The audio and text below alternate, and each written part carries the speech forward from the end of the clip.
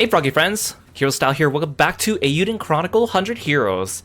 Thank you so much for joining me here on stream, welcome in everyone. Psycho Reaper, congratulations on being first today. And Kieran, welcome in. Ash, it's good to see you. Hey CB. And CB, congratulations on your 7-stream streak. Psycho Reaper, also congratulations on your 7-stream streak. Working your way back to 108, thank you so much for coming by. And Aru, welcome in, it's good to see you. Crispy Chop Chop Kid, welcome everyone.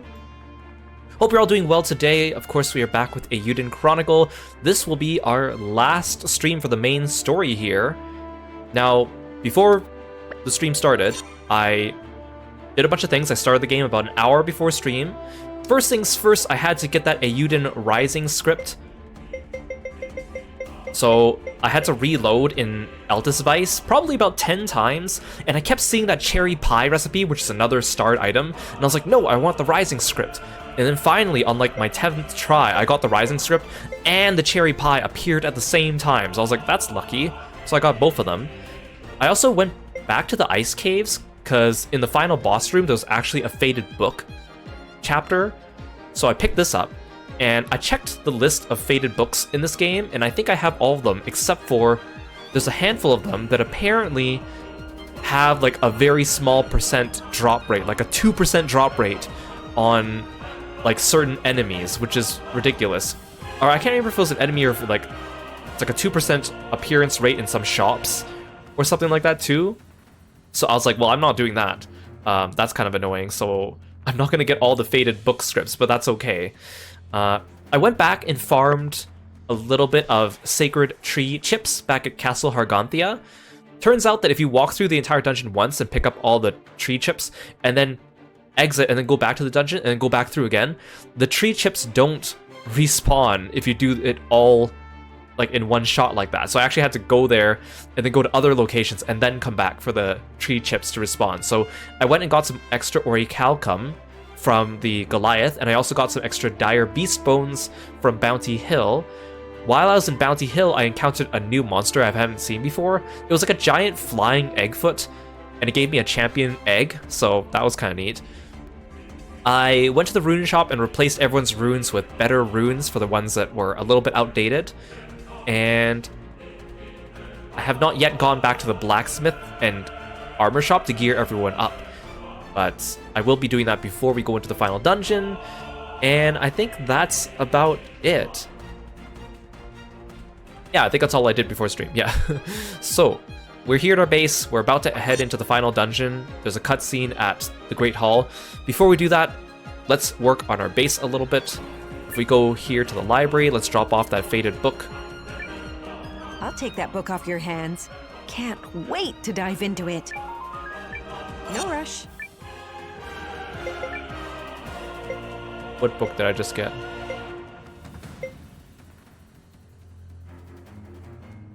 It's not marked, or it just turned unmarked when I just scrolled over it.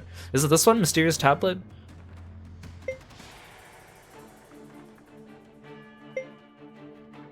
I think that's the one. Actually, let me double check, because I want to read it, or I want you guys to read it. But it's just when you scroll over it, the little marker disappears, which is kind of annoying. Let's see.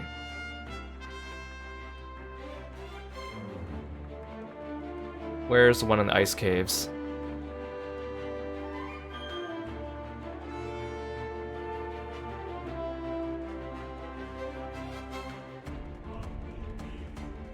Oh, on the steer-in, okay. This one. This one's the one we got from the ice caves. Thanks for calling Kirby.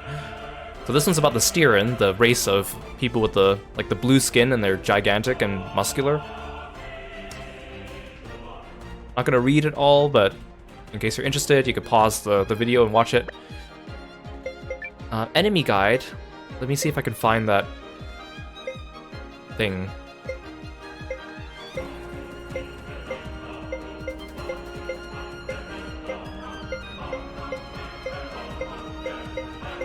It must be with all the Eggfoots. I bet they're at the end of the list.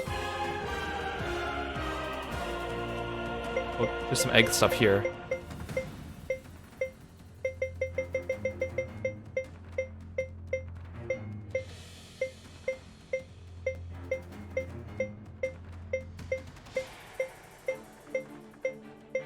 looks like they grouped them by type, but not quite. Hey Timbit, welcome to the stream. Thanks for stopping by. Where is that Eggfoot thing? Oh, let's. What about the Snowboxer?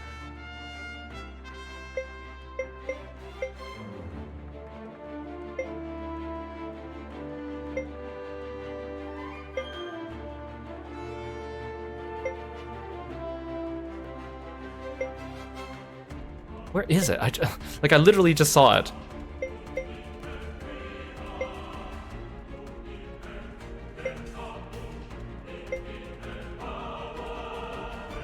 Is it with all these other Eggfoots?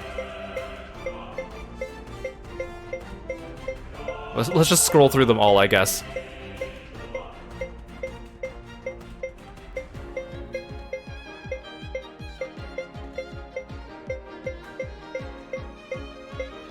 I'm surprised the amount of diversity of enemies in this game. I thought there wouldn't be very many.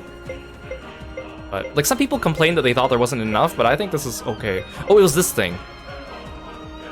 It was just very large. Cannot be entered in Eggfoot races as flying is against the rules. Wait, what about that poltergeist thing? I want to find out about that.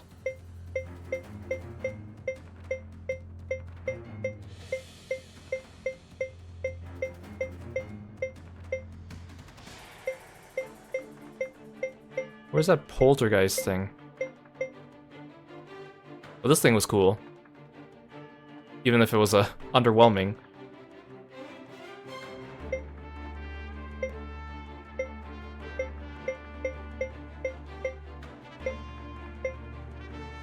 This was a weird thing, the Borshi.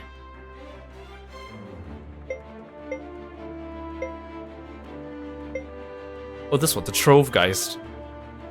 Very weird enemy.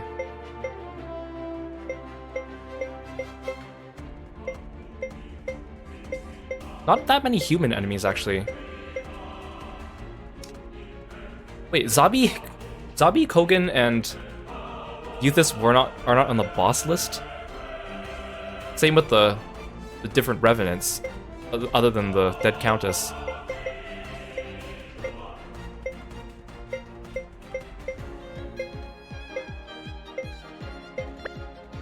Okay. Well, that reminds me of something. Okay, sorry.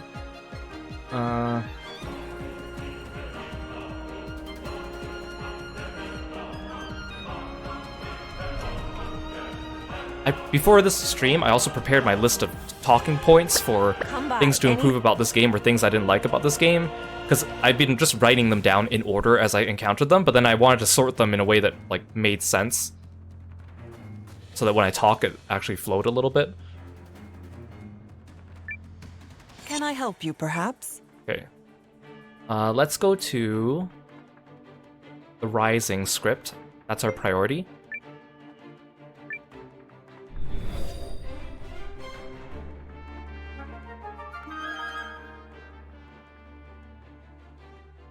And then I also want to do the Stow Pack. That's priority.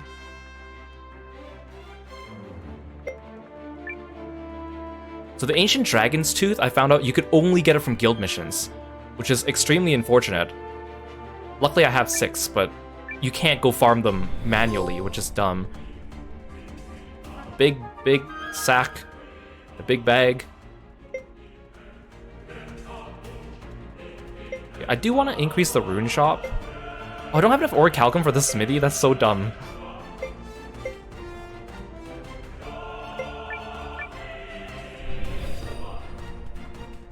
Okay, rune shop, I think is kind of important.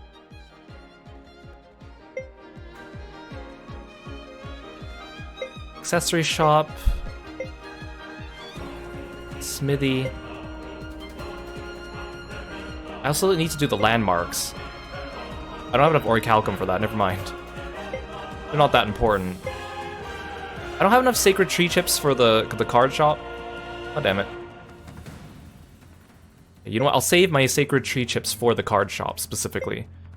By the end of the stream, hopefully we can do that.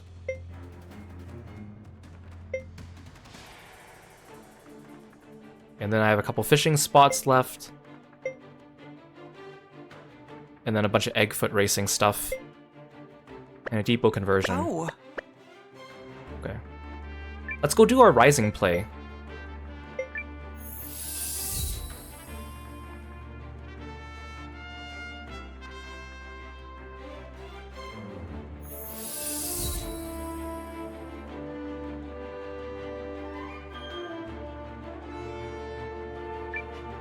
Welcome. Okay, Eiyuden Chronicle Rising. I think this is kind of a neat way of like retelling the story of Rising if you haven't played it. Even though it's not really that important. Okay, narrator. We found out Marcus is like a really good narrator. Oh, what? There is an Alibi? I thought there'd be Isha, Guru, CJ. I guess Alibi doesn't appear. I was gonna recast everyone as each other. So Isha can be CJ. Where's CJ? I don't like the way this list is organized because it doesn't really make sense to me. It's not alphabetical, it's not an order of joining, it's CJ. And then CJ can be Isha, that's not gonna be confusing. Guru is gonna be Alibi.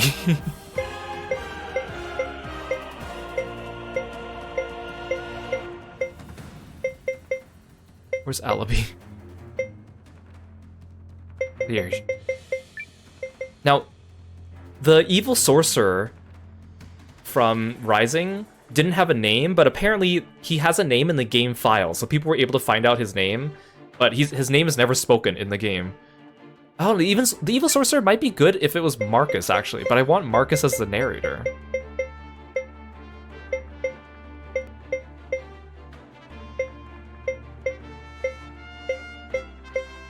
That's a toughie. You know what? I'm gonna make Marcus the narrator, or the evil sorcerer. And then I'm gonna get Noah to be the narrator.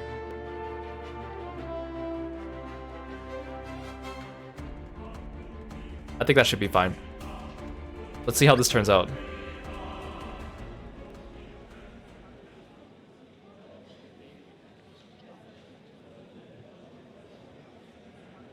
Welcome, good patrons, one and all. Eiyuden Chronicle Rising. This is the tale of the brilliant, kind, and decidedly unrapacious Isha, who successfully revitalized her town of New Nevea. I wonder who wrote this script. Calling herself unrapacious. Again, rapacious is such a word, is like not a common word, but they use it so much. And also, they couldn't decide how to pronounce New Neva or New Nevea because they keep switching it between the characters. Oh, nailed it, huh? Alibi looks so cute. Huh? I have to be Isha? That's kind of cute. They get special dialogue like this. Where do you think you're going, The Barrows are off limits. Shouldn't CJ play CJ? No? Ahem. Ha ha ha. This was a great decision. I, CJ, have no respect for rules, so you can't stop me. Wait, you have to pay the necessary fees.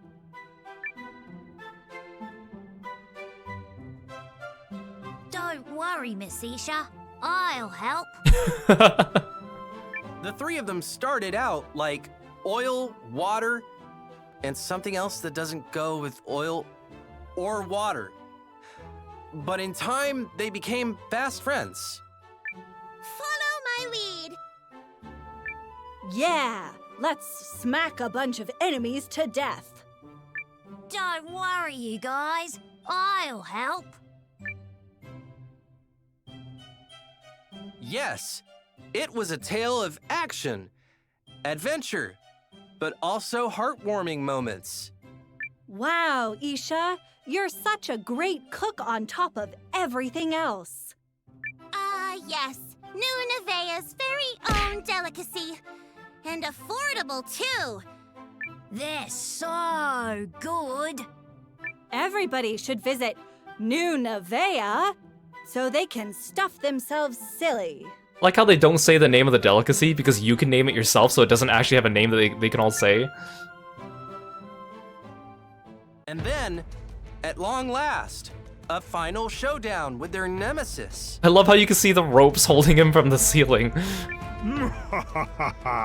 Insert exposition here. You will never thwart my evil plans. Insert exposition here. Thank you for everything, friends. But I must face this fight alone, even if it means paying the ultimate price. Since when did Isha have a sword? Why does she have a sword? What are you saying, you selfless, amazing person? You promised we'd be together always. That's right. You said we'd make it out of here alive and get back to New Nevaeh for dinner. Enough. Have you resigned yourself to your fate? I like how Isha keeps complimenting Isha. Bring it, wizard! By the power of love and the holy sword Astra, we'll kick your ass! I don't remember the holy sword of Astra. Gasp! Whatever will become of Isha and her merry companions? I kind of, you know what, they should have put Hurstwine in the play too. I think they should have had Hurstwine as a role. If you want to know how their story ends, then book a trip today to the land of dreams and adventure, New Nevaeh. This is all an ad? Of course Isha wrote this. Gorge yourself on fine cuisine, take in the breathtaking scenery, receive free stamps. Don't just visit, stay forever. Brought to you by the New Nevaeh Restoration Bureau. Noah sounded so excited. I wonder how Isha would have narrated that. She would have been probably pretty enthusiastic. I still got an A though. Or if everyone played themselves. The was stage fun. is always set. But I'm not gonna go back and do different combinations.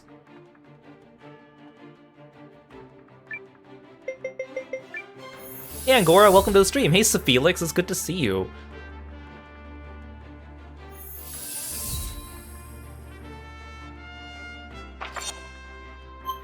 Okay, I want to go to Atherbald and see if I can upgrade my weapons one last time. Because my blacksmith in my town and my armory in my town is definitely not as good. And they seem to update the stock as you proceed the story.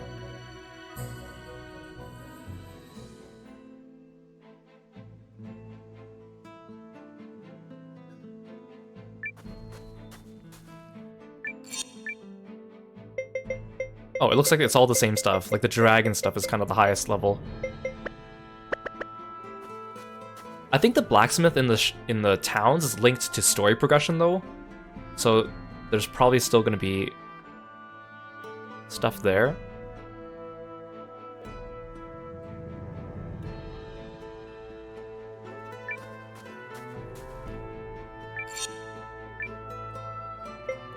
Oh, I guess, because I know level 15 is the highest.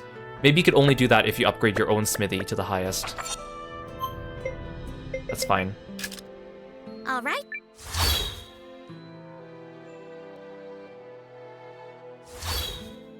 Is this the right...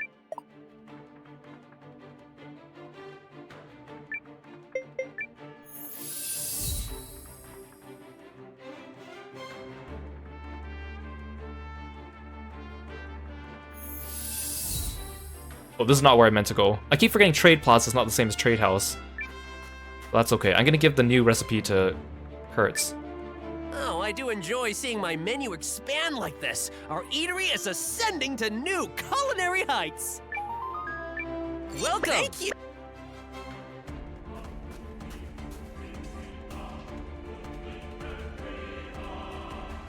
We'll just run to the Trade House.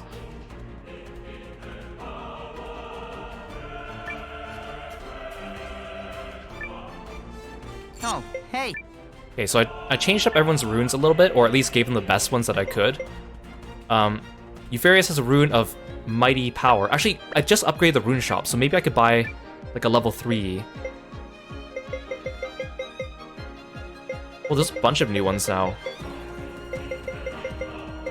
Oh, I can't do they don't sell runes of tremendous power. I have one on Noah, but okay. Because the rune of tremendous power is 3-star. The rune of mighty power is only 2-star. So Eupharius has a rune of mighty power, jaw smash, or jaw crush, which you can't change. Rune of hardened defenses, and then a rune of mighty power. Gar has this rune of double smash, rune of mighty power. I gave him the rune of warrior's pinnacle, so when he's starting battle in the front row, he'll automatically get fiery spirit. I thought it'd be a waste to give it to Eupharius, because he usually just charges up for the first couple turns. And then SP conversion defense. Actually, let's do SP conversion power. I feel like he doesn't need extra defense. I feel like power is the way to go in this game.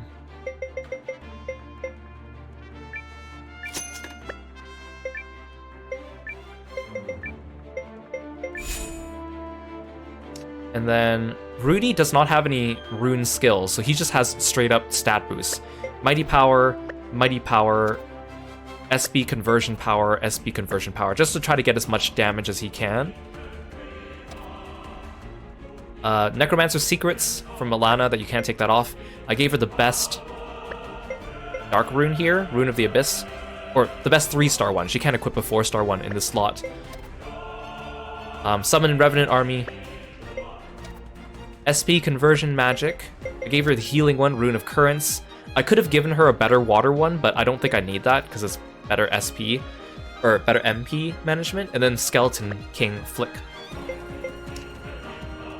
Noah has the Swinging Slash, Mighty Power, Chain Smash, which you can't remove, Rune of Currents, Rune of Searing Blast Wave, which you can't remove, and Rune of Tremendous Power.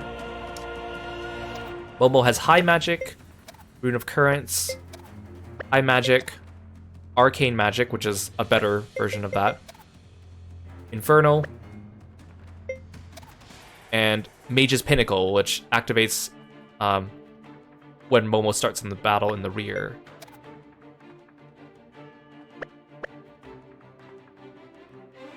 I could have given Momo the Rune of Conflagration, but I feel like Inferno's fine enough. Leave the runes.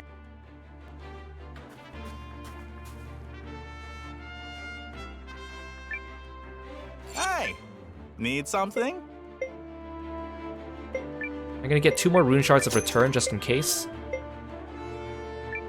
I'm gonna get some more quality healing herbs just in case.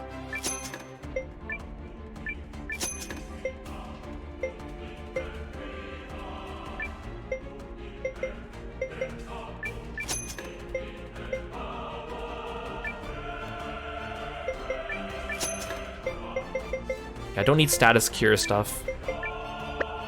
I'll take a couple Pancheas just in case.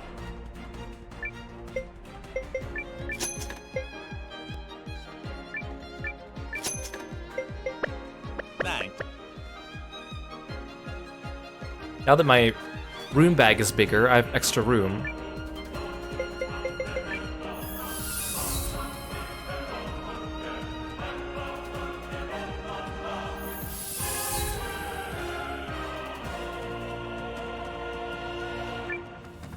Right away. See you. Oh yeah, I also have... I almost forgot. I gave Gar Monster Repel Charm. I don't need that. Get extra money instead. What do you need? Now the annoying thing is, I'm capped out on food, lumber, and stone, and I can't even sell it for more funds. I mean, I could, but then I have a bunch of my inventory to stick in. It's just really annoying because I'm capped out on all these things and I don't have any use for them. They just take up room in my stow pack.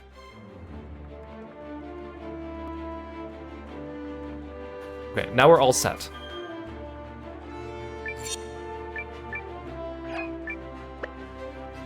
Okay.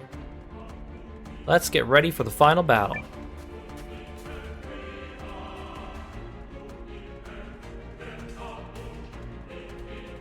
At last, the day has arrived. Our preparations are complete. Each of the Allied armies has been fully outfitted and strenuously trained for the final assault of Dukes Aldrich's lands. I've arranged for ample provisions, as well as the means to transport them. Inside Galdia's borders, the Duke's military losses and the emancipation of the Emperor have divided the nobility's allegiances. However, there remains a good chance Aldrich can gather enough support to cling to power. Yeah, so we didn't actually never see the Emperor's son. We cannot squander this chance. We must bring the battle to him and end this war once and for all. This is also our chance to put a stop to his horrific rune lens experiments. Agreed. There's no excuse for what he's done. And as a guardian and warrior of the Alliance, I won't let it continue. Not to mention the 100 other reasons that smug dastard has it coming. This will be our final battle, Commander. Will you give the order? Let's go put an end to this war.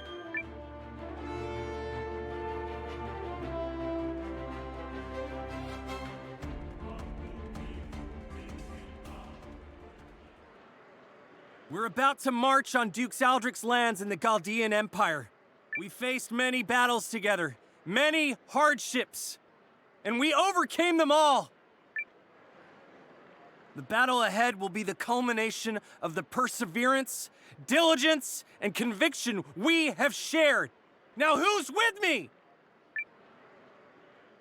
Then let's go end this damn war!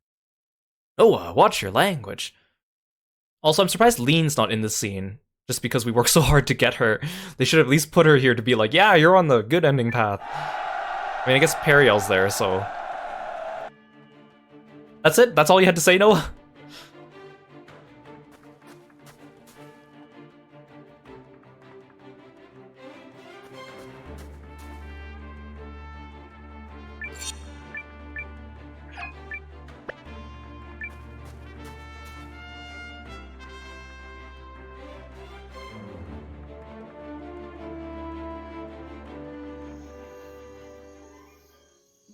Good evening, Noah.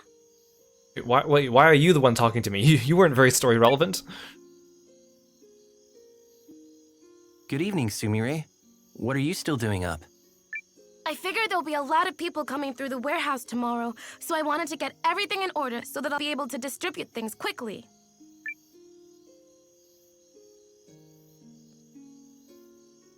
As far as the castle goes, the warehouse is the front lines. Thank you for leading the charge, Sumire. I just don't understand why she's the one having the final conversation with me. She hasn't been important to the plot at all up till now. You're welcome. I wake up early and work hard every day. Hey, Noah? Yeah? I wanted to thank you for taking back Altus Vice. I'm so happy I'll be able to go back there. Like, if anything, it should be either Sane, Periel, or Marissa here talking to me, or Lean. Like, heck, even Ymir, or Gar, or Leon, or Mio. Why is it Sumire? I don't understand. Me too. I've got a lot of memories there, so I'm happy the city is free again. So, I know it's a little late, but I wanted to give you something. A token of my gratitude, you could say. Here. A handkerchief? Yeah. I tried to think of something that would be more useful in battle, but you already have all that stuff. I mean, I appreciate the sentiment, but... Thank you so much, Sumire. What's this in the corner? Oh, that's, I'm pretty good at embroidery, so I made a cute little picture of you. I thought just putting your name would be boring. That is cute. Show me. That cute little guy there is me? Thank you, Sumire. I'll put it in my pocket right now. Show me. I hope you get a lot of use out of it.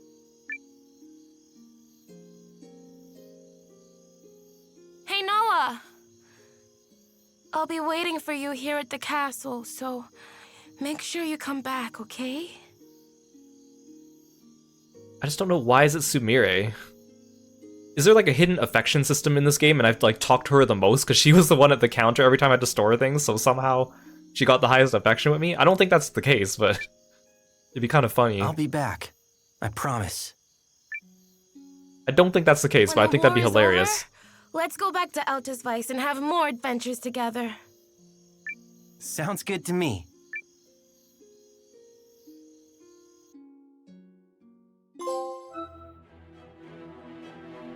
I like how it just throws you into the war minigame preparation screen.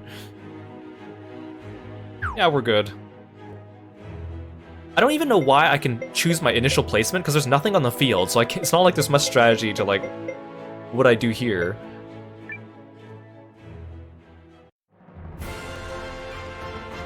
The moment is upon us, Dukes. I like how it's just Narngard and the Dukes left, isn't it? Frankly, I'm surprised they didn't arrive sooner.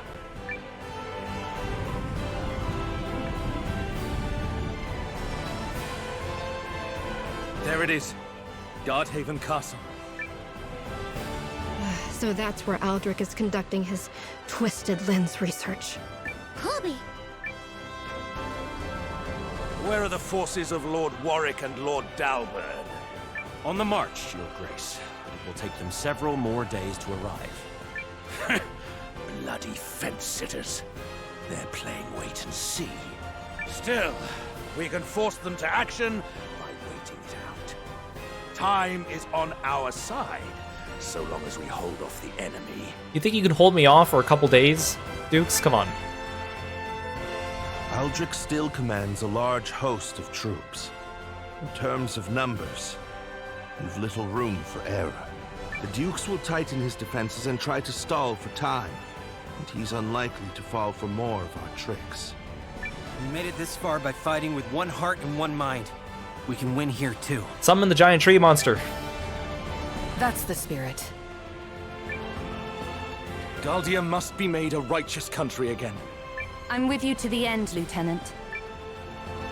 As a defender of the rune lenses, I must put a stop to this bloodshed. I possess confidence that we are doing the right thing. Right then, here goes nothing! Well, hi, Leon, you're here too.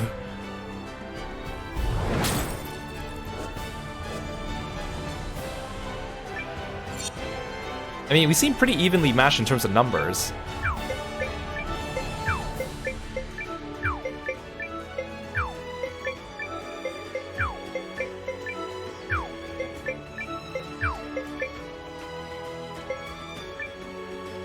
Oh, they're doing some fancy maneuvers over there. Actually, that's probably not good on their part, because now the Dukes only has 2 people in his legion. Oh, in fact, he charged ahead. This is not gonna go well for you, Dukes. What are you doing, you idiot? You're supposed to be like a tactical genius, aren't you? How did he move 2 spaces anyways? Halt and counterattack! Alright, we're gonna give them all we've got! The path you walk leads only to wickedness, and I will end it now! What do you know of my path, Kessling worm? The hour has come for you to pay for your crimes against the Empire, Aldrich. And this is how you show loyalty to said Empire? By helping the League deprive your motherland of her future! Bold words from the man who murdered his own Emperor. Dukes is already like low on HP. He's already like at 80%. Because he's doing a 3 on. He's doing a 3 on 1.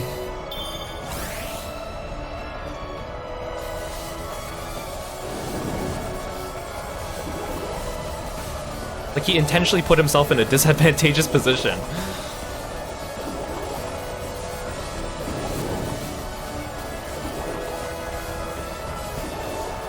Let's do our best, guys!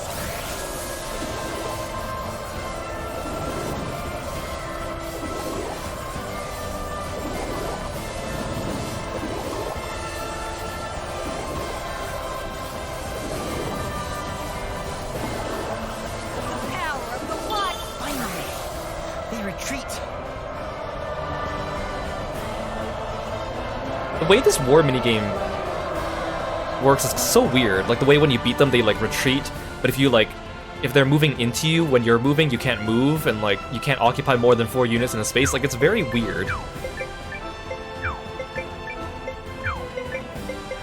Especially someone coming from, like, you know, Fire Emblem or Unicorn Overlord. Like, this is just weird. Noah's group is outnumbered now, but the Dukes' group, on the other hand, is outnumbered on their end. Enemies! Oh, they're splitting up too. Narngard's splitting off from her group. It's still... I mean the rune tank, all right? We pushed her too hard. Come on, girl. Don't fail us now! Like, what is this tactic? Wait, the Duke's getting away. Now yours. Vengeance for my king! What detestable fortune that you had to bend the knee to that spineless milksop! He keeps making moves that are disadvantageous to himself. I don't get it. Best, everyone. Everyone, hold the line! Why is Martha on the front line?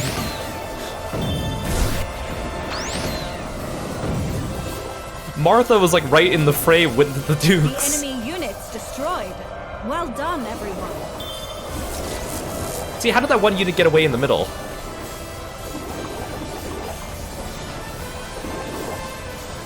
We did it flawlessly. Obviously.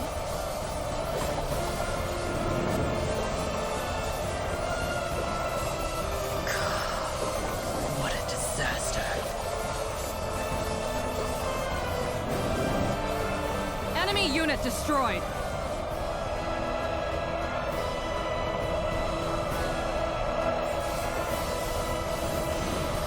Alright, we really got him, huh?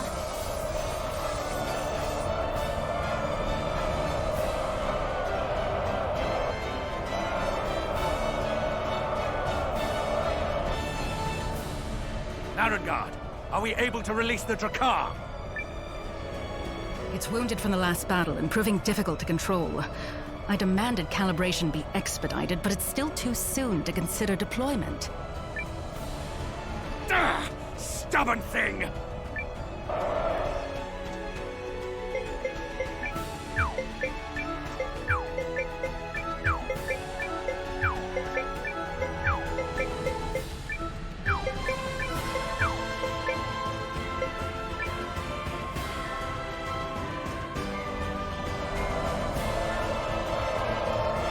I really put my foot in it. Sorry.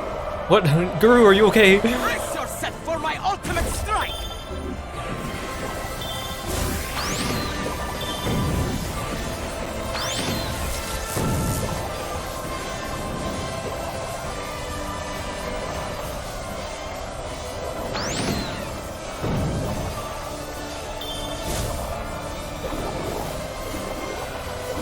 Dukes is almost dead. Incredible! This was not an outcome I foresaw. Really, Bababa? You didn't foresee this? Come on. Oh, morale mode. Now they can't retreat. Now they can't retreat. Seize this chance! Strike with all the strength you can muster! Can I do rage mode and morale mode at the same time? I don't want to use rage mode and then accidentally lose my morale mode. Good, good. Maintain this pace and strike efficiently. Oh, I killed 2 of their units.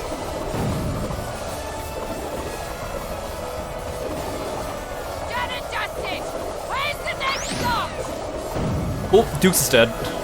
And Narengard. The enemy unit's destroyed. But don't put your feet up just yet.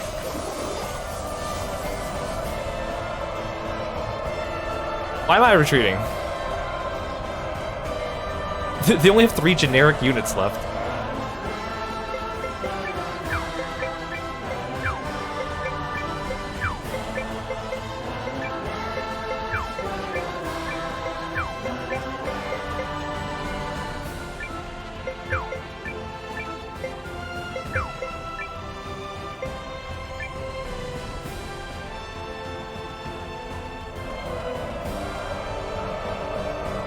Rage mode.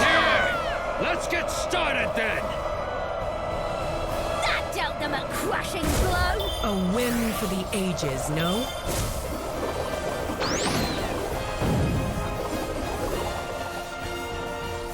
We've breached the castle.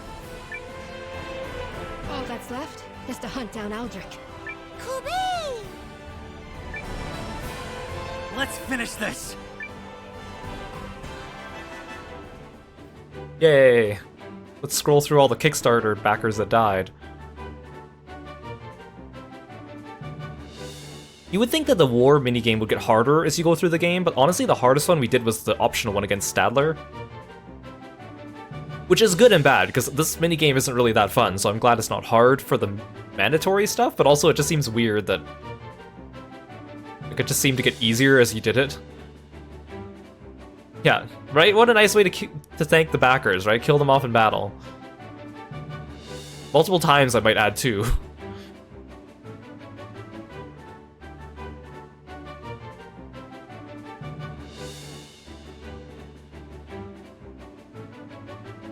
The rune tank can't handle much more. We should take shelter.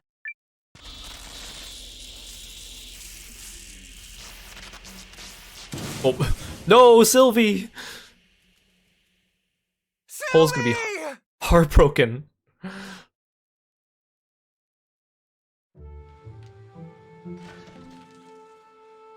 Oh, Sylvie.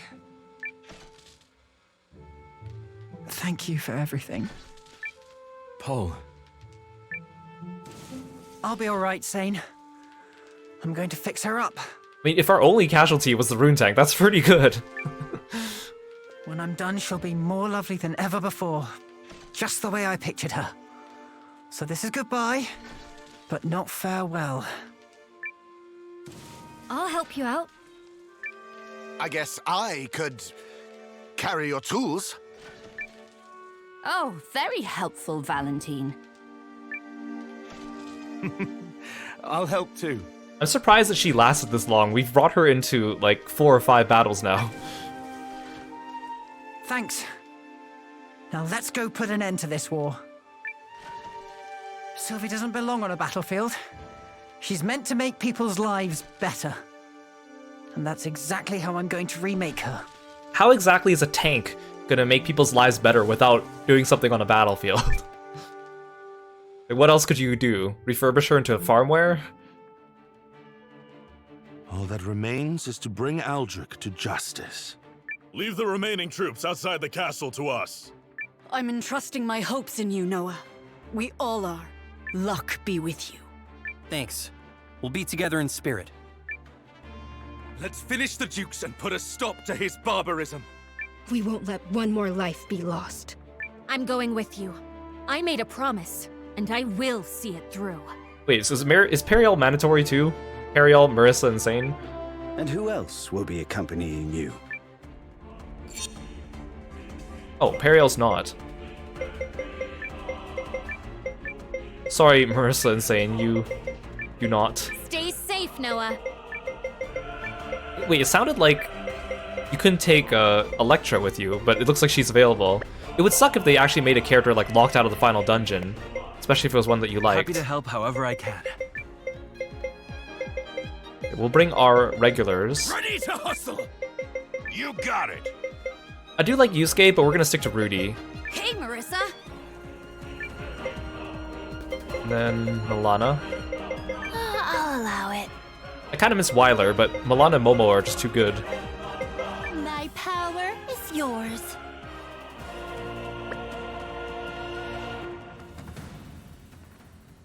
Good luck, Noah. I'll be praying for your safe return. I am ready for what's ahead. Let's end this! Now we settle things once and for all.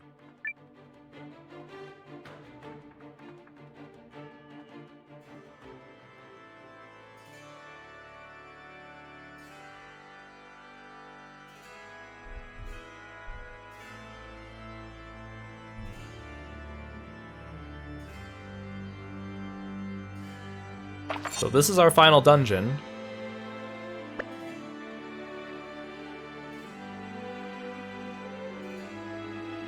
And one of the enemies in here drops a Begoma.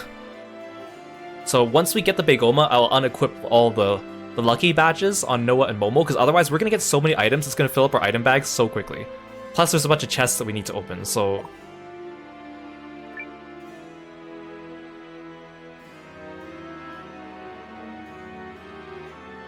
Surprise, surprise, it won't budge. This mechanism looks a lot like the ones we've seen in the rune barrows. A sign that Aldrich's research has progressed? If so, all we need to do is find the lenses that serve as the door's keys. And then we should be able to open it.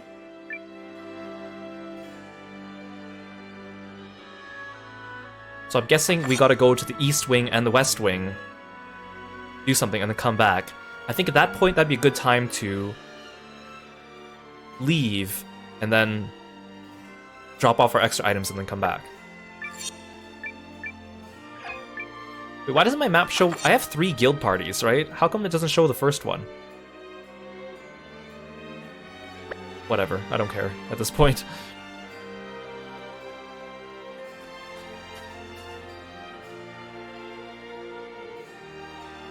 That is a giant base!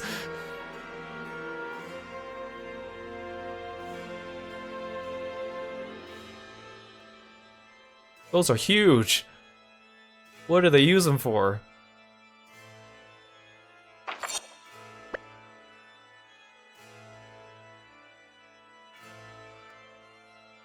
Big door? Oh. Do what you must. Take this! Yaha!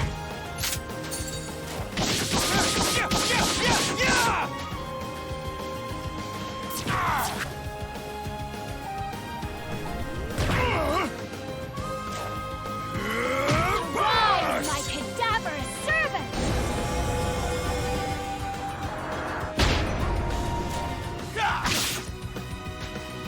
Take this! And a cute little demise for you! That doesn't even count as exercise. My adorableness knows no limits!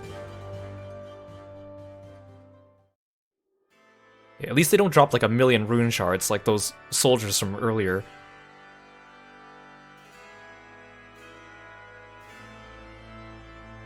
I can't remember which enemy drops the Begoma.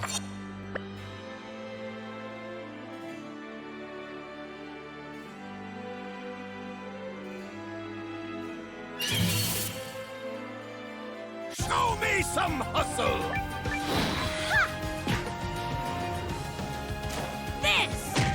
Momo's magical attack is so much higher than Milana's. It's almost laughable. Arise, my cadaverous servant!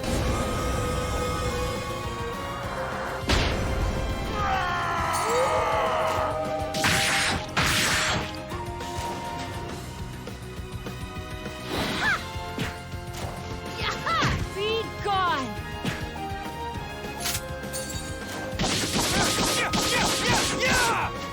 Last one! The task is done. I'm gonna get so many shoes of flight.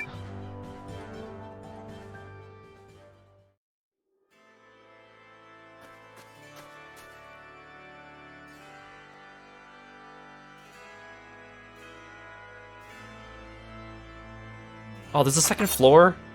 Okay, I should finish this floor first before I go up. I thought I wouldn't reach the second floor until after I open the red and blue door.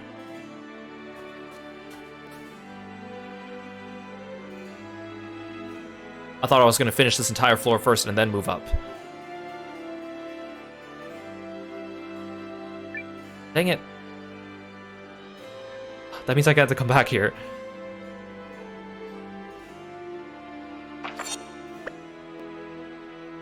Is this just an empty space?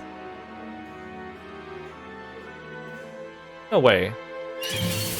It's just an empty space. I have to go upstairs. Show me some hustle! Okay. Those Imperials are gonna drop so many rune shards. The door glowing blue on the other side.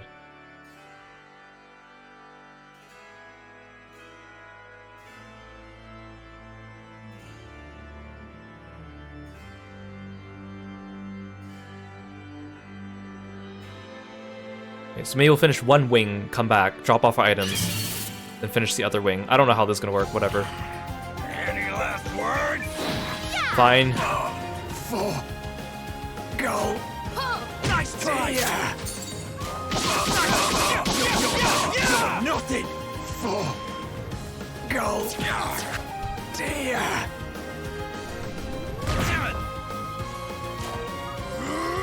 Rise, my cadaverous servant! Nice try. Go. Try this is no time to rest. Black rain!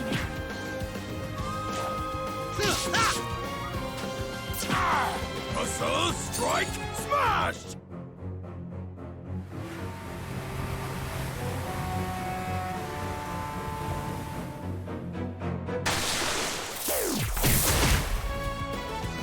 Smash! That doesn't even count as exercise. Oh, there come the shards.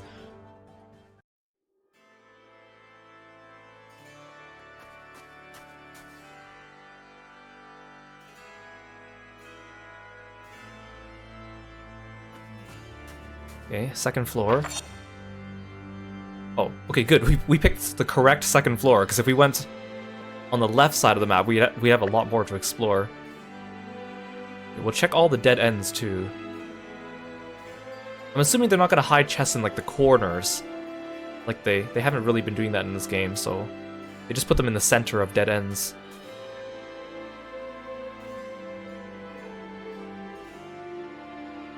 I see a blue thing. Is this a stairway up? No, okay. Let's try this. Oh, this is... I get to backtrack over all these red doors.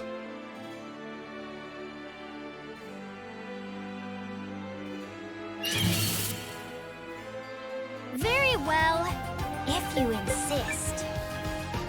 Aw, dang it. They don't give me much XP, so I don't really want to fight all of them.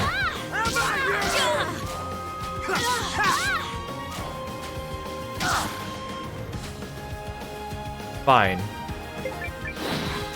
This! You're nothing! Let's try this! You're nice try! What a waste of a rune shard, Momo.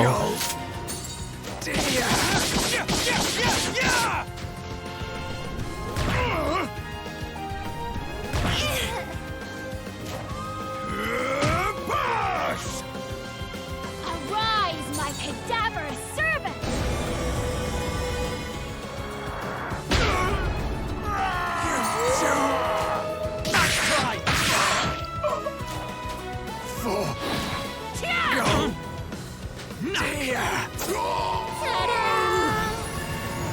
Oh. Well, we'll just use all my rune shards. Couldn't have used that earlier, it was an AoE. You should have used it when we had a full party. Oh, so many rune shards.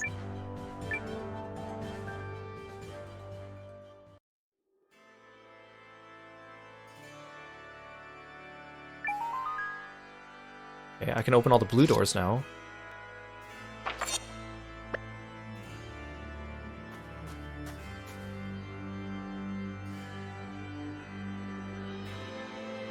I feel like this dungeon is going to be annoying, unless I put air in the party so I can run at double speed.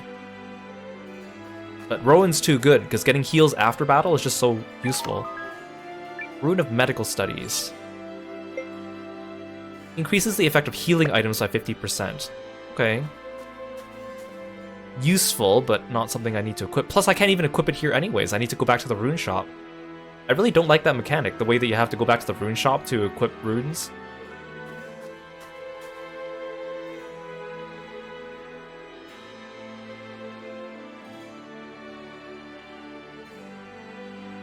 So we gotta remember there's a red door here. Probably just has a chest behind it, but...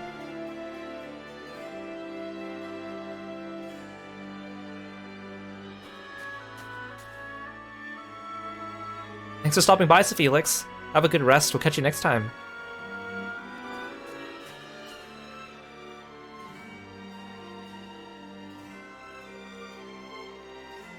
So blue is... There's a blue door here.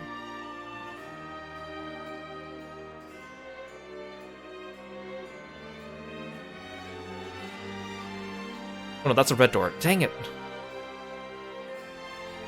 Be nice if they marked on the map which one's which. Were these both red?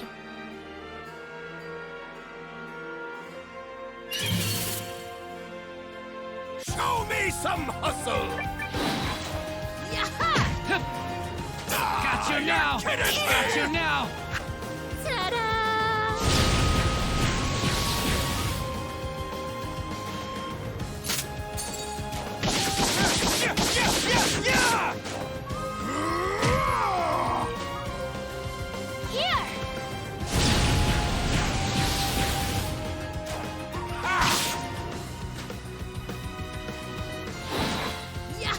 Got you now!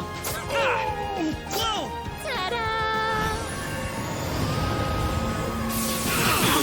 See, why didn't we start with the dark one? The dark shard, it would have been so much better. That doesn't even count as exercise. Maybe if I level up just enough, then I could just allow enemies to flee.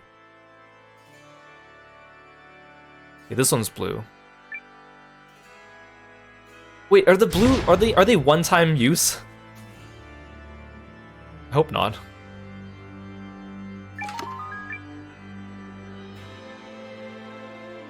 I'll equip my items before the boss, because they're probably going to give me more. I really hope the lenses are not one-time use, kind of like the keys from the research laboratory. That'd be annoying. Do I still have it with me? Blue lens. Okay, a lens that could open blue doors. Okay, sweet. Didn't get consumed. Okay, so there's 2 red doors down this wing. Here we go!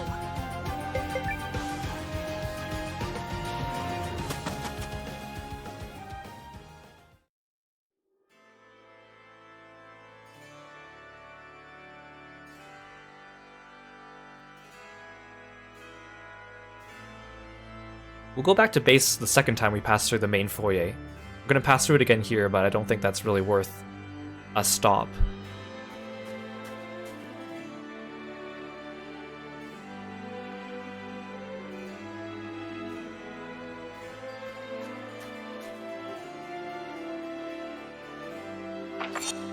So this side is basically just a mirror image of the other one.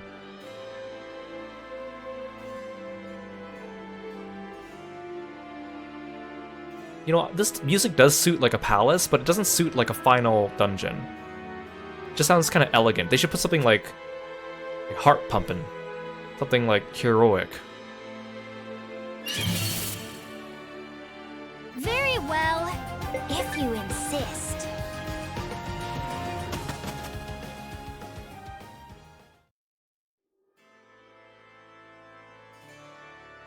Blue door.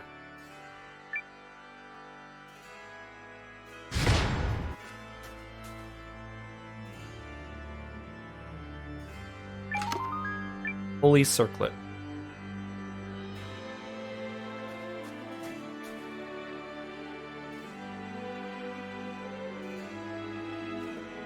So this one's a stairway up. Let's see what color this door is.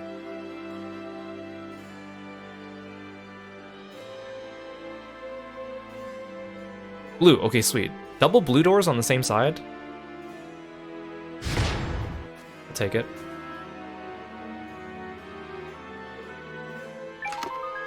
Blessed shield.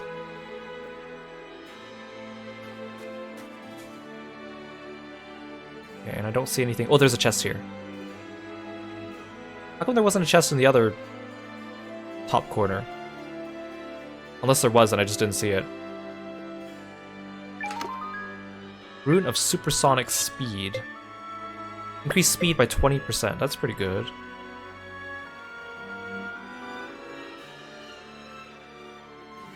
I'm pretty sure I would have seen if there was another chest in the corner, unless it was in the lower corner. Here we go! Oh, come on, there's only 4 enemies. What do you mean can't escape?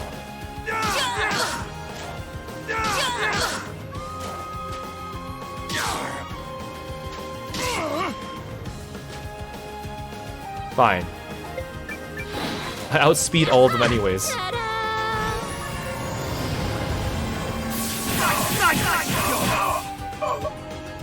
And a cute little demise Go. for you. How dare you struggle? See, this is why people say that rune shards are actually really good to use instead of your MP. And I guess in these last areas, you're just going to keep getting them because you keep fighting the enemies.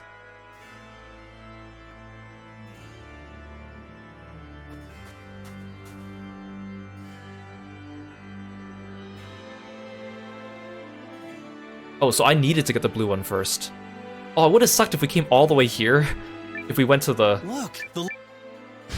West Wing first and then found out all the doors are closed. That would have been just mean. We got very lucky. I mean, 50-50 chance, I guess.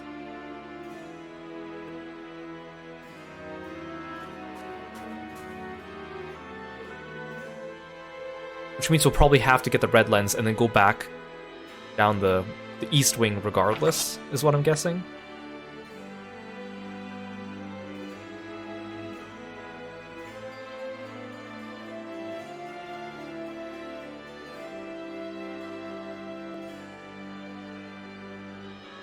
Where does this go? How come this little area on the map just kind of goes off into oblivion?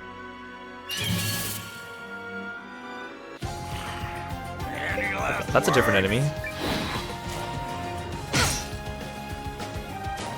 Yaha! Let's try this.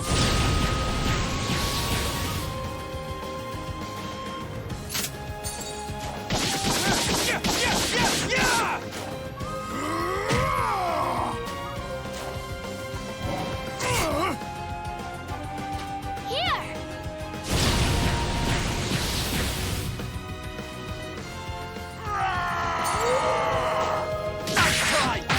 Nothing. Stop hitting Rudy, everyone. Nice try. Yo, what a waste of a rune shard. Momo, come on. And a cute little demise for you. The task is done. Ooh, Malachite Bengal. See, the thing is, I'm pretty sure my tactics say not to use AoE skills, but they still use them because it's technically like an item and not a skill. But I guess that's okay. Again, my item bag's gonna fill up with these shards. I might as well use them.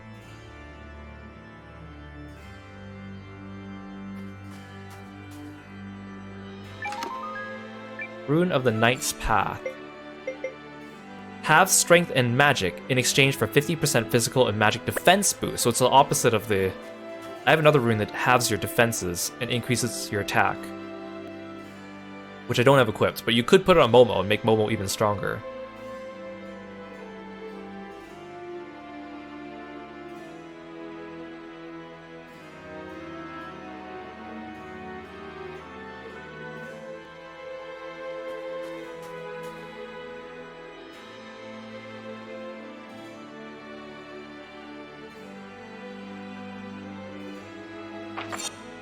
What's this door?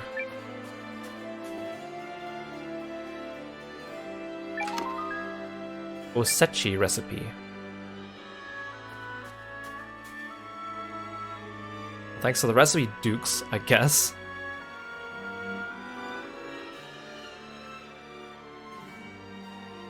I guess these are all the rooms that the cutscenes happened in.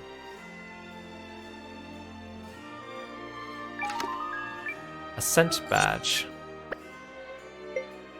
Is that a key item? Oh no, that's the Osechi here.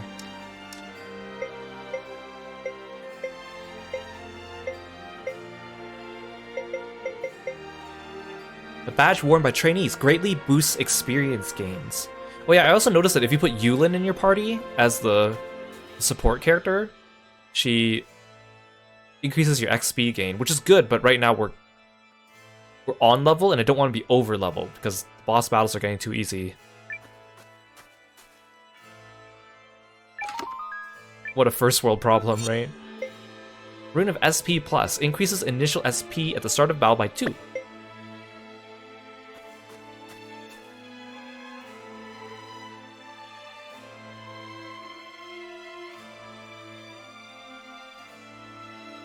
I'm glad none of those rooms were locked.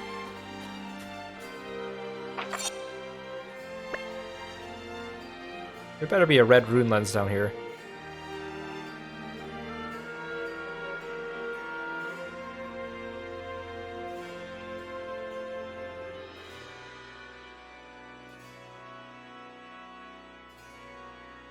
Maybe I should just use the rune shard of return to go back. It might be better. I did bring a bunch of them. Oh no, the stairs go up again, darn it. The true face of power.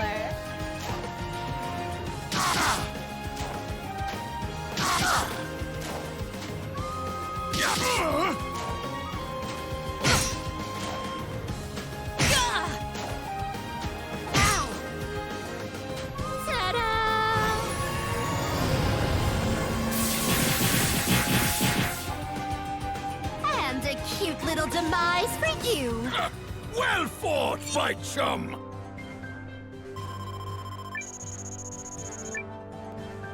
Oh, my bag's full already? Also, what enemy am I looking for the big Omas here?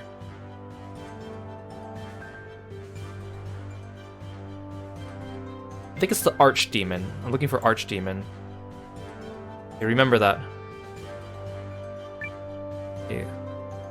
What does the lethal necklace do? Greatly increases critical hit rate. Well, that's really useful. Let's keep those. Let's toss a bunch of our shards.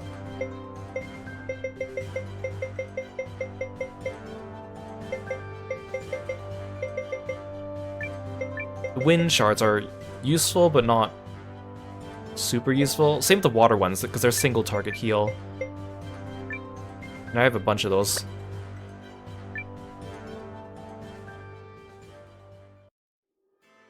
Starting to get full on items already. Darn it, it's another staircase.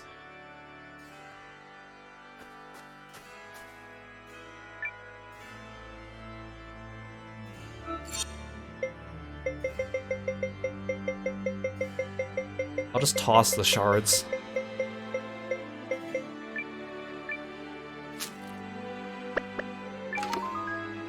Rune of Tremendous Power. Oh, I need one of those to equip on Rudy, probably.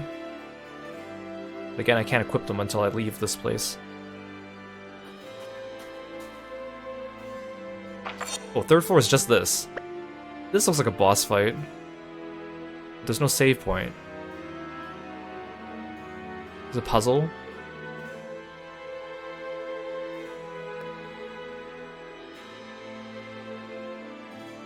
This must be Eldric's library.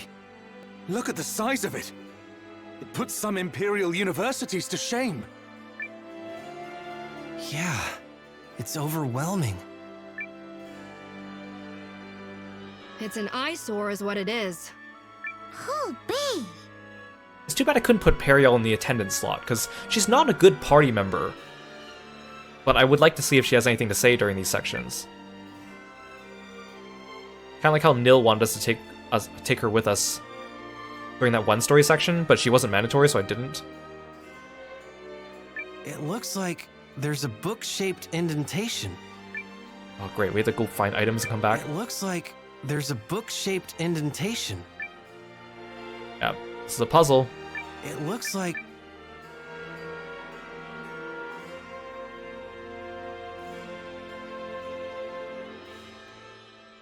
Oh, I was gonna say, it looks like there's a stairwell up there, but there isn't.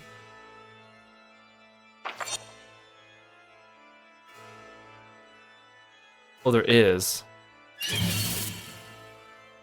Show me some hustle!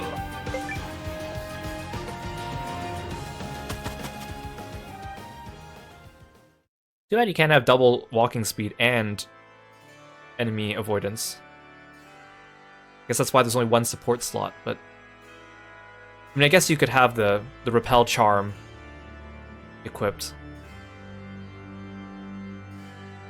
What's the point of this?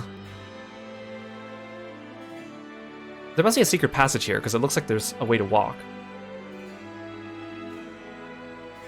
Actually, it looks like there's a bunch of secret rooms in this library. Very well, if you insist.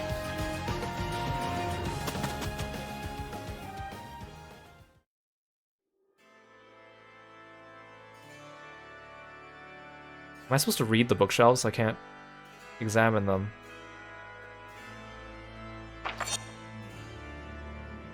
I feel like it's the same on the opposite side. Let's just keep going and see what happens. Wait, I can't. Oh no, never mind. It's under there, I think. Right? Oh no. All these paths are non-existent.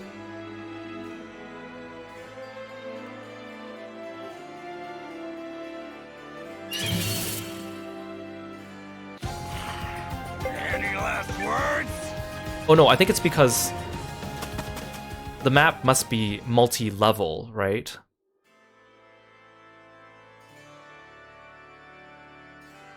Yeah, okay, there we go. That's why. It's kind of a silly way to do your map.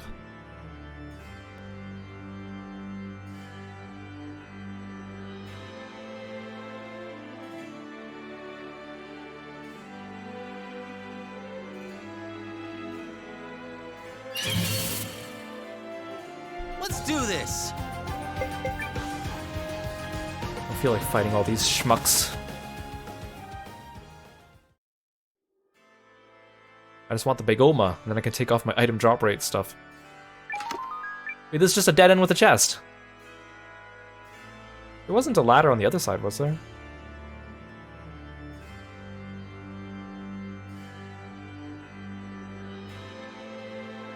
I can't use these ladders.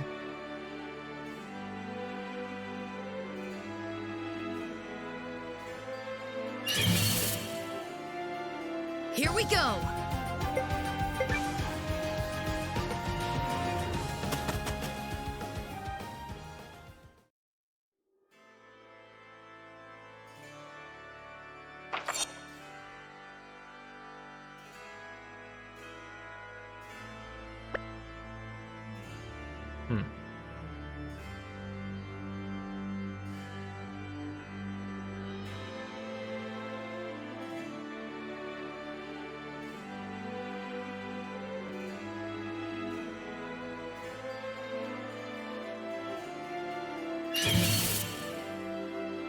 Let's do this.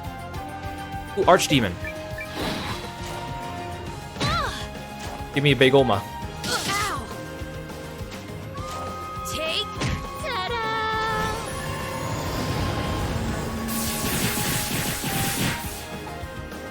And a cute little demise for you.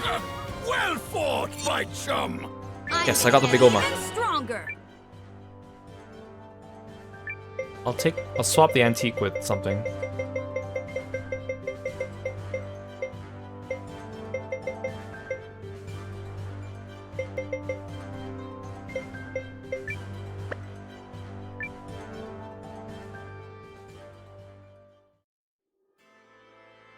Because I don't think the faded book goes in here. Looks like Is there anything over here? No. I'm gonna check a guide because I don't want to keep running around and having random encounters. That's just a waste of time.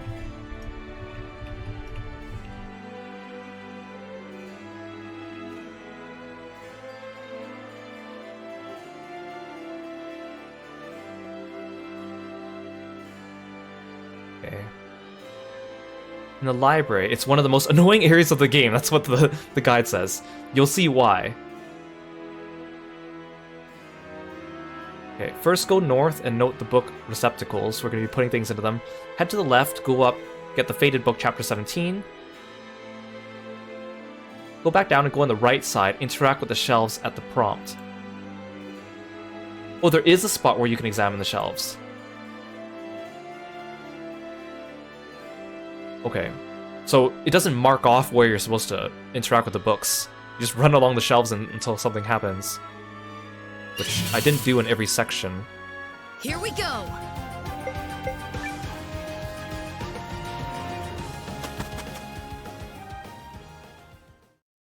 In fact, I'm gonna unequip my lucky badge. I'm suffering from success here. I can't even unequip it! Unless I swap or something else. Increases crit rate, increases evasion. Let's equip a crit rate.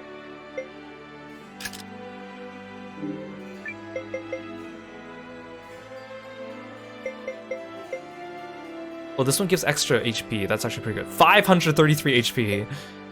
Actually, let's increase Actually, no. Let's do Repel Charm on Noah. That'll be useful for us now, because we're doing a puzzle. We don't want to encounter that many monsters. Okay, so one of these shelves was interactable that I didn't notice. Ha! The shelves move? Okay, so all those... So there must have been one on the other side, too. Okay, I'm gonna follow the guide to be efficient. Take it and put it in the left receptacle.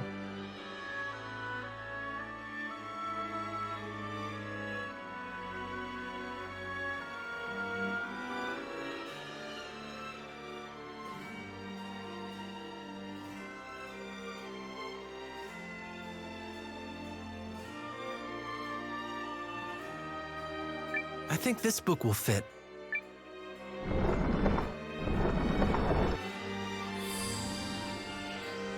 Okay.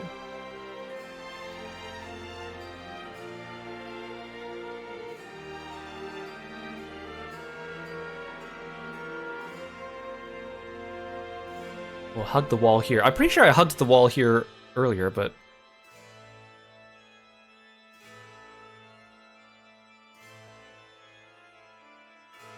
It's not well enough. There we go.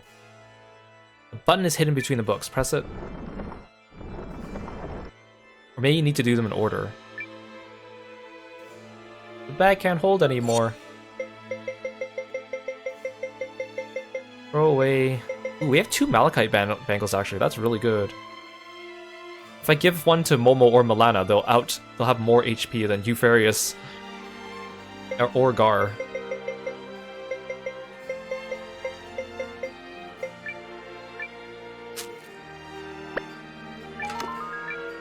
A rune of quick movement. Increases field movement speed. Oh, that's useful. Okay, I need to equip that one later. So I wonder if it makes me as fast as when I have air with me. Okay, and then go up the stairs and follow the hidden path. Again, I can't equip runes here though.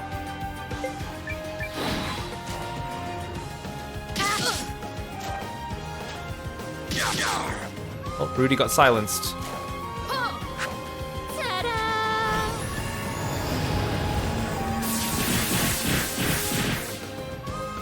And a cute little demise for you. I walked all over them. Once again, my Okay, we're leveling up. Hopefully we get to the point where we can run from the battles automatically.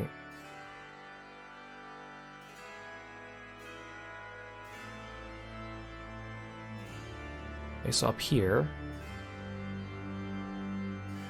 So I'll check all the bookshelves just in case. Although you can tell where they are from the mini-map, but sometimes not quite.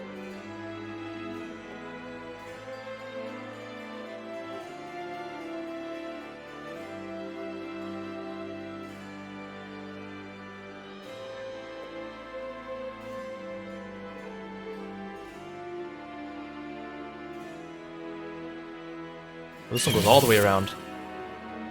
Let's do this! Ooh, a bunch of archdemons. Yeah!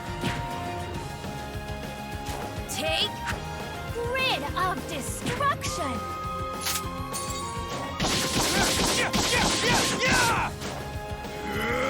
Pass!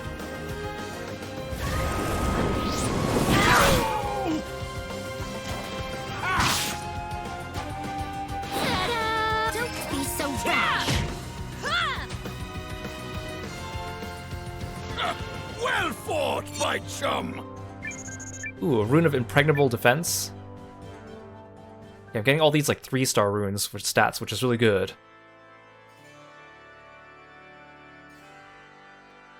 Which one of you bookcases opens up?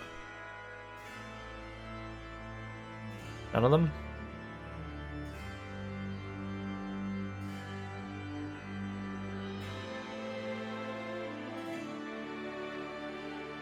Ooh, a chest. Book of Power, okay. I have to walk all the way back, don't I? This part sucks, we have to go all the way back down to the book receptacles, put the book into the right receptacle.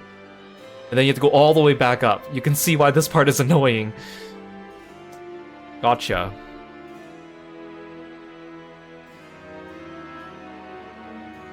this part keeps going.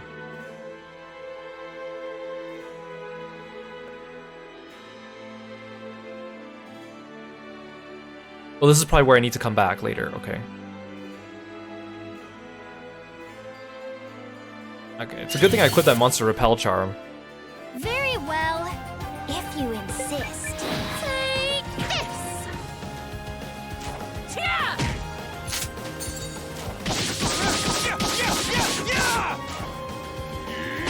Rise, my cadaverous servant! It will only hurt a moment. Well fought, my chum!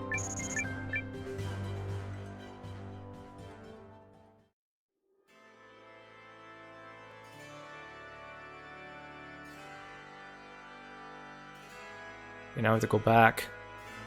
Okay, the next time I get the chance, the next time I need to go to the... Actually, I'm afraid that when I finish the library section, that's when I'm gonna need to go back to the entrance of the dungeon. Next time we get the chance, we're going back to town and equipping a rune of movement speed. Noah. Then we'll be able to run super fast.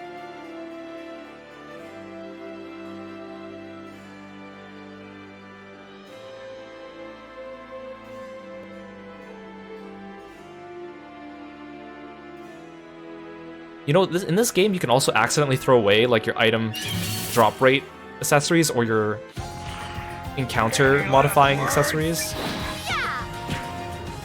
which would really suck. Because I'm pretty sure you can't get seconds of those. Also, I wasn't paying attention. I meant to run away from this fight. Whatever.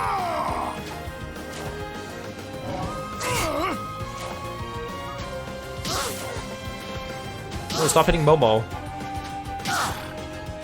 I was gonna give Gar a rune for drawing aggro, but I was afraid that then he'd take too much damage, but I might need to do that. Be gone!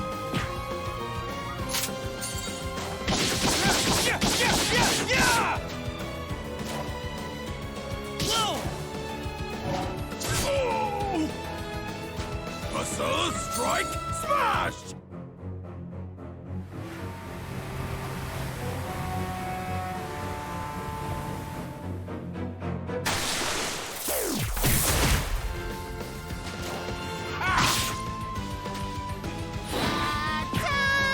I'll handle this. The task is done. Momo does so much damage when he crits.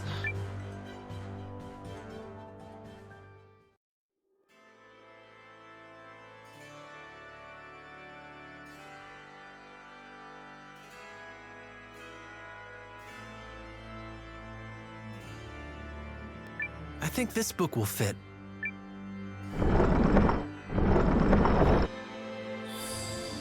So now we have to go all the way back up that way.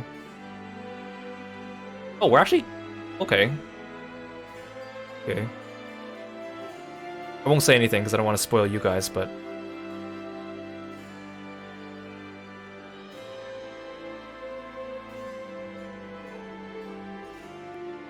Hey Leon, welcome to the stream.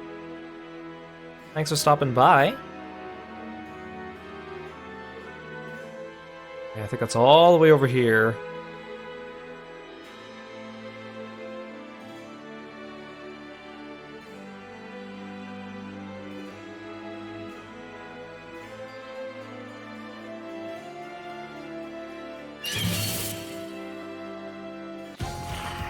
Any last words?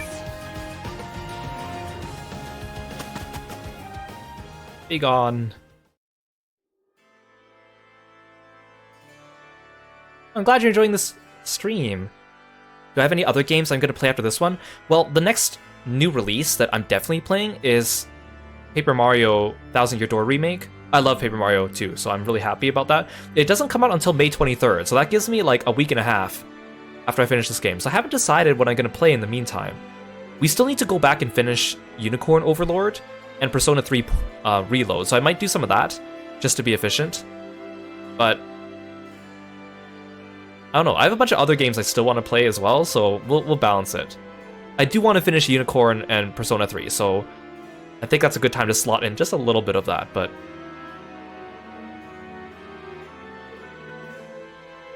Wait, no, that just brought me back here. Well, that was a shortcut. I didn't need to go all the way around. I didn't need to go all the way around. Be gone!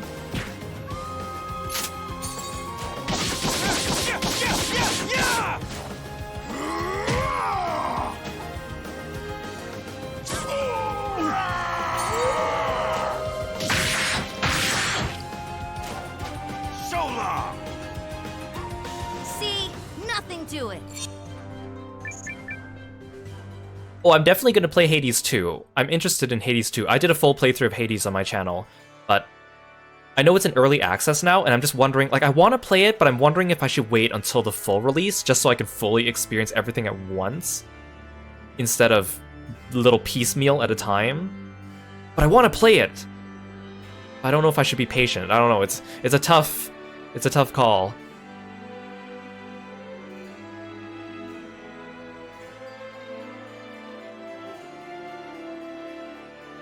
This is the new path I need.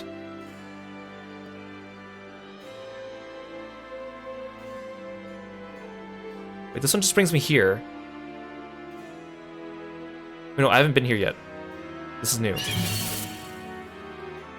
I have no love for fighting. Yeah, everyone's talking about how good the Hades 2 early access is good, which I know it's going to be. I just know it's going to be.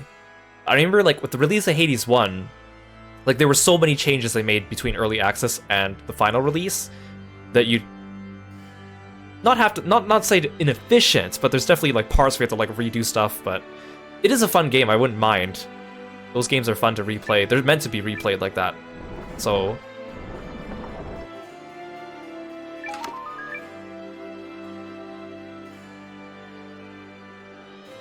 I don't know. We'll see. We'll see. Like, I still need to finish Unicorn and Persona 3, so I don't want to... I never leave games unfinished on my YouTube channel, so I want to make sure that I eventually finish those like I said I would. It's been a while. There were just too many new releases back-to-back that I wasn't able to get them all finished in time.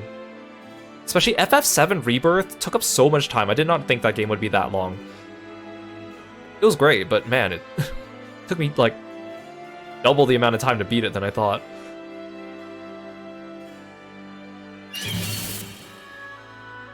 Do what you must. Oh, damn it.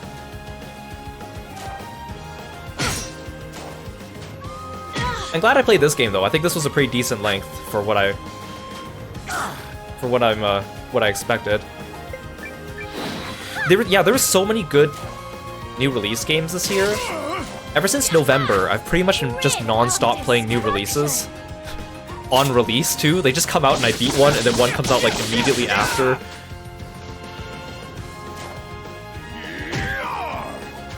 Because in the last couple years of streaming, I usually like, there'll be a new release, I'll play the new release, and then I'll have a little bit of downtime, so I'll play like, I'll revisit an old game, or I'll go back, or I'll go and play a game on my shelf that I bought and never played.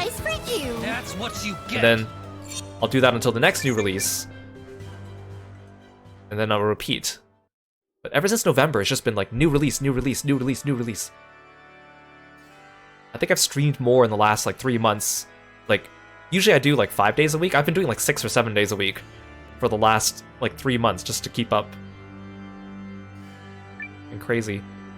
But they've been great games, so I don't mind. This is the last one.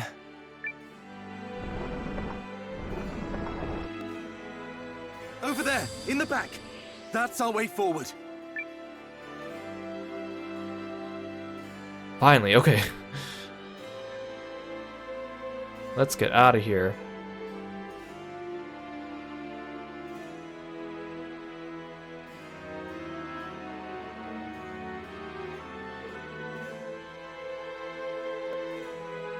I also know that, like, Saga Emerald came out last month, and I haven't played that one. It wasn't on my list of things I want to play, but I wasn't sure if... Some people said some good things about it, and I wasn't sure, but... It doesn't... I've never been into the Saga series, but who knows? I'm sure they're good. This wasn't really on my radar.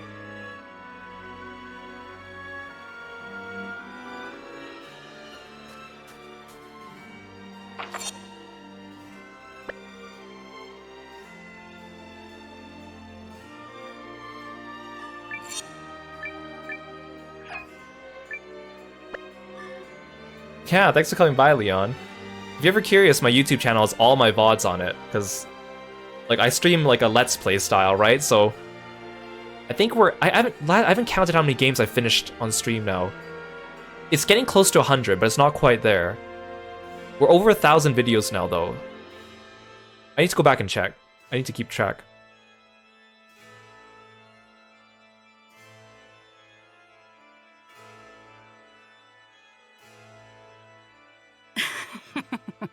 Welcome.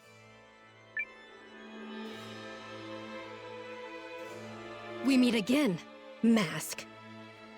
Ah, the little guardian. I gather it was you who defeated Durad and halted the primal lens of soul calling? Sure was. And it felt real good.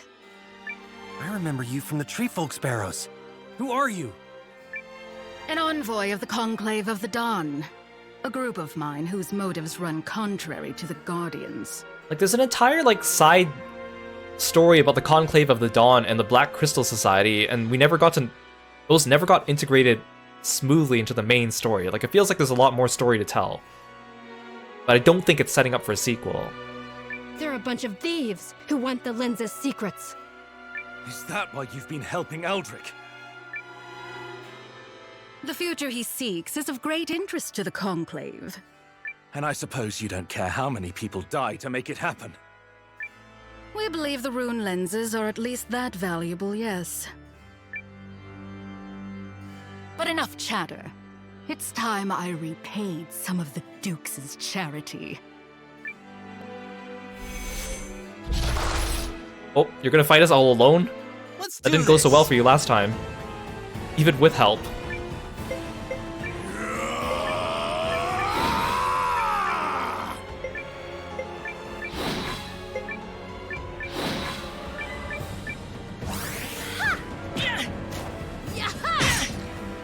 Shall I show you the secret of the rune?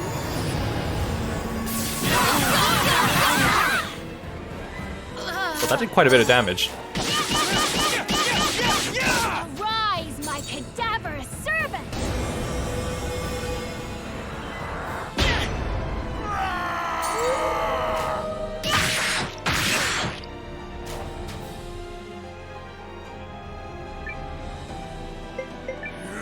It's a good thing Momo outspeeds her. Or Rudy could use some. What? I'll do a double heal this time. I'll heal before and after.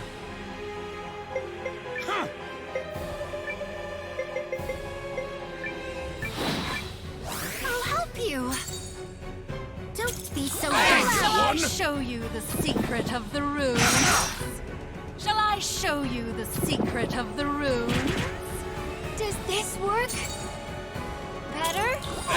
one. That was close. Keep fighting. No, not charge. Jaw crush. I don't know, Rudy feels more like a liability if I don't guard. Whatever. I'll just heal after.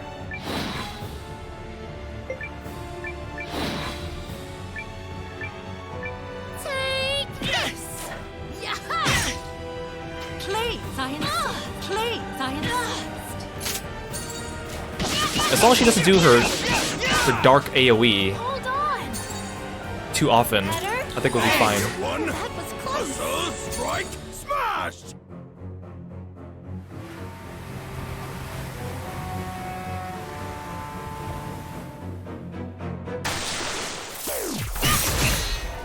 Ooh! Ooh, and it broke her shield too. She's not even in the yellow yet though.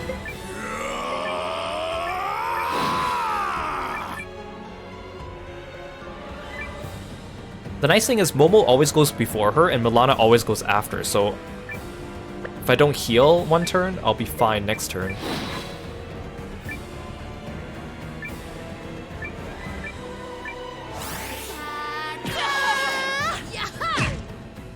To sleep. Uh-oh. No. Oh, okay. I thought she was gonna put me to sleep. Oh no, I think... Not good. No, we're good. It's just Rudy. It's just Rudy. Rise, my cadaverous servant!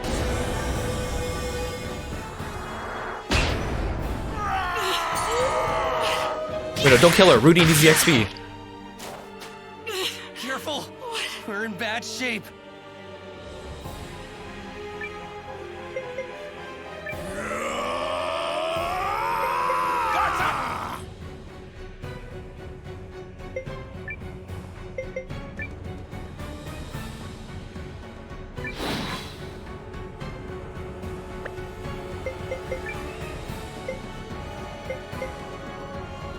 The rune shards of light are really useful, actually.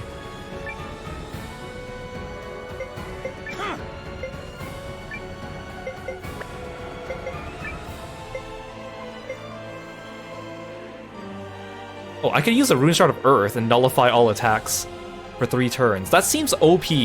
That seems OP as heck. Let's try it. Hopefully it doesn't do something bullshit like, oh, actually this doesn't work for magic, but it doesn't say in the item description. Let's try this. For 3 turns, though? It's not even per hit. Oh my god, this is so OP. Here!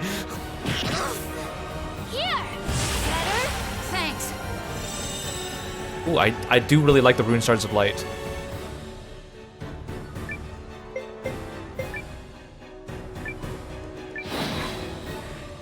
I'm still nullifying damage right now, except for Rudy.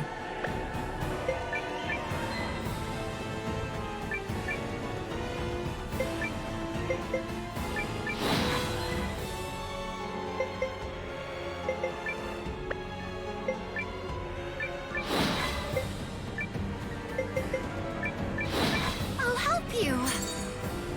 Don't be so Hey, one.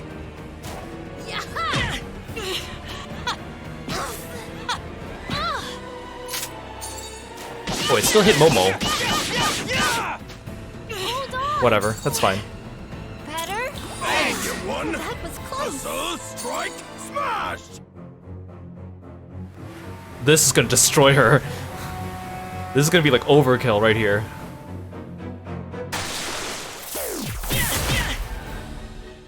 I see. Mega smash. We did it. My adorableness knows no limits. I want to reach level 60 because I think everyone gets their last rune slots at 60.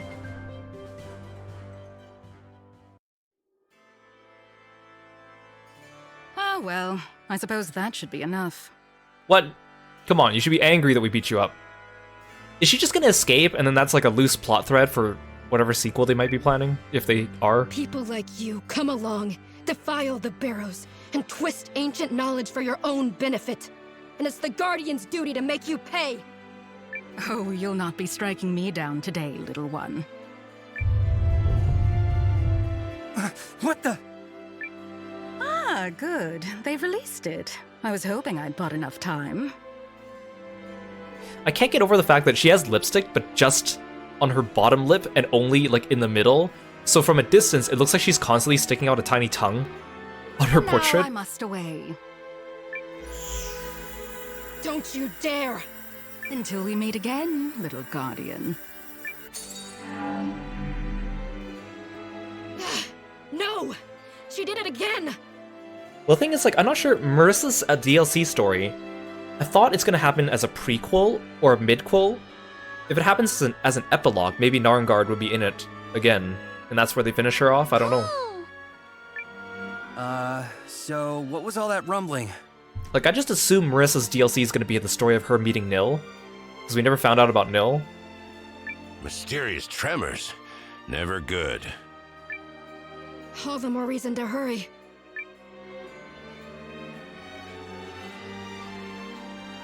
Say, Noah, did you ever tell Marissa about our first co-expedition in the Barrows? No, and maybe it's better we keep it that way. Maybe it's better if we don't tell her that we gave a giant primal lens to Duke's Aldrich and started everything.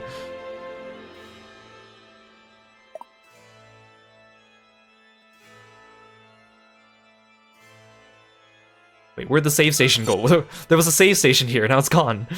Unless they moved me backwards from it. Oh, everyone's fully healed, so I don't even need to heal.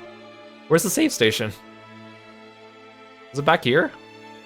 There it is. I don't remember it being this far back. Okay, I want to reach level 60 at least. I still have the monster repel charm though.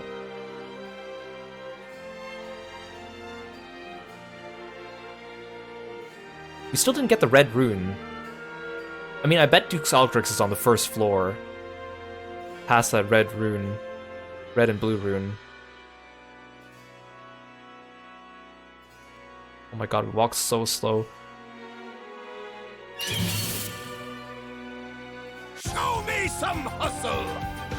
Oh, that's a new enemy in the back. Take this! Yeah!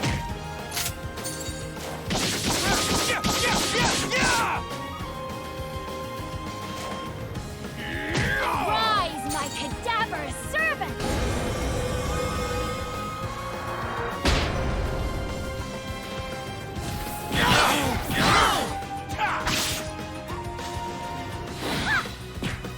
And a cute little demise for you. I walked all over them.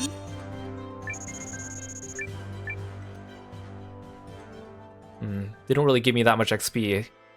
Because we're probably on level.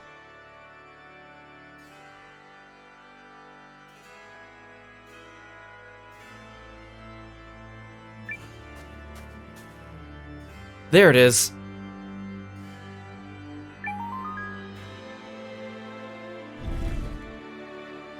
Oh, secret room.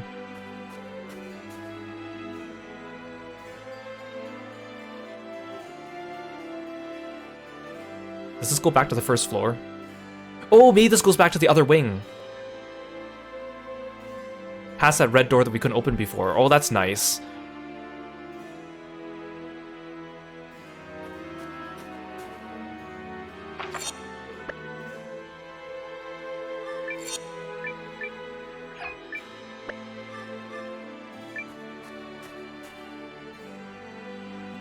Oh, there you are. Noah! I knew it was only a matter of time before a mighty spinadeer like you found my secret chamber. See, this makes me wonder, what if I put Dr. Cork in my party and came here? Which is a chamber of what exactly? Behold, my true laboratory! Here I have been tinkering with new tops and rapping at the door of Bagoma's deepest truths. Snap, my Finn! This be a fine stage for a mighty battle! Avast all ye who enter here! Through careful observation of your duels, I believe I have made a breakthrough. Just as I hypothesized, there is something in each top that reacts to the will of the spinner. I could have told you that, Doc. There's indescribable power packed into this little piece of wood. Just so. And now the time has come to verify my discoveries firsthand. Noah, you are the world's greatest spinadeer. If I am to attain Bagoma's greatest secrets, it can only be through drawing metaphorical blood. With you! I think I'm gonna lose, because we couldn't even beat Reed for the last optional Reed battle, and then Dr. Cork is supposed to be harder than him. I saw a lot of people complaining on the Reddit that they couldn't beat him. We can go get another rainbow top if we go back to our base and pick up like a top from Dr. Cork now that we have all 6 farmable gold tops. And I think you need that to beat him. And then after you beat him, then you can also fight the Bagoma Sage who's back at your workshop. Actually, can I get the but give me rainbow a minute. top from him now? You don't want me to face you unprepared, right? Just so. This duel could change the course of Bagoma history. I will wait until you are absolutely ready. I like how no one seems to be like, why do you have a secret room in the enemy's base and how did you get here before us? Again, how would this change if you brought him with you? But then I don't want him in my party because he's... Okay, I guess he won't give me the rainbow top here. Is it time? Did I just shout? Forgive me. This has been an unbearable wait. Yeah, I'm gonna lose, but let's finish try. this, Doc. I'm as curious about Big Goma's secrets as you are. If I can even win 1 round, I would be happy. Some people said that they fought him, and out of like 10 battles, they were only able to win like 1 round. Very well. Then I challenge you with my partner, Infinity Force. Challenge me with any top you want. You'll never be a match for me in world peace. That's what I wanted to hear. Your determination is the secret sauce that will be poured on the truth that I'm about to learn. Could be. But as I've said before, nothing is certain until the tops have been spun. Then let's dispense with the chatter. Stand by for battle. Let's spin! Gosh. Infinity Force is a guard type. It's only level C darkness. What if I try my new one, the Archdemon? I heard that everyone says Devil of Destruction sucks really bad despite looking like it's really good. Nidhogg.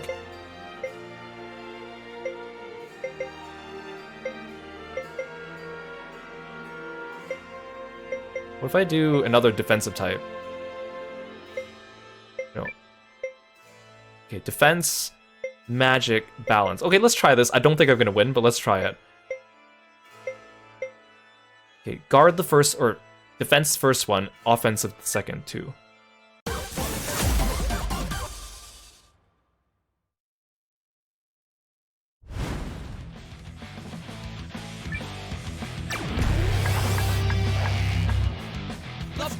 Begins! Gotcha! And evolve! Revolve! Gotcha! And evolve! I'm winning. I'm actually winning. I can't believe this. Take this! Well, he's charging up faster than me, though. Uh-oh.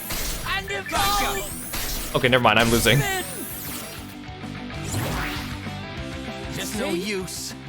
His skill charge was faster than mine.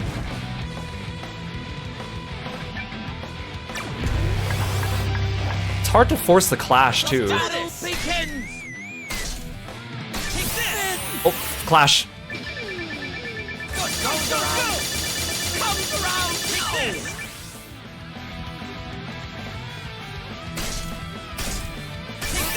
Oh, I just gotta keep forcing clashes.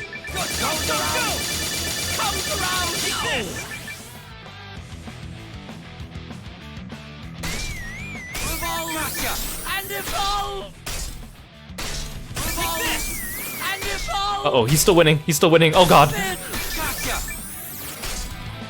Even though I won 2 clashes? Just no use. What a load of baloney.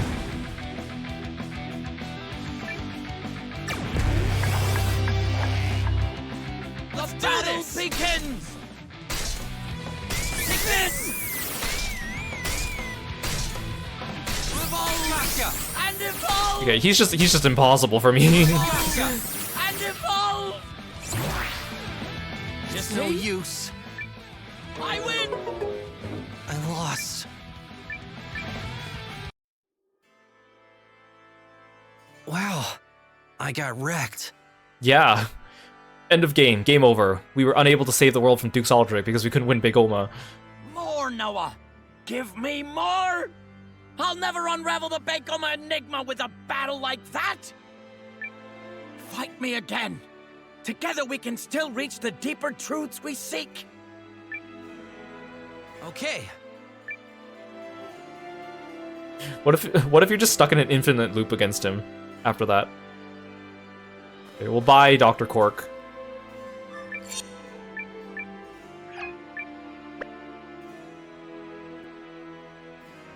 I think this probably leads me back to the East Wing, right? Is what I'm guessing. As like a shortcut.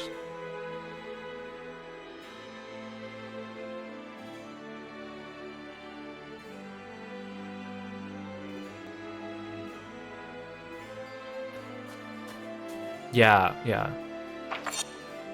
Wait, no, this is different. Wait, no, that door didn't exist before. That door didn't exist before, right?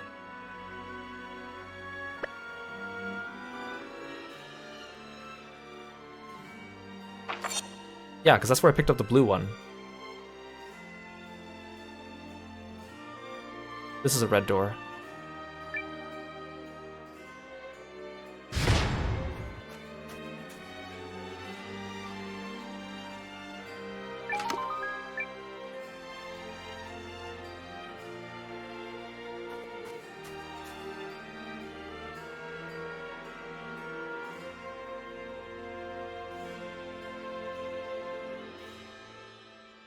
Yeah, I was going to use the rune shard to return, but if we're going to go back this way, I can open all the red doors that we missed.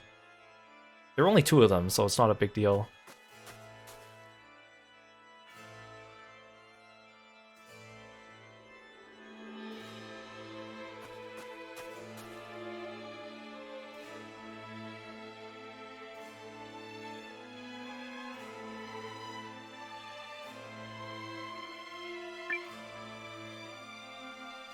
I'm so lucky I took the east wing instead of the west wing first. That saved us so much time at the beginning. Dang it, my bag's full again. I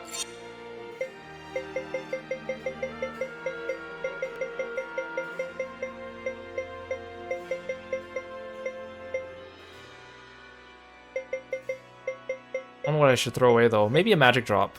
Actually no, let's throw away the Panacea. You know, I don't need this much revival medicine.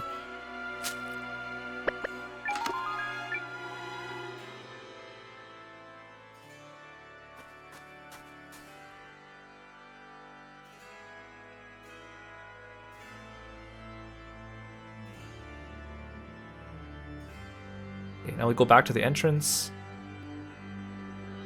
Go back to our base, stock up, redo our runes. I guess we're at the final battle already, I'm guessing.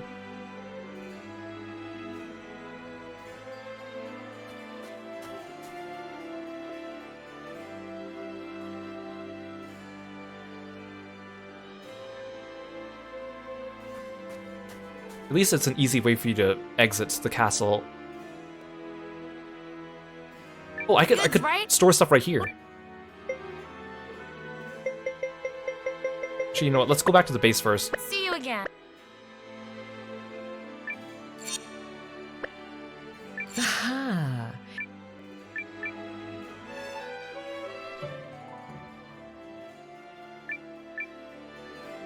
Leave it to me. Please.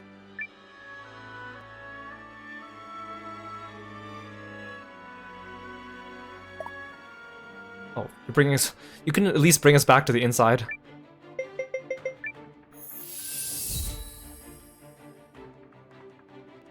I like how all the endgame locations are places you just teleport to, and they're not places that you can walk to. Wait, it's cancelled, what? Octo?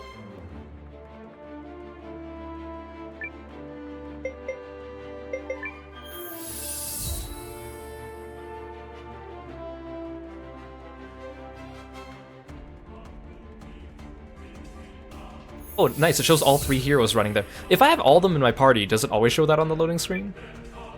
Come to see some runes? Too bad I couldn't unlock the last rune slot for in time.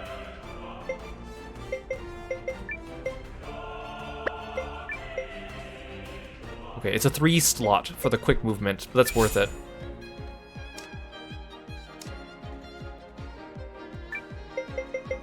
I'll give you a tremendous power.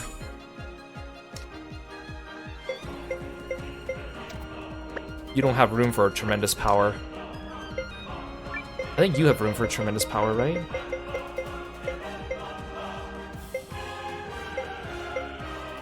Just 1, okay. See you. What other runes did I get? SP plus impregnable defense, supersonic speed. Okay, I don't really need those.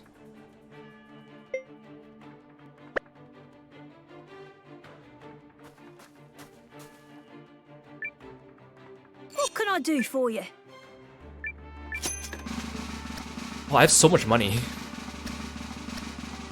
Oh my god. Where in the world did you find this? Oh, I'm speechless. If I sell that, I'm gonna cap out on money really quick. I'll just store it. We'll give Kurtz the new recipe too while we're at it. Oh, we can pick up the new Begoma while we're here too.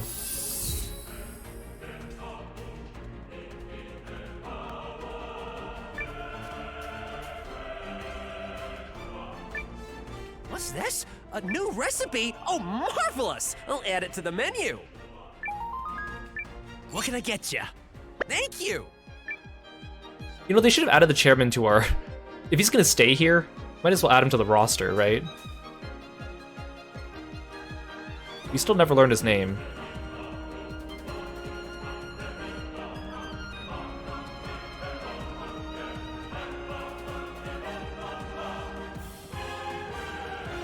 Wait, Kogan's here, but isn't he also standing near the theater, or does he move? Wait, look, there's two Kogans, what the heck? There's a Kogan here. I always wondered why he moved to the theater, and then there's another Kogan here. What? Why are there two Kogans? Okay, I guess I'll add that to the list of weird things that I noticed in this game.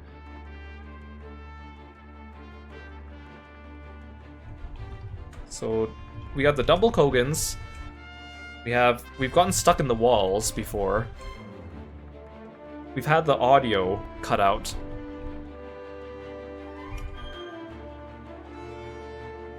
And then there's a bunch of patched bugs in the game.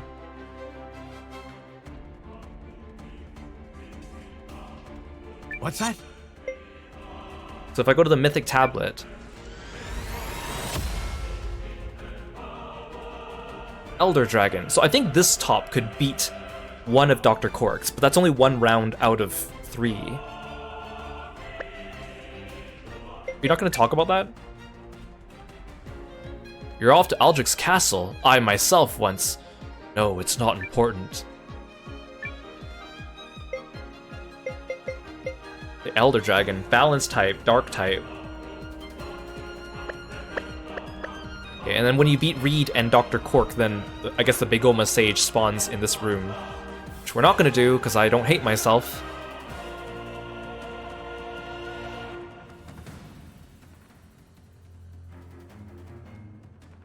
My running speed's definitely faster. I don't know if it's as fast as having air, but this is still pretty good for not having a support slot taken up. Is Saeed here again? No? Okay, we might as well rest in the hot spring one time, right? One more time. Don't be shy.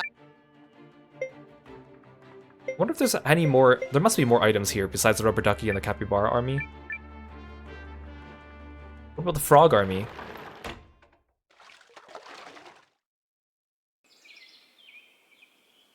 Oh, Nell is sitting with Eupharius. That's cute.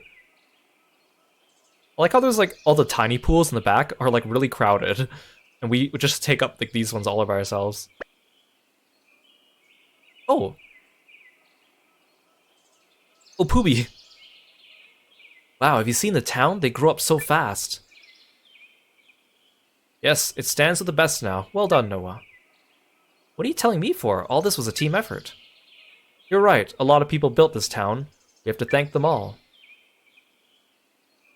I wouldn't stress about it. Each of our citizens takes pride in their home. No gratitude needed. Okay, that was kind of a nice, like, final hot spring scene. Come by again. You know, we never actually checked out the fishing spot in our town. I'm not gonna fish there, but I should at least walk past it, right?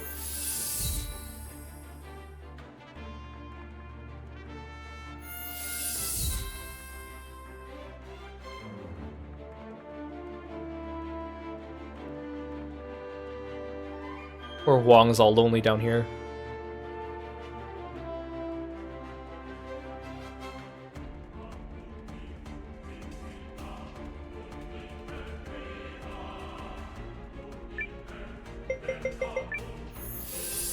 Let's drop off all our excess items. We'll keep the Rune Shard of Earth and Light with us, because I think those will be useful.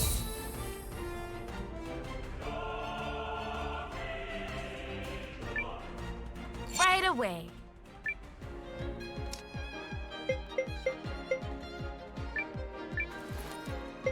Runes we can put away for sure, though.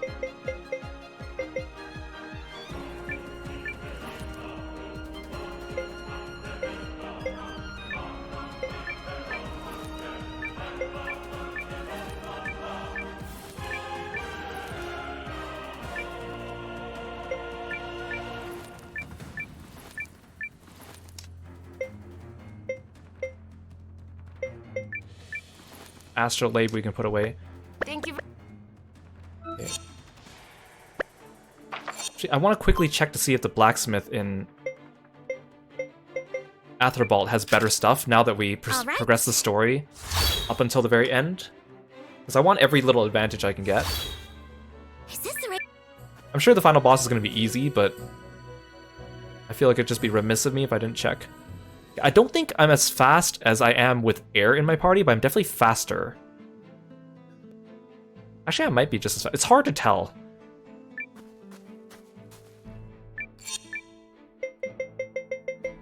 He still sells the same stuff. Okay.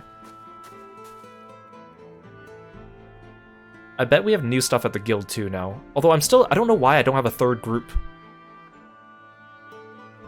out on a guild mission. Because I'm pretty sure I set up 3 groups last time.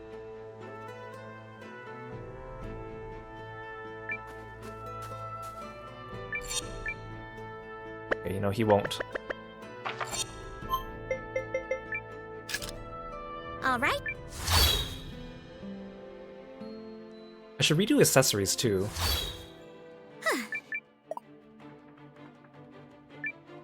Oh, do come in. Do I have enough stuff to build new stuff? Okay, I think I can build my smithy.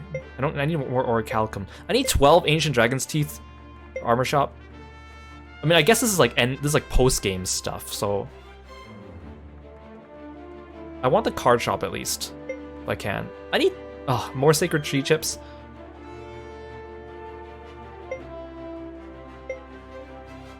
How badly do I want this? Is the question. Well, got word from the expedition. They went and found you something good. Rune of Rapid Shot. Hey there. Oh, one of my parties disbanded because it was using a story character.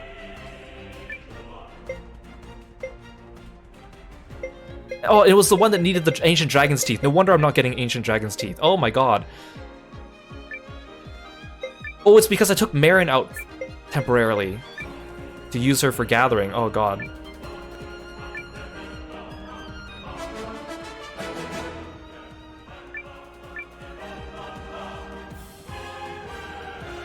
Oh, no wonder I don't have any ancient dragon's teeth. God damn it. Hikaru, welcome to the stream. Thank you so much for the stretch. I appreciate it. Yes. Okay, I'm going to. Understood. Come back. I'm gonna get just one set of sacred tree chips. I just want the card shop finished. I'm a I don't even need to go through the entire dungeon.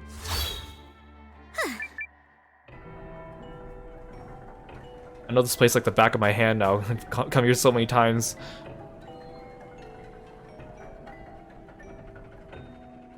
I just want to finish the card shop stuff.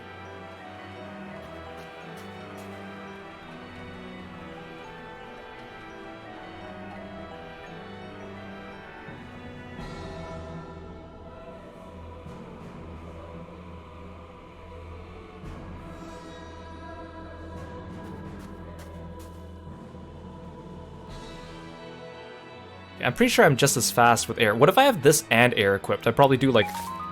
I'd probably move like a demon.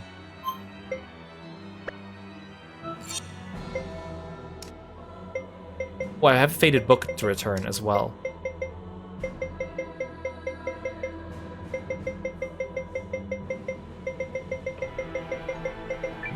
Here we go.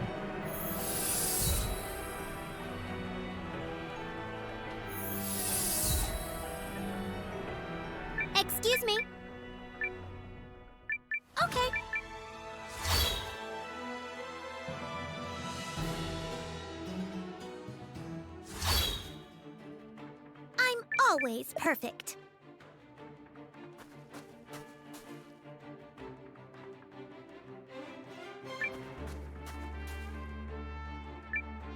Wow. This looks like a good one. I'll add it to the collection right away. Found any books you like?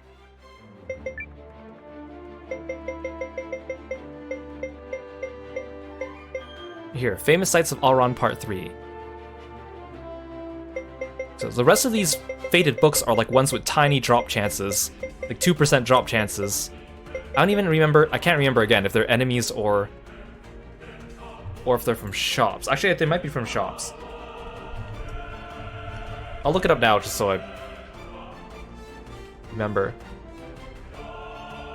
Oh no, this is even worse. Oh no, they're not even from shops or enemy drops. They're from Mission Guild task drops. So these 4 are all from Mission Guild tasks with like a tiny percent rate of getting them. That's so mean. So you can't even like farm for it like by fighting enemies or by reloading a save to go to a shop. You have to reload guild missions, which always take like 30 minutes at a time. That's so mean. Oh, I didn't notice Maxim hangs out here. Found any books you like? Did they add Narengard here? I'm assuming these are just regular enemies they added. Yeah, Mine Orb, Archdemon, Synthetic Specimen. Still missing like a few enemies, but some of them are from the Mysterious Room.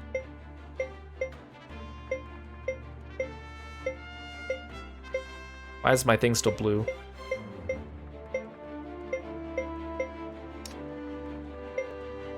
Oh, here. Oh, it's because we already fought her before, that's why. Why is my enemy list still blue? Who still has a blue dot next to them?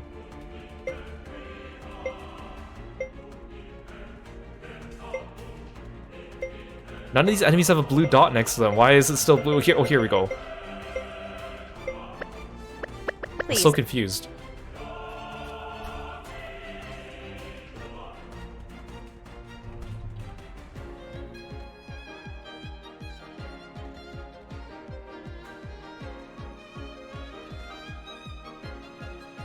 I'm on the wrong floor.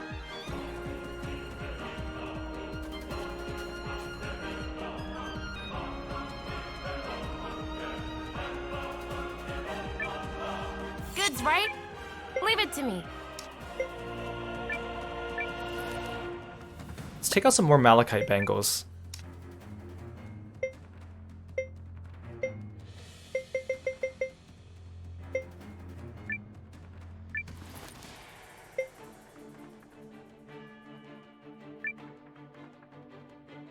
Malachite brooch as well. Thank you. Yeah, I'm gonna auto-equip because we just got a bunch of new equipment. I'm gonna assume that that was okay. And then we need to... Okay, Malachite Bangle goes on... See, increasing armor value just... I don't think is as useful as having a Malachite Bangle.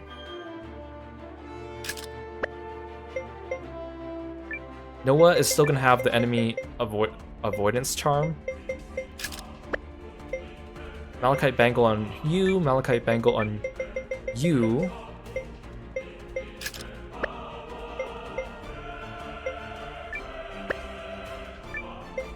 I think you can have a Malachite charm instead. Or brooch.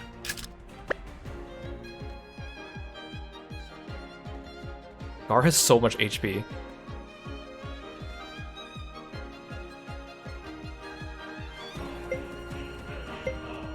Rudy only has 500 HP even with the Malachite Bangle. Okay, everything else we'll just deposit. Goods, right? Leave it to me.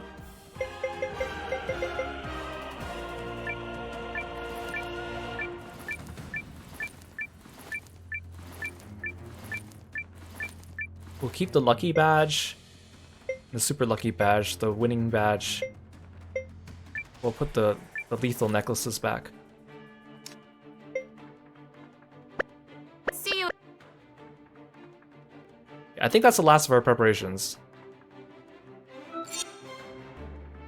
Oh, I need to heal everyone back up now that we equipped all the malachite bangles. Okay. That was a little bit more prep work than I thought we were doing coming back here, but I think it's good.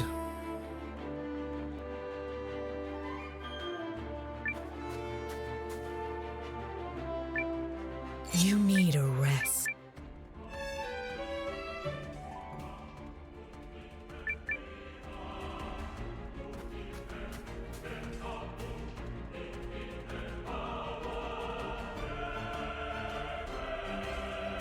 Why isn't there one of these inside the inn? They should know that's one of our most traveled destinations.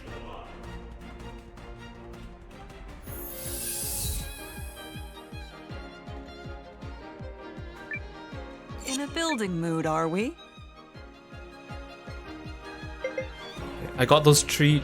Wait, how'd I get 49 tree chips? Did my expeditions just come back with like a butt ton of them?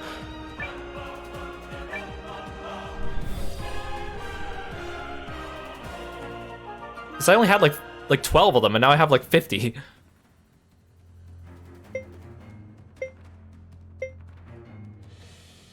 I also have a bunch of orichalcum. Okay, let's buy our shops then. See, the guild missions, like, they must have just come back or something like that, but they should have come back earlier, because we went into the dungeon for like an hour. Whatever, I won't question it. Let's get to work.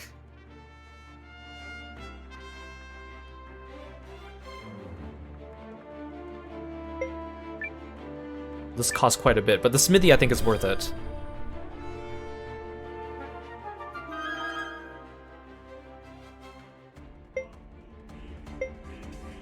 Okay, this one I can't do Ancient Dragon's Teeth. Accessory shop I can do though. I wonder if they sell malachite bangles. Probably not, those seem too good.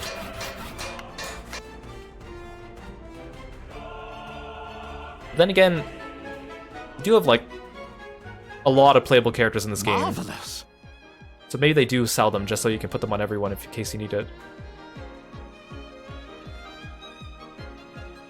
Yeah, I can't get the armor shop, that's fine. I don't want to spend my Ancient Dragon's Teeth on the War Troop boost, that's a waste.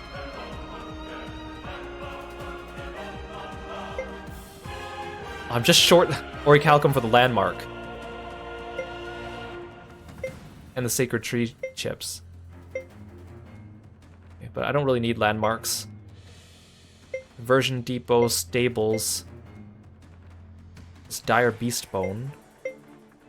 I'd rather get the Dire Beast Bone for fishing.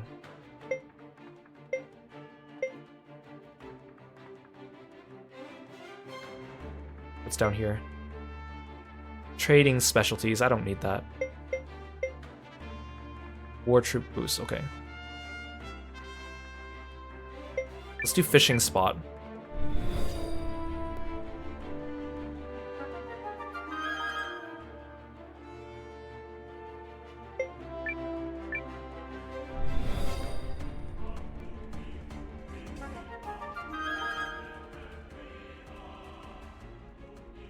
Oh, I thought that was gonna be a low cutscene. That's pretty much all I can do now. That's fine. I pretty much have everything I need. Let's go check out the accessory shop, and then the trading cards.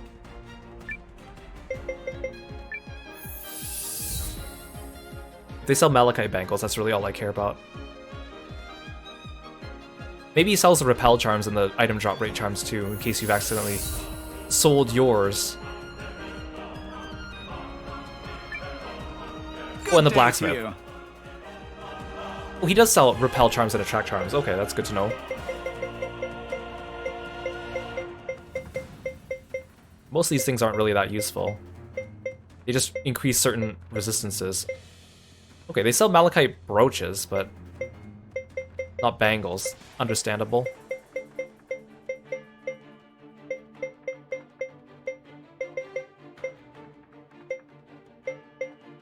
See, I don't know what they mean when they say increased damage range, if it means like how much damage you do, or it means like you can go from being a short range character to a medium range or a long range. That doesn't seem likely, but I don't know. Either way, I don't think it's worth an accessory slot, especially when most boss battles don't have 2 rows of enemies. Okay, so he sells pretty much all the regular stuff except for Malachite Bangles.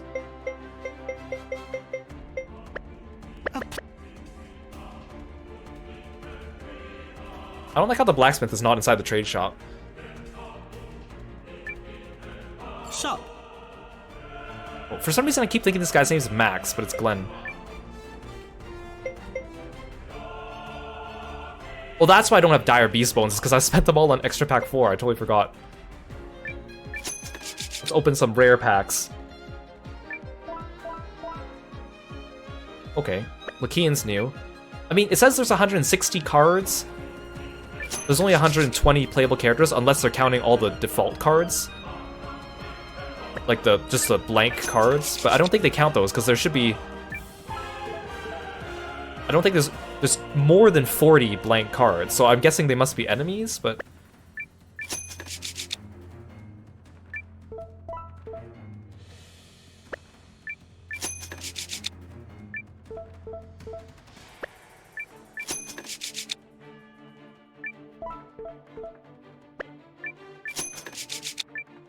That's Glenn making all the money off me.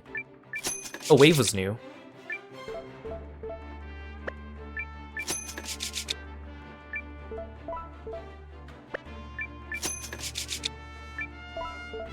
I guess there aren't cards for enemies, like no Hurstwine or Narngard or Duke's Aldrich.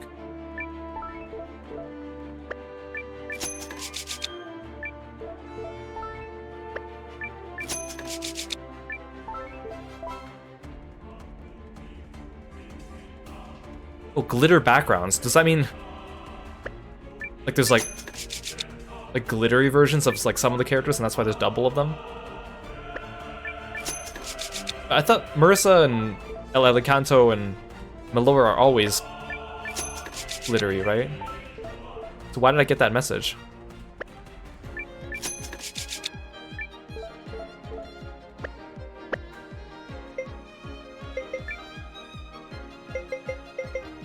Who am I missing? Like, I'm pretty sure I have most of the playable characters. Oh, it does count the no skill cards. But only for some... Wait, only for yellows. Oh no, here. It counts the no skill cards. So that's how there's 160 cards.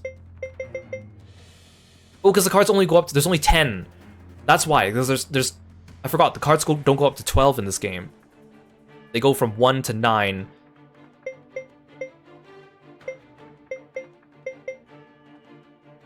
That's why there's 160 cards, but only 120 playable characters. But wait, that still doesn't add up. 9 times 4... It's only 36. So there's only a discrepancy of 36. There must be a card for Duke's Aldrich and Narngard and Hurstwine and Chapel or something like that, or Heinrich. That's only 4... Okay, whatever, I'm not going to think about it. They must be super rare or something like that. I'll play gacha for a little bit longer, just to see, but I don't think that's the case.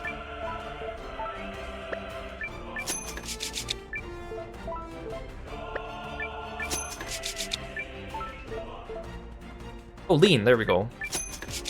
Hers is probably pretty rare. Wait, I didn't have Durlin before? What the heck? Or Goldwyn? There must be like a Duke's Aldrich card or something. Vortis. Celia.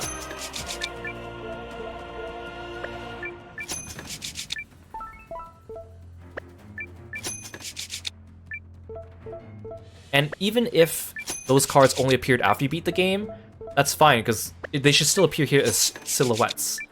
Because if you get a card of a character that you don't have yet, their card just appears as a silhouette. So I don't think it's the case that they would have characters that only appear after you beat the game. There's Reina.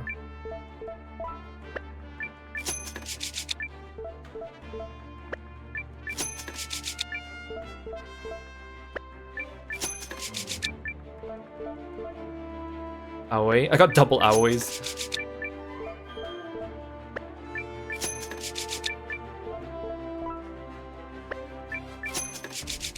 Actually, I don't think I have Viskin.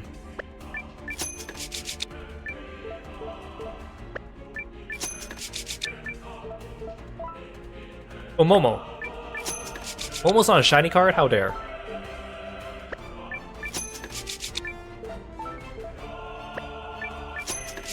I'm gonna waste all my money just on cards.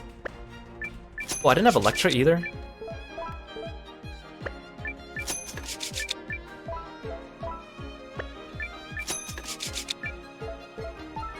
I was wondering why I was short on Dire Beast Bones too. I forgot that you actually use them to buy cards. Wait, no, I haven't bought any of these before. Oh, I think all the cards I'm missing from Extra Pack 4, because I was only buying Extra Pack 2 and 3 last stream, right? I should have used all my Dire Beast Bones. That must be where I'm missing cards. I thought I already had those ones.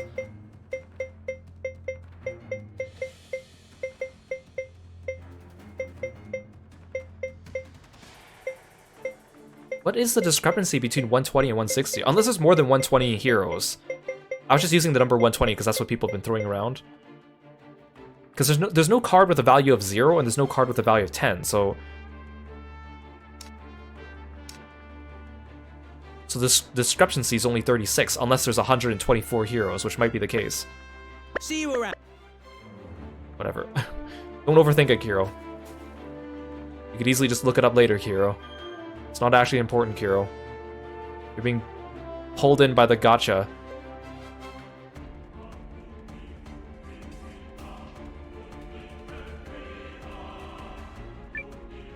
Oi! Okay, now I can get my weapons up to level 15. How's that? She's a beauty. How's that? And kind of pricey. That's the stuff. How's that? She's a beauty. Who's next? Milana. That's the stuff. That's the stuff. She's a beauty.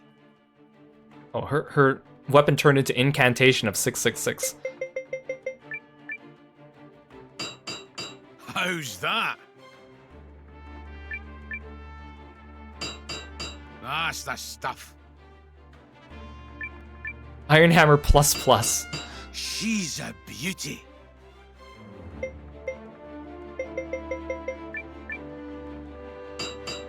How's that? It's gonna cost you a lot of money to upgrade everyone's weapons to max. You want to play like the post-game content? Beauty.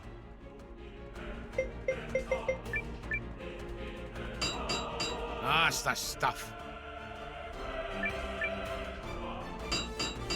How's that? Adora Bomber. How's that? That's everyone. Bye for now.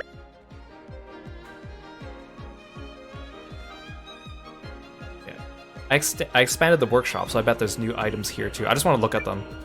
Another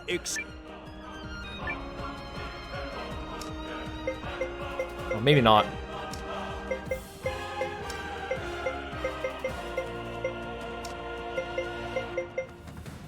Oh, this is cute. Noah flag. Is this what's on his handkerchief? A flag with a portrait of Noah drawn by Sumire. Oh, I hate how these things cost, like, sacred tree chips and stuff. Cat flag, dog flag, skull flag. Those aren't skulls. Amigo flag. Serious flag. Room objects.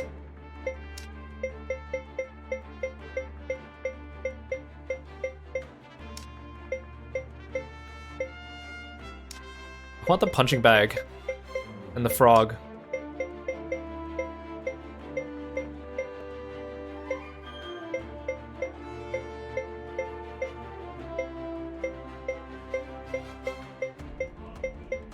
Actually, this costs iron ore. Let's do this. This is art!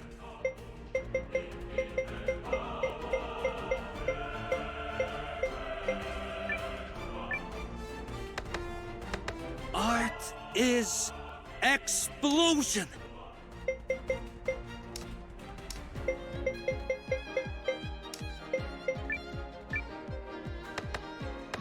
Art is explosion! How do I customize my room? I think I have to go back to my room to do that.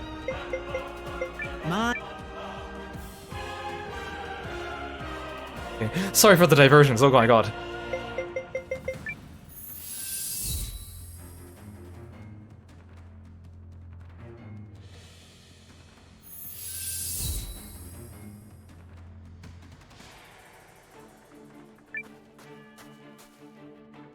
How do I decorate my room? Oh, here.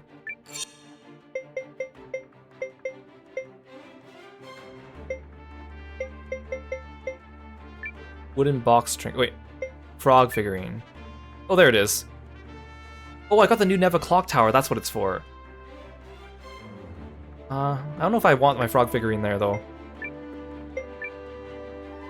Okay, there we go. That's better. Right wall.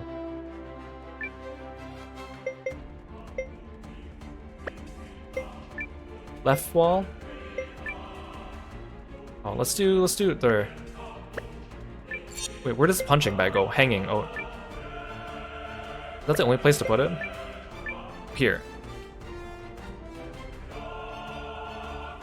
That's a good little training area. What is... Except it's so close to the clock.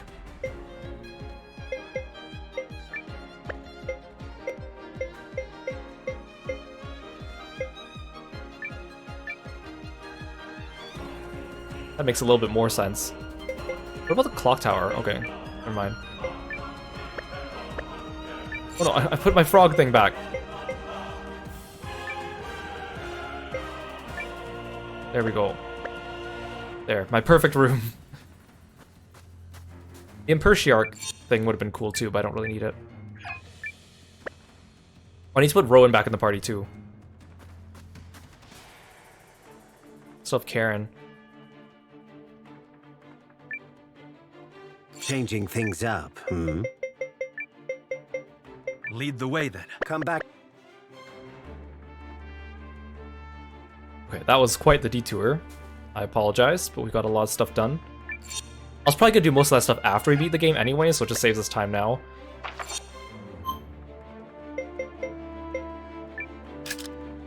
I'm a teleporter.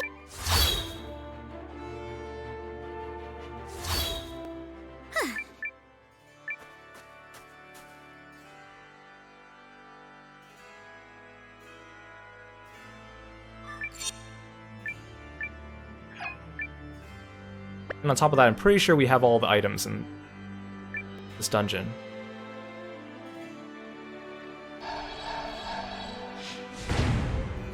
It's open. Good. Now let's go face that tyrant down. We should make absolutely sure that we're ready. Who knows what's lying in wait for us?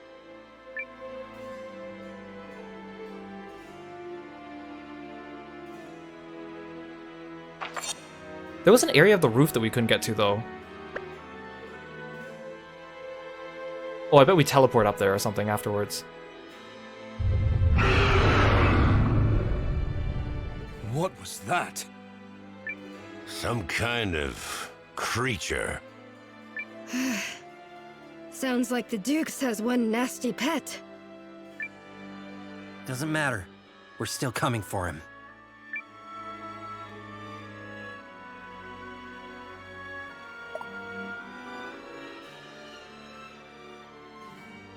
Do we fight the dragon in here?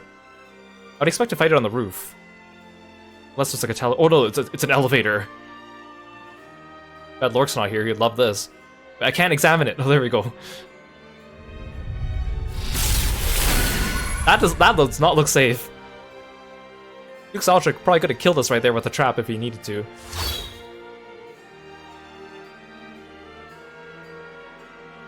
Aldrich!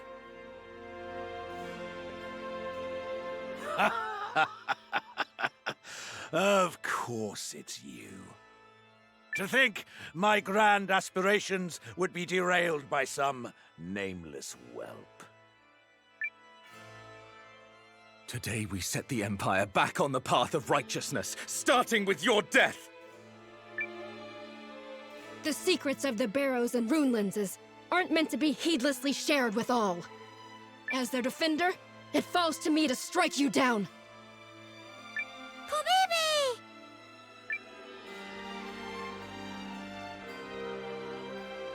What absolute rubbish! Why should we tolerate the Rune Lens's power being relegated to sorcery that only a handful of people can use? And that falteringly at best! We must establish technology that all can use. It is the only way forward for humanity!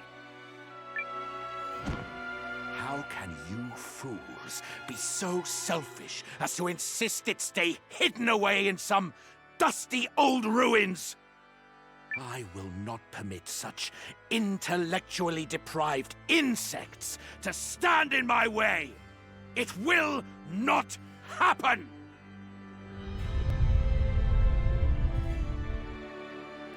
And when have you ever done anything for humanity? All your actions have been about seizing power for yourself! You had the lives of Yelu's fellow villagers in your hands, and you traded them away for your own personal gain! All your talk about humanity is a lie! You don't give a damn about humanity! You're just a monster who speaks of greatness to cover up his own greed! We cannot lose this. We absolutely cannot. We're going to defeat you! Oh, do each of the party members I bring with me have a special line for this scene? A lie, you say? Oh, dang it, no. How could anyone in their right mind call power so great a lie? They should at least honor all the other party members you decide to bring with you up here and hear a line from them.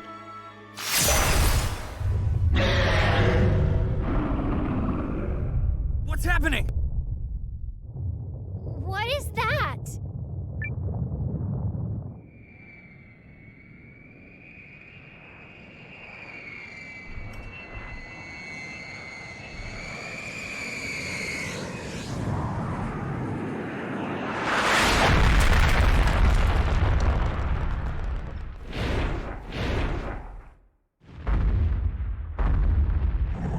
Yeah, look, it's Bahamut.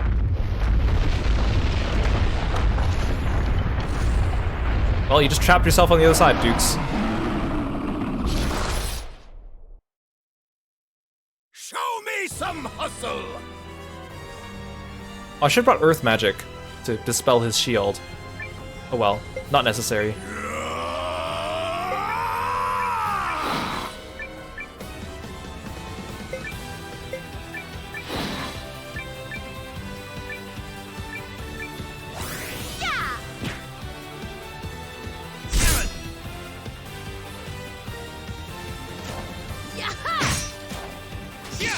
Arise, my cadaverous servant!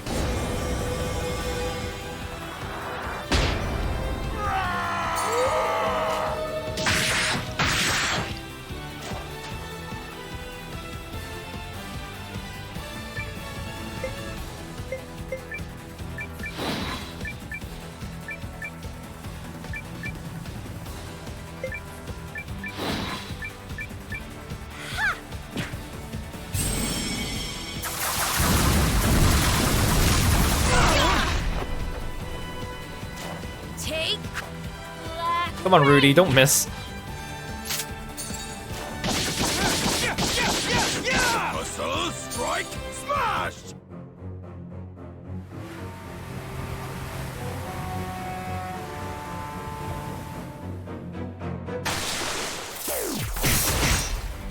The battle music is just gonna keep getting interrupted by Jaw Crush. What's next?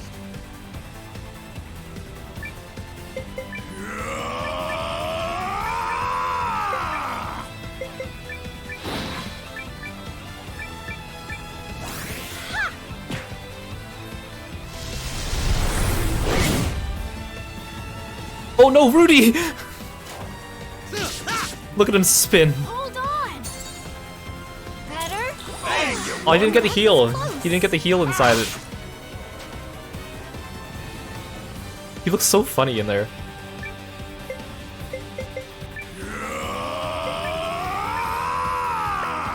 I can't attack by... I can't free my ally with a Rune Lens attack.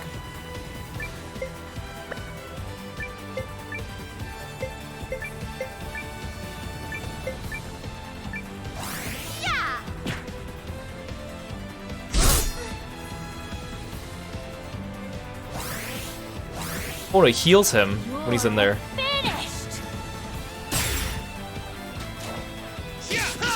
Okay, it only takes 2 attacks to break him out. The mayhem continues.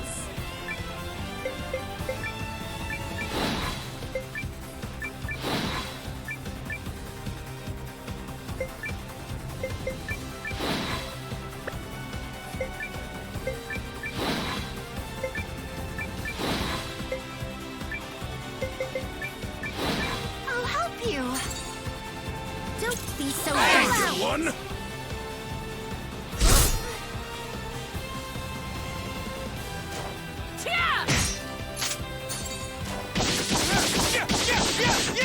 Rise, my cadaverous servant! Honestly, Yusuke would have been a better pick than Rudy, but that's fine. Apparently just having a whole party of people that use charge up is really good. Plus like Dijkstra. And then put like Lean and Momo in.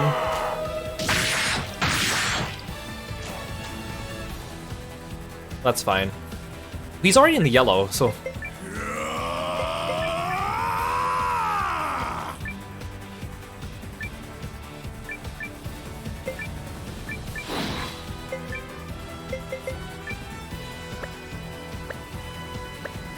Wait, I'll get Milana to heal.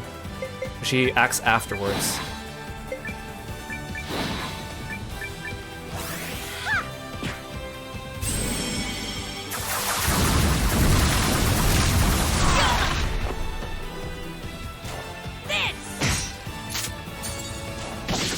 He probably has 2 phases, or 3 phases is what I'm guessing. Does this work? Better? One. That was close. I'm not done with you yet. The next Jaw Crush is gonna kill him. If he doesn't die before then.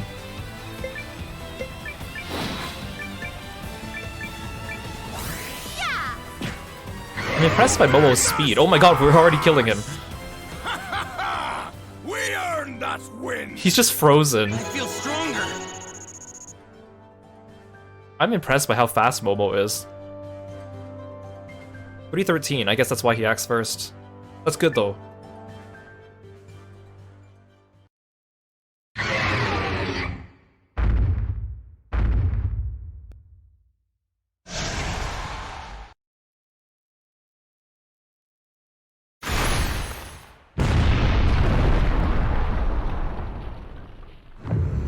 Oh. Oh, he's so buff.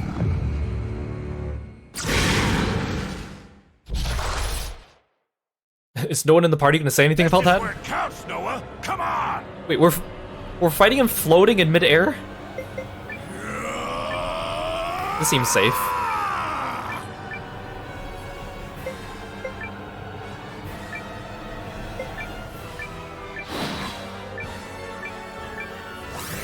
Suddenly it's also dusk.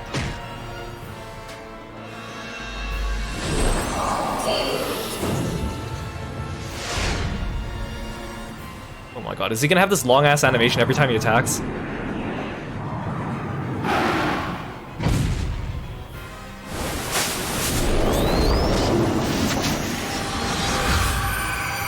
That's how he's so strong. He's got a Begoma on his back. A giant Begoma.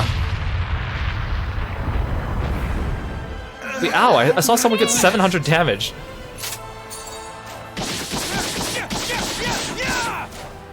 Maybe I should have brought a stronger healing spell. Oh no, we're fine. I doubt he's gonna use that every turn.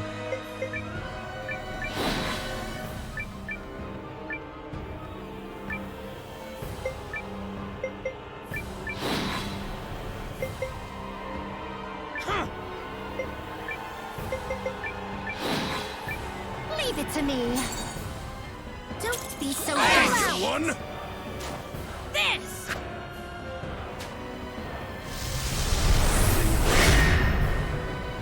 Does this work? What did that do? Oh, shield. Muscle strike smash. Okay. As long as he doesn't do Fires of Apocalypse every turn, we're fine.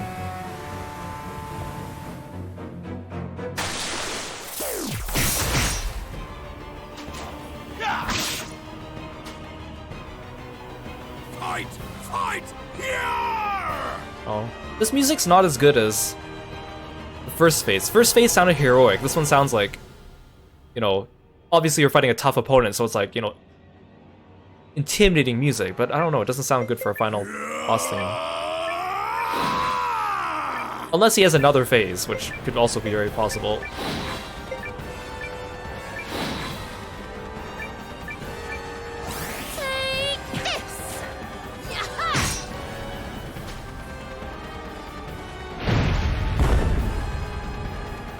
He's got more long-ass attacks.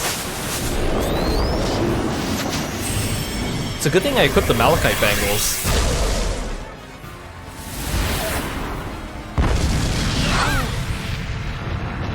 Well, that didn't do that much damage. Arise, my cadaverous servant! Flick.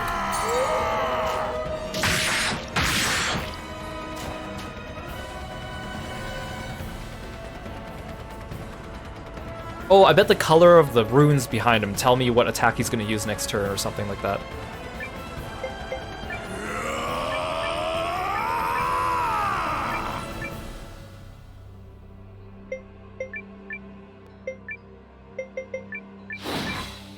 Leave it to me.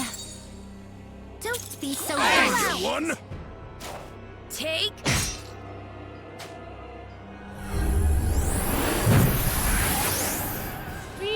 He used a wimpy heal on himself. The heal was like the equivalent of one attack from Momo. What's next? He's already in the yellow? He must have a third phase, right? There's no way this is too easy.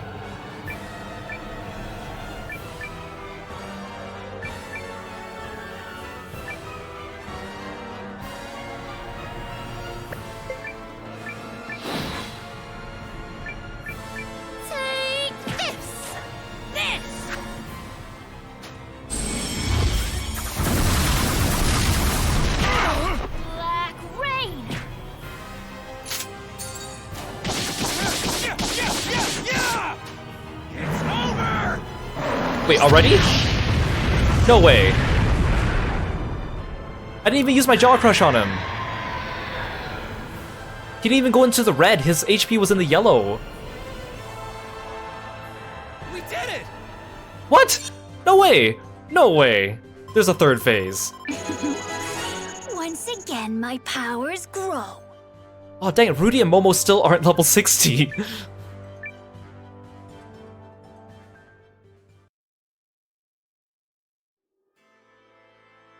What? That's it? We won. No. No.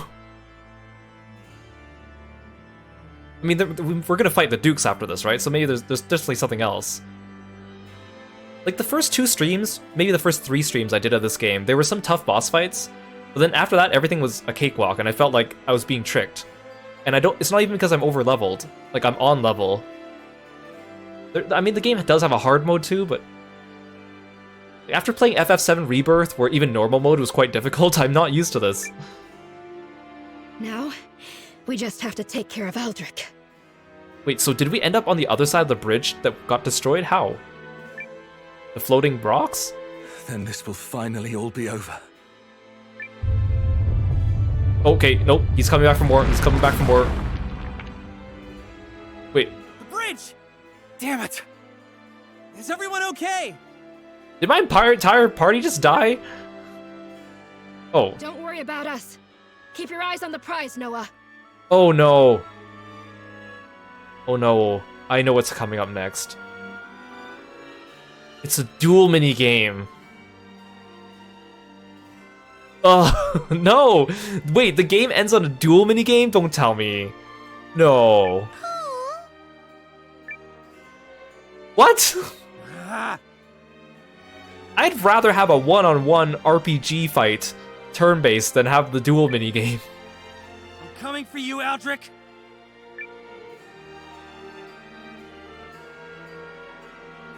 Well, I actually have a chance to recoup. Oh, it's a duel minigame. It's a frickin' duel minigame. It's a frickin' duel minigame. I can't believe this. We destroyed it, Aldrich. You wanted proof? There's your proof. Do you see it, boy? How it shines.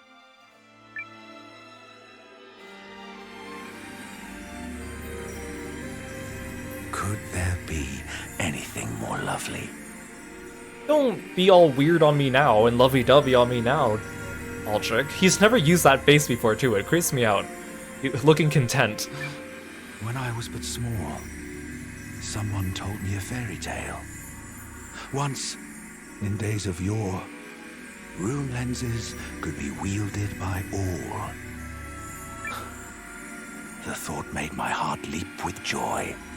This is not doing a very good job of explaining your backstory, man. Yeah, when you were a kid, you had a dream. Wah, wah, wah. But it also filled me with envy. Why them, and not me? Leon, thank you so much for the gift sub. I really, really appreciate it. Was I selfish to think that? Perhaps. But it matters little now. However, Noah, I chose this path, and I will not turn from it. After a certain age, it is too late to renounce beliefs. Leon, thank you so much for the sub as well. I really appreciate your support. Thank you for joining me on my journey. So come at me, if you dare. Let us end this. Oh my god, it's a duel minigame. Oh, I dare. I'm putting an end to this, Aldrich! With what power? Show me! Oh my god. Okay, I'm gonna use a guide for this because we all know the duel minigames are arbitrary. There isn't really much strategy to them. Okay, oh, what did he say? He said with what power? So I have to use attack.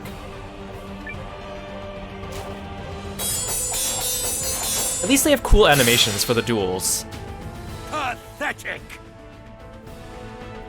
My plans for the world will not be impeded! Okay, when he says pathetic, use attack.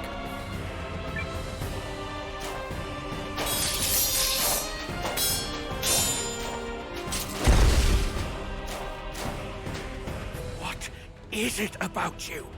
Why must you continually interfere? If you still don't know, now that you stand all alone, then you never will. What is it about you? Use attack.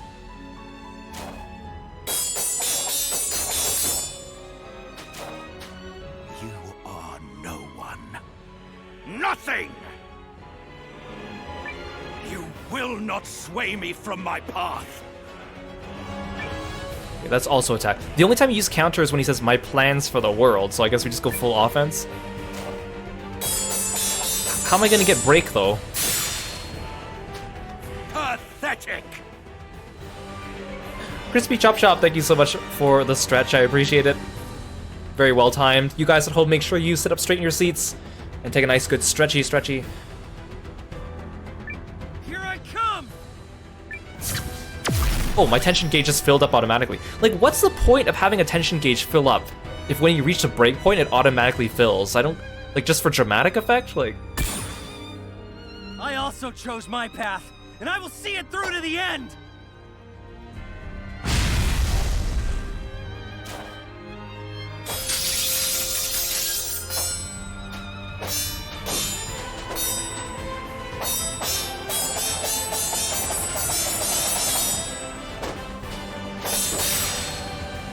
You lack the strength for such, boy.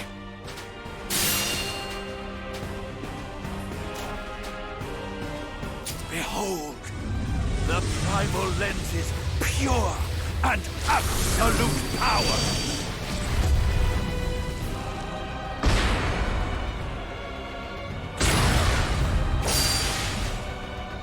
oh, bye, Noah. Oh, hey, Zane.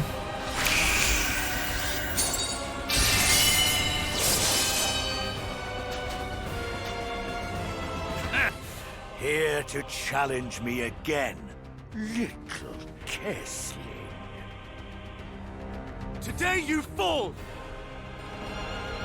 You have betrayed your empire! You did! When you sullied Galdea's good name!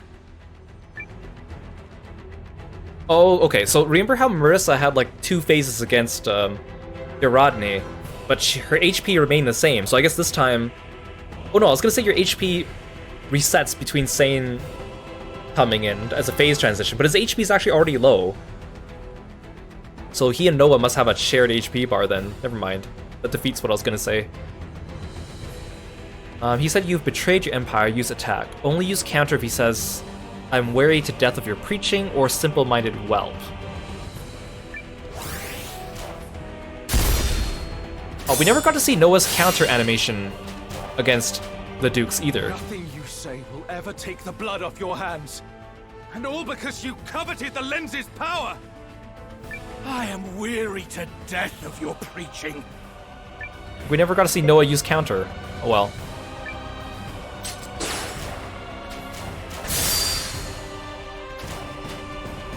Only the weak cling to sentiment when there is a wiser path. I will not turn away from what I know to be right! You know nothing!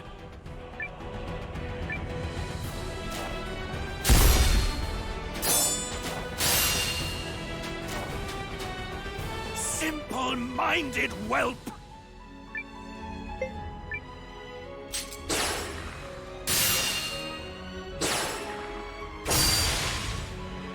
I will not turn away from what I know to be right!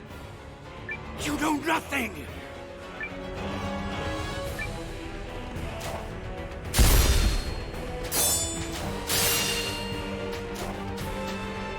You will not sway me from my path!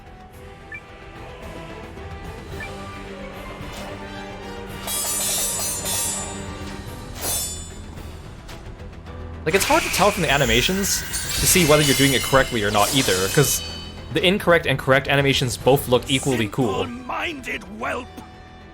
Okay, break time. Alone I will not stand a chance against the vast power of the Rulers.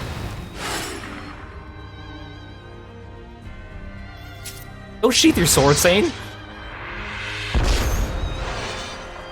But I am not alone! And together, we are greater than you!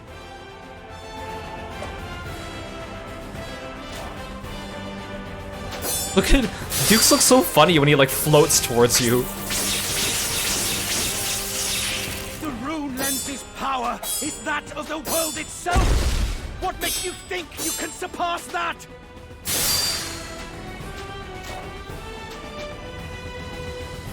world desires to follow my path because that is its natural course.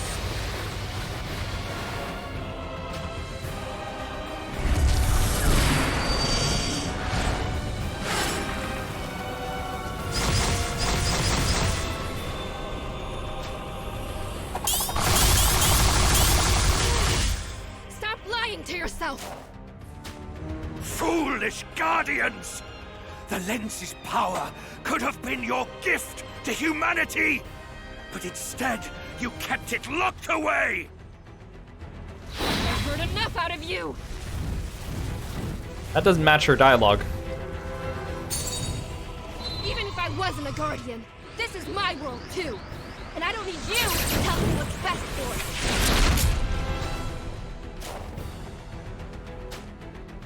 The lives you took to awaken the primal lens? It's unconscionable! It was inevitable!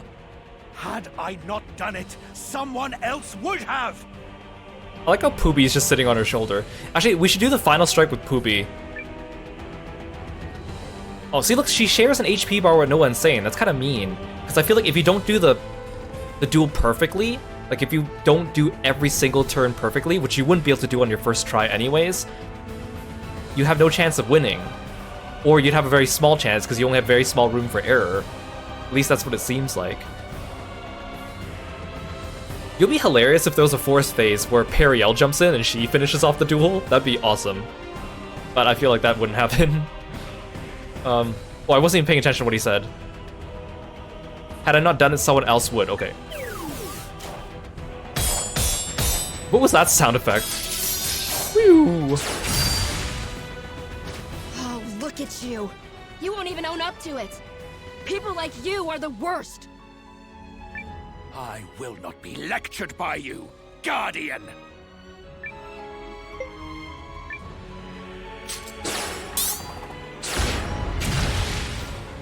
You really don't get it, do you? Poopy! Yeah, you tell him, Poopy. Who do you think you're fooling? All you want is to build weapons. Oh, he didn't say anything to that time. Okay.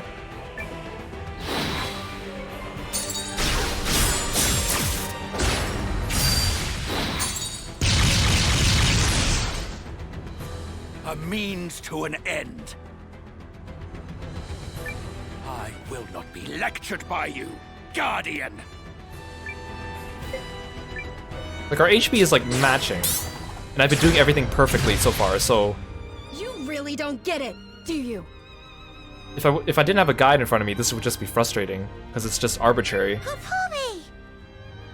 Humanity has a right to wield the lenses. It is our destiny to attain that technology.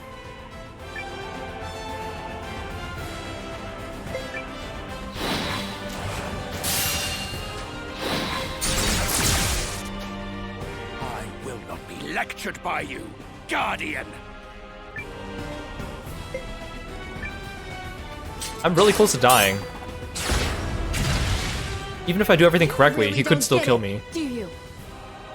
Poopy! Who do you think you're fooling? All you want is to build weapons.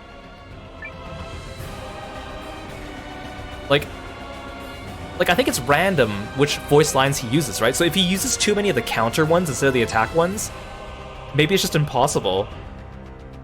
Maybe I just have to hit him with break as soon as I get it then.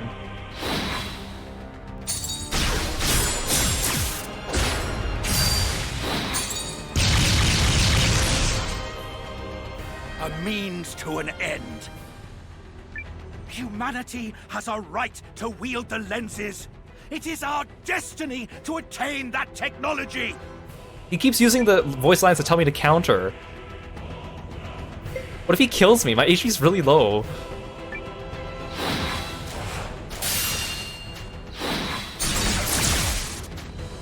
I will not be lectured by you, Guardian. Okay. Oh, he's another counter line. I must have break by now, right? Okay, I think... Oh, I can't survive a single other hit. I have to use break. You think the whole world wants the same thing as you?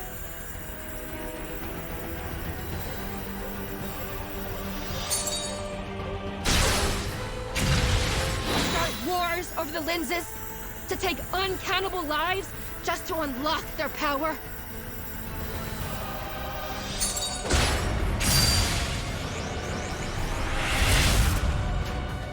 No one wants that! You're alone! And your path leads to nothing!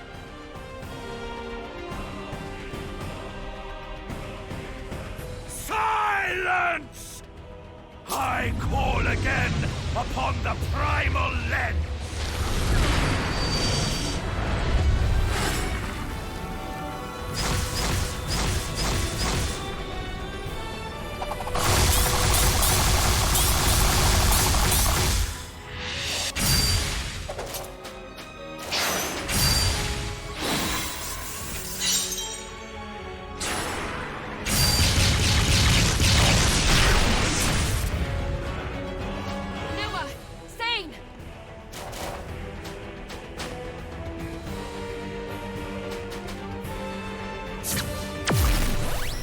Oh, okay, I was like, I'm not sure what I'm supposed to do.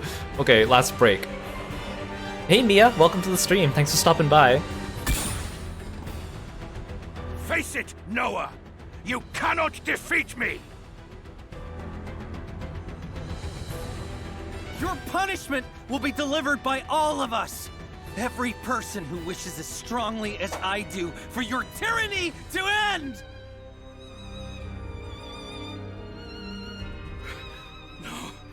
No! I need more power!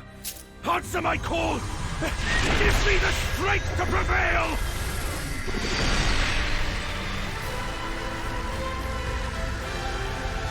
Noah? Ready?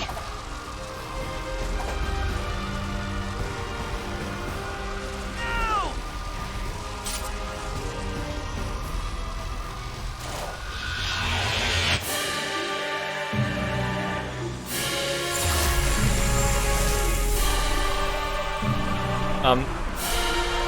Isn't knocking him into the primal lens?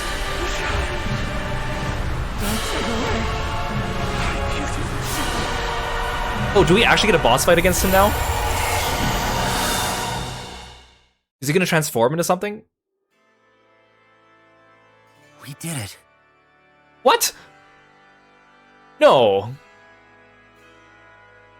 No. That wasn't even a cool finishing move. We just ran up and pushed him. We didn't do like a cool flip or like a all-out attack or like a triple combo, or we just ran up to him and pushed him.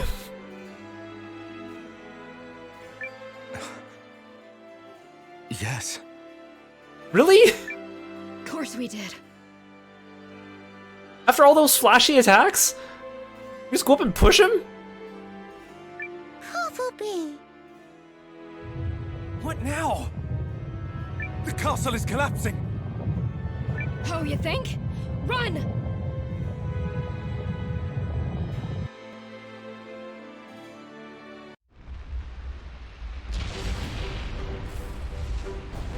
Wait, the credits start playing here? What?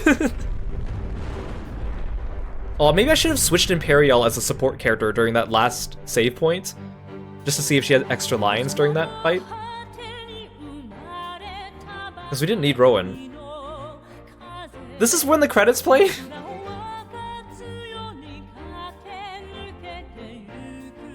Look at Eupharius running. You devils, you killed the dukes, you'll pay with your lives. The war's already over, there's no need to fight anymore. Noah, we just gotta do it. God, we don't have time for this. The speech bubbles are moving too quickly. Yo, Marissa, that was too close for comfort. Needed me after all, huh? What if I didn't bring any of these people? Guys, y'all came for me? Or what if I brought them with me? Whoopie boo. Can't go leaving a lady behind. Good to see you're safe, Commander. These are going by so quickly. Thank you, Vortis. So it's all over then. We must leave quickly. It won't be enough to erase our disgrace, but we dragon news will bring up the year. Like, what if one of those people is in my party? Then do they just not appear?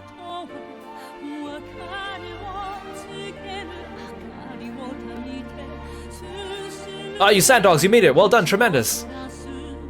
Skid, guys. Of course we're here. Leaving victorious heroes behind be like wrenching the fin right off your back.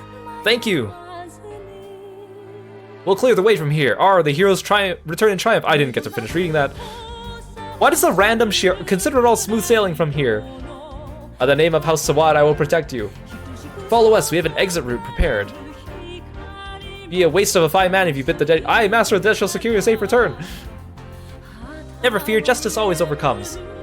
Why was there a random Shiark there that got a line? You would think Melridge would speak more than Skid, but whatever. Ymir, take Samiria and treat, will you?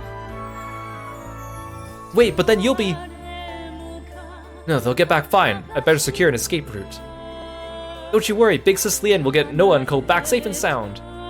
Though my sword be broken, you shall not pass. Listen up, you hang in there till Cousin Noah gets back. Hold the line, show what the General's army's made of. Our General doesn't know when to give up. Sorry for the wait, guys. Noah! Glad you made it back safe. Hey Noah, what took you so long? Well done.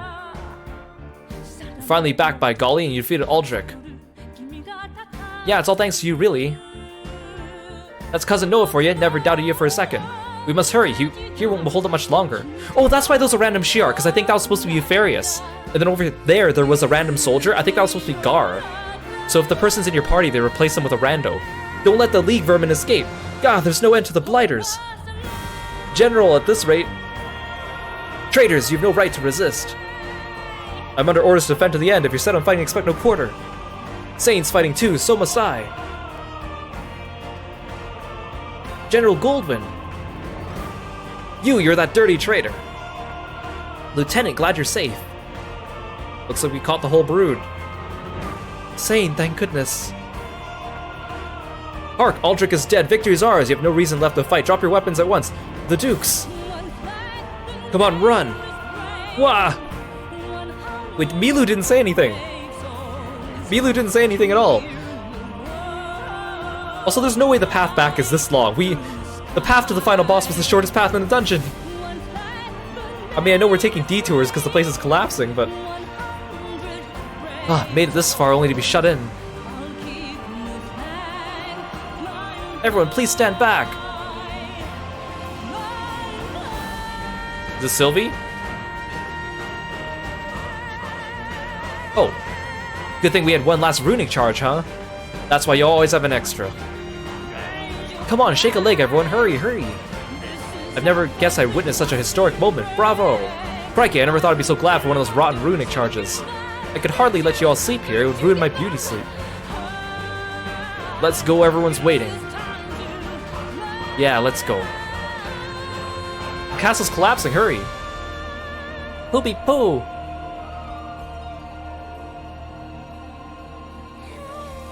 I'm surprised they put Yugo and Malor in the ending, because they're not really story important. They probably just put them in because they're in Rising.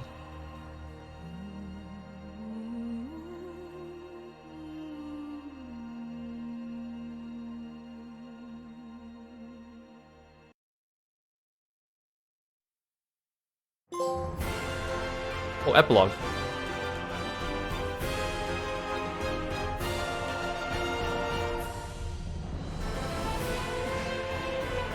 I'm not gonna read all that. You guys can read that. They probably won't give me enough time to read it out loud anyways. This is like speedrun endings. At least in Fire Emblem, they let you read it.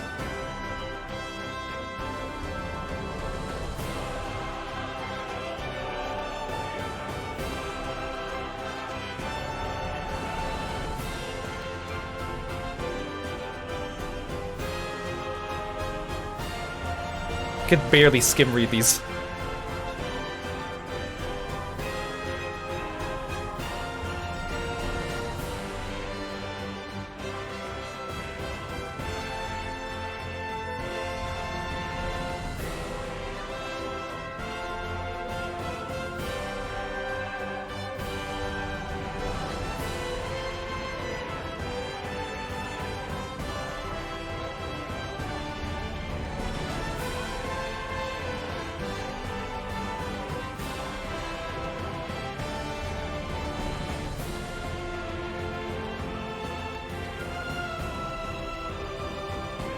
Making a Begoma that can open a portal to another world.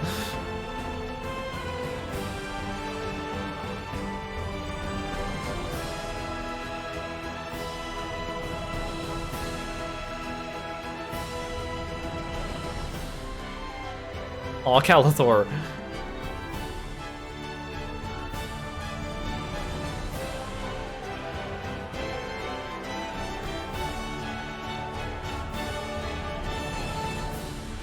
I like how Yume's talks about omelets, and I like how they put the 3 characters that take up 2 party slots all together. So Marissa's still pursuing the masks. And we still don't know about Nil.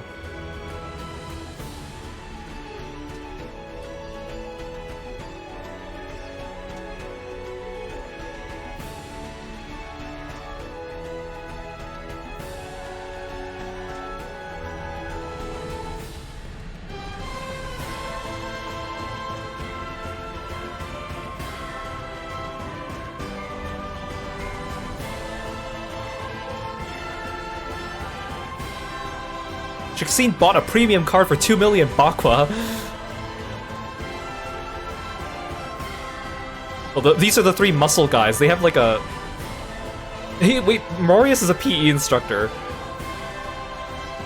Those 3 have a hero combo that's just for like the 3 muscular members of the army.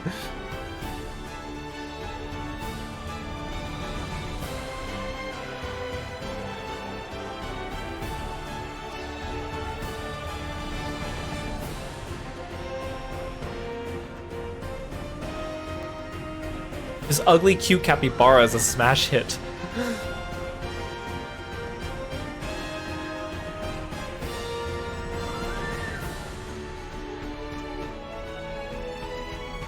Wait, Sane didn't even appear in that cutscene. Oh, there he is. Oh, there's his dad.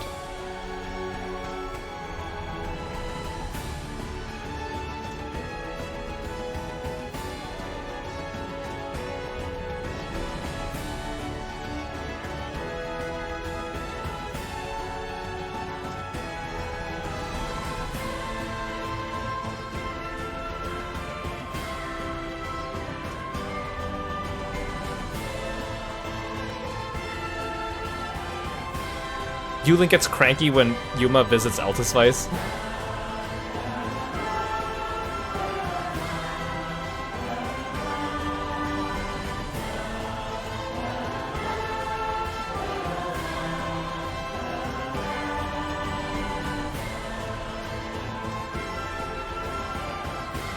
Boxiel cuts a cutting board in half. What a riveting ending.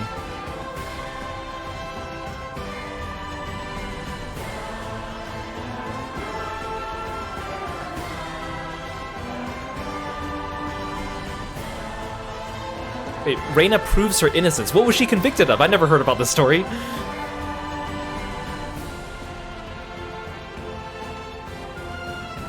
She ever told us she was convicted of something?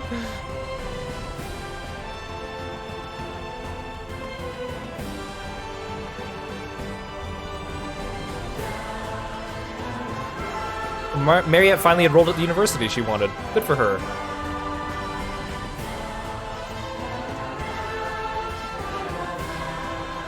What about Clark visiting a grave?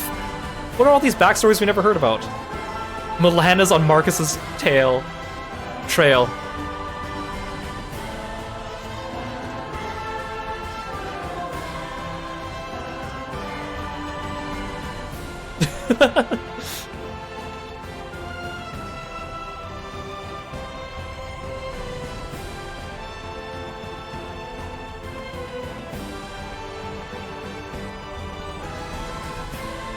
Selbinith is such a weird character, too.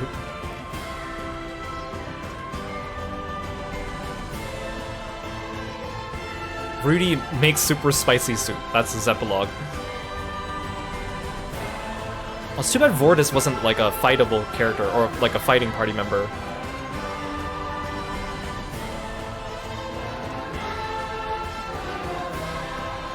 Because role-wise in the story, Vortis was pretty cool.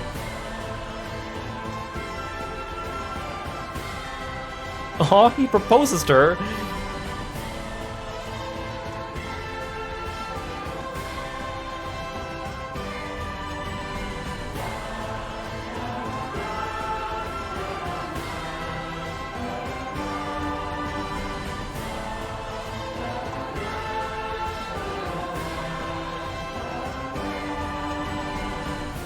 Wait, they never talk about Isha and her sickness.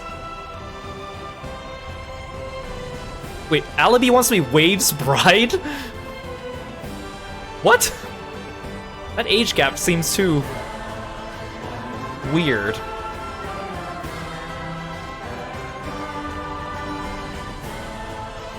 Alibi and Wave?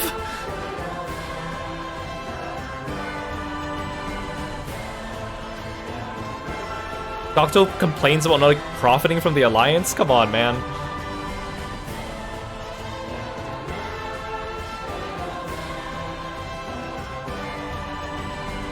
I think Dalton was one of the most forgettable characters.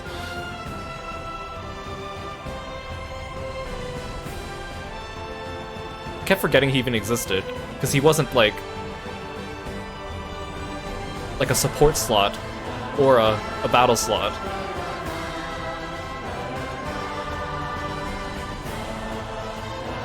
Who's Rune? Who's Rune? Some NPC that Huang falls in love with? Well, that's a cool shot. Just a bunch of the not important characters all hanging out together.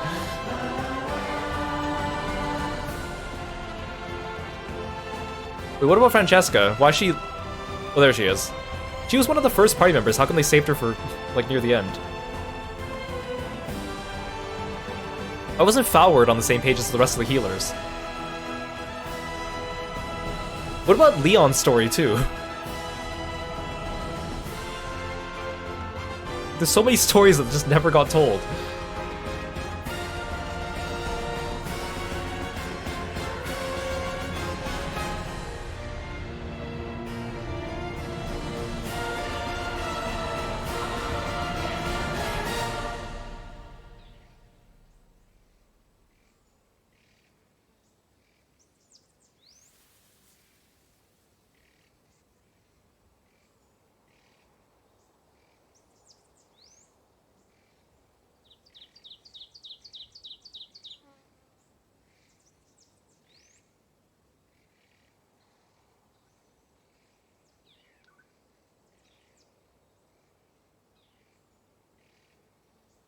So there isn't even any, like, dialogue for the ending. Like, the last dialogue we hear is them running out of the castle.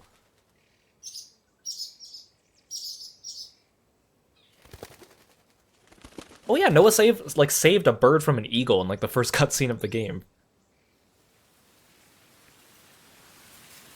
That was pleasant, though, as much as I was ribbing on it. That was nice. Oh, they're gonna play this music during the ending? Okay. I have a lot to say about this game, and I think I have so much to say that it will probably be longer than the credit roll, but we'll try. Let's start with the good things. I mean, obviously, well, actually, no, let's start with a disclaimer. So, this game is obviously a spiritual successor to Suikoden. So, it has a lot of things in common with Suikoden, and I myself have not played Suikoden.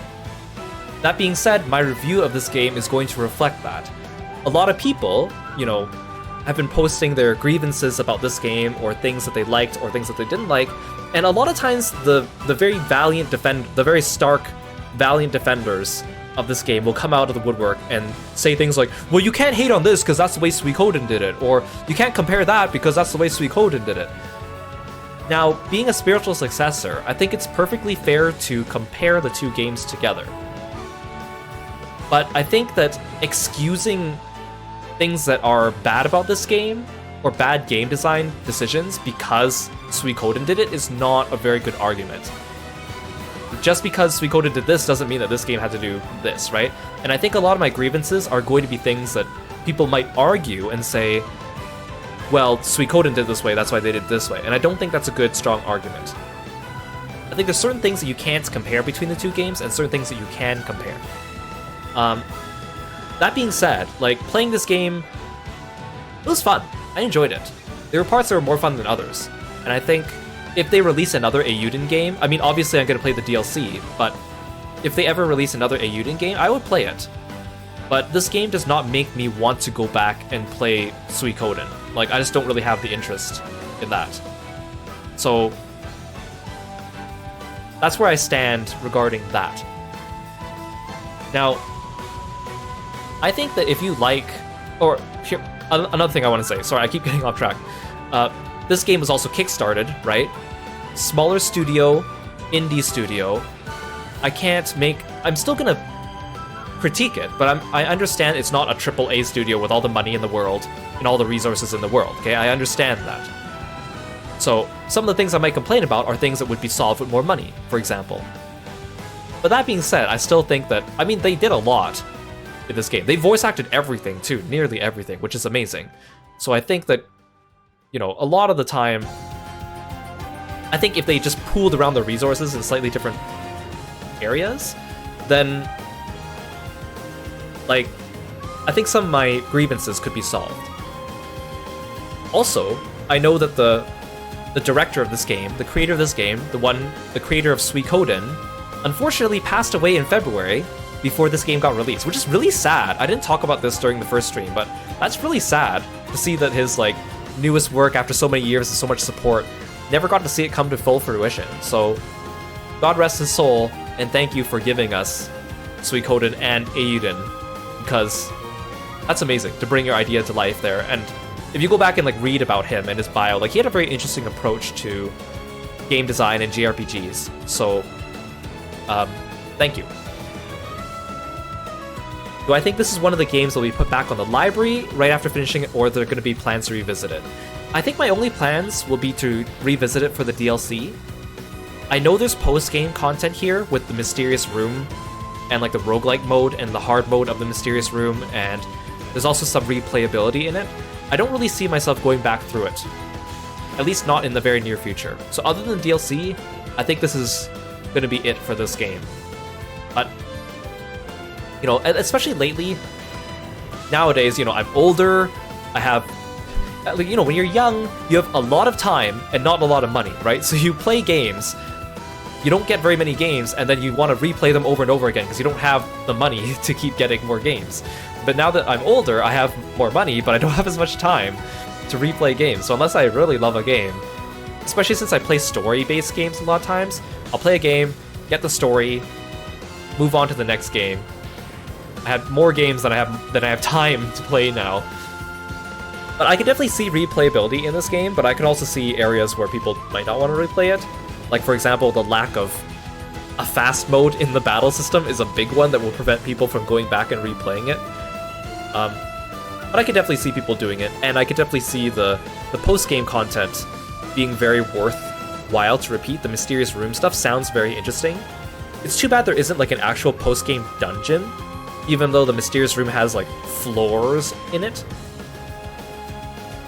I think if someone played through this game the first time and they didn't get the good ending because they screwed themselves over by accident or proceeded too far beyond the point of no return, that would be a situation where I could definitely see someone going back and replaying it to get the good ending, unless they made a separate save file at some point. Which, part of that would just be out of frustration, I think. So I'm glad I used a guide for that part, but yeah, if I got the bad ending the first time, I might actually be tempted to go back and replay it for the good ending. We got past all the Kickstarter. Okay, there's the logos. I didn't even get through, like, a portion of what I want to talk about. That was just like the intro to my review. But that's okay, because there's a couple little things I want to do with my town first before I keep talking. So I'm probably going to still talk for like an extra half hour or more. I have a long list of things to talk about. Oh, there's a scroll speed. Oh, there's more.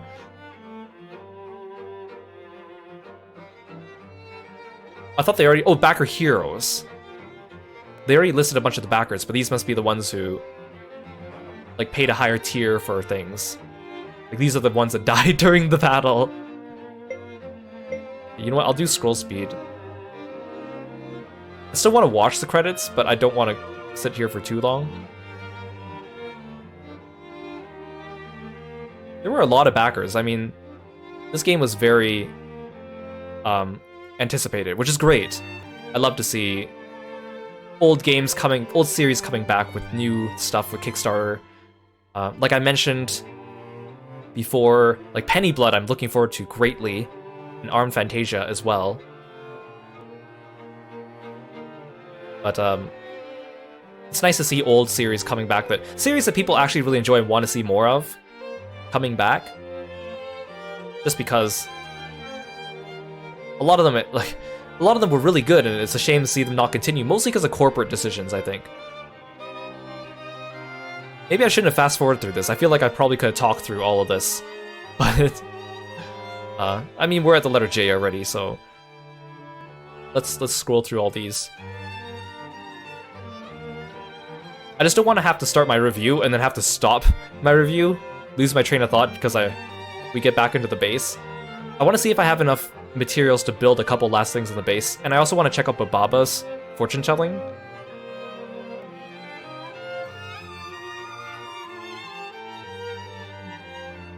Yeah, and we see nowadays, like, there's a lot of game decisions done by corpos all about the whole money and stuff. I mean, we all know about, you know, Hi-Fi Rush and all that stuff that recently happened.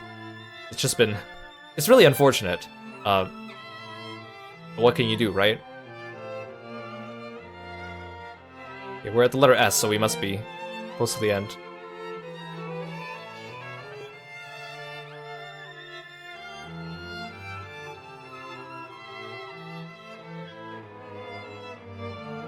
I bet that if I actually sat here and, like, read all of these, I would recognize a few names, because I do know a lot of friends that were very big Suikoden fans. Oh my god, of course the US section's so long.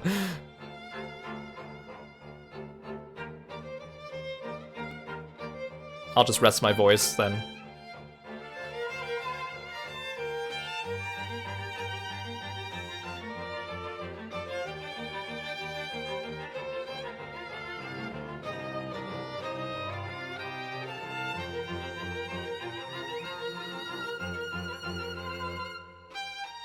Also, I think Eiyuden Chronicle Rising coming up before this was also very confusing, because like many people, I thought this game had already come out like years ago because Rising came out, not realizing that Rising was a prequel and that Rising was a different type of game altogether.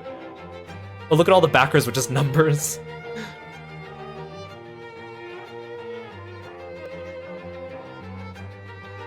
So that could be confusing. Like a lot of people, when I was playing Rising on stream, a lot of people were like, I didn't know this came out!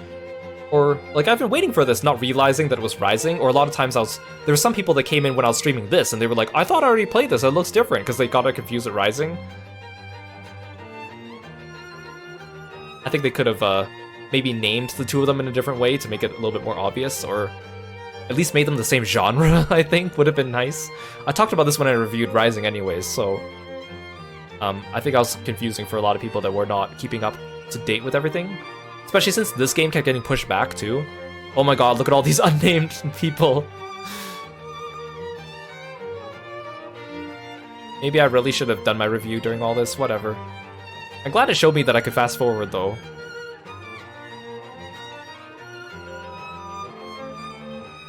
Whatever, I've already made my decision. I'm fast forwarding through this. How much longer does this go for? I assume there's a lot of people that just didn't put in names. Or just put in like a couple bucks here and there. I'm so excited for Penny Blood. They have that like prequel Penny Blood Game 2 coming out soon. And I want to play that as well, but I think it's like early access, so I might want to wait until it's finished. I need to stream Shadow Hearts before Penny Blood comes out. Because I love Shadow Hearts, but a lot of people don't know about it. Oh my god, this just keeps going. I mean, fair of them, they need to put in these people's numbers, but man...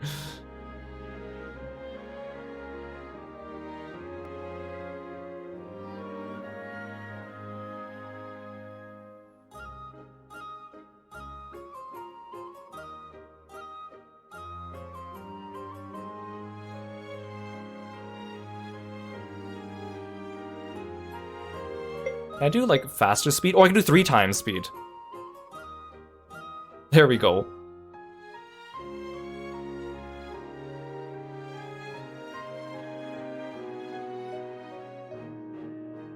I wonder how high the numbers go. They're at 40,000 now.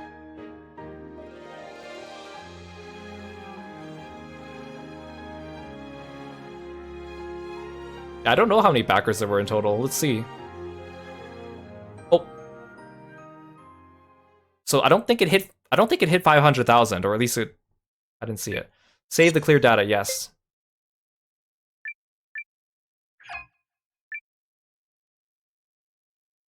Okay, now we're back at the title screen.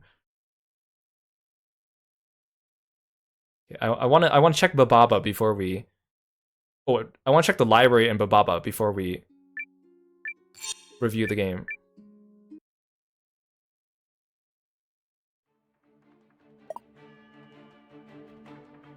Okay, that just puts me here.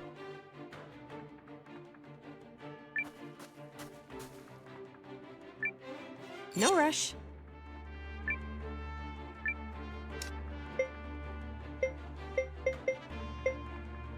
Ultra Care.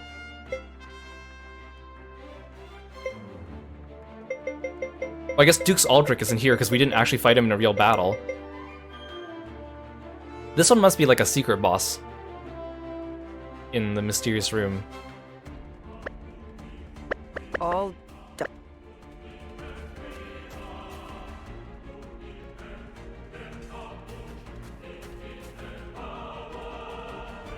I probably got some resources here. Can I help you, perhaps? How much should I get, though? Well, I still have 0 Dire Beast Bones. I was hoping that I get at least a couple of them to buy some card packs. I didn't get anything. You would think that my expedition parties would at least get a little bit of stuff. Okay, well, that's fine. Oh.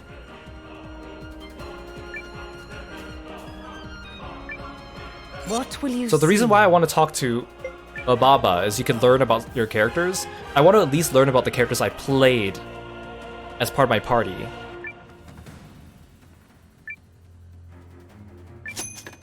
Oh my god, do I have to watch her do the stupid incantation every single time?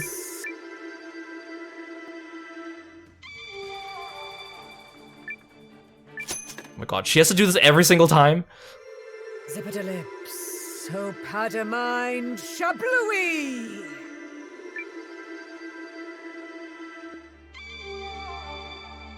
Okay, I'm not going to read all that out loud, so you can pause the video later and read it.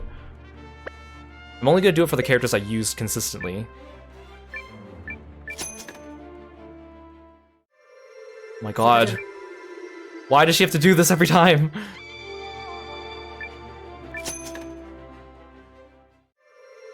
Zippity-lip. You can also read all these on the wiki. The Eiyuden wiki has been collecting these. Lara loves cats. He's adept at finding the best confectionaries. Also do Lean just because we worked so hard to get her. Zippity-lip.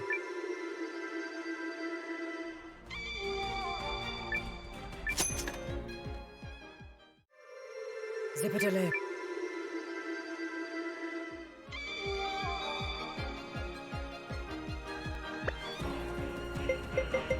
I might as well do Sane and Marissa too. I like how Leon's just walking in the foreground here.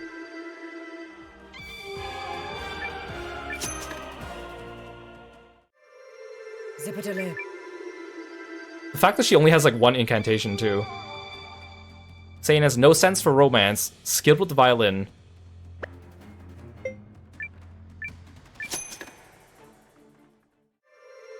Zippity-lip. I like Hildy too. Zippity-lip.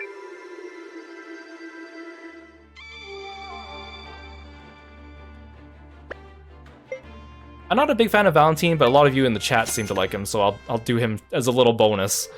Zippity-lip.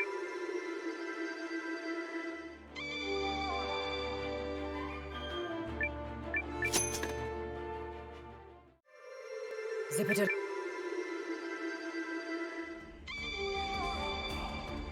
Valentine admired a waitress, but then found out she liked Sane, so he encouraged her to ask him out. I like Pole too. Zippity-lips.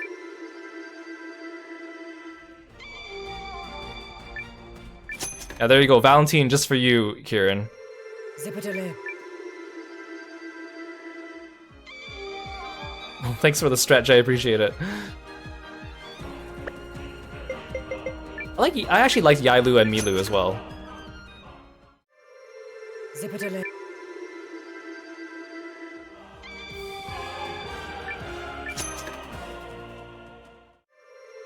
Zippity.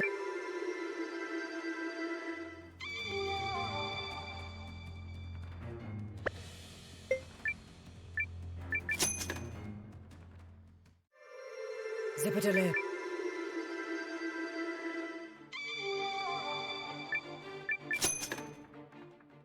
It's gonna take so long. Zippity.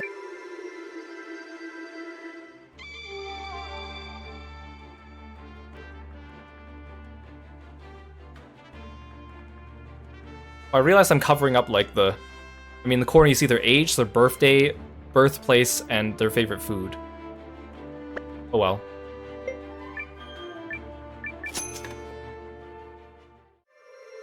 Zippity.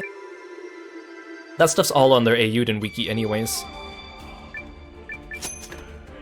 Well, told us how she found Pooby. Zippity.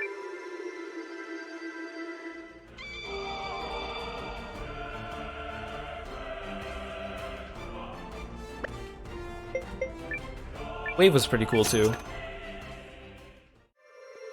Zippity. It's nice that you get to at least learn a little bit more about the characters like this, even if they don't get like a full like side story or something. Zippity.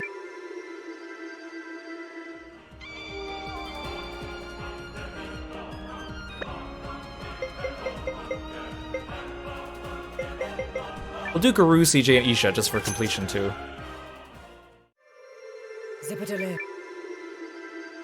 Since we have been with them for a while. Zippity.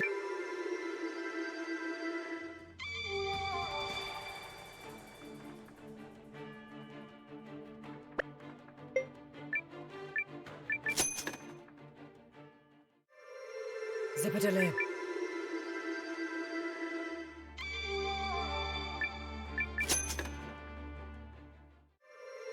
Zippity.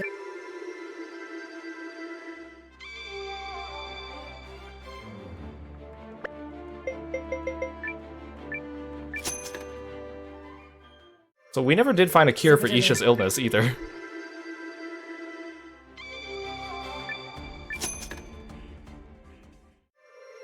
Zippity.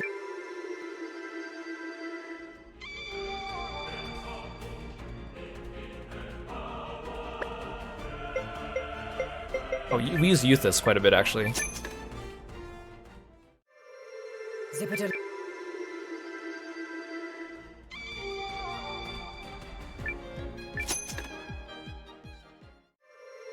Zippity.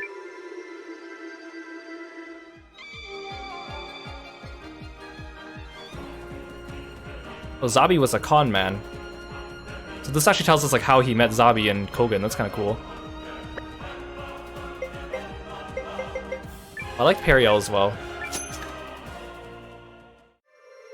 Zippity.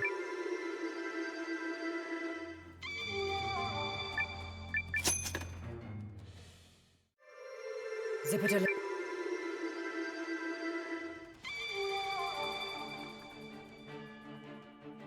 I like how her artwork is her like with these apples floating in front of her. Like it's like why?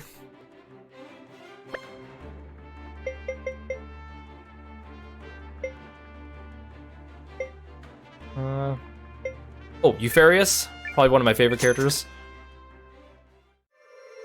Zippity.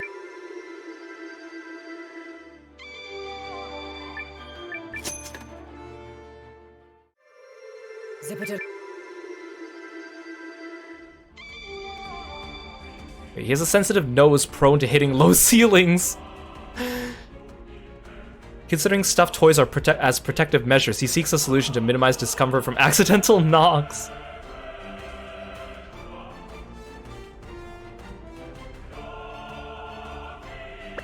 He tells himself there's no such thing as the sea. I like Vortis as well. Zippity.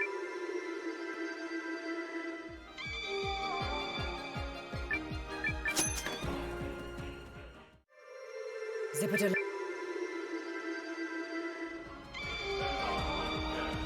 Practices calligraphy.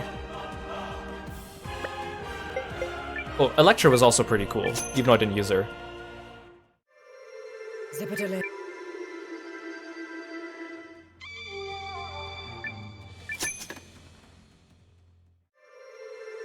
She's just taking all my money. Oh, she grew close to Celia and Foxiel.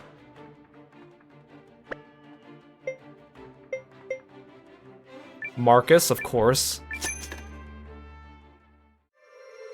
Zipitale.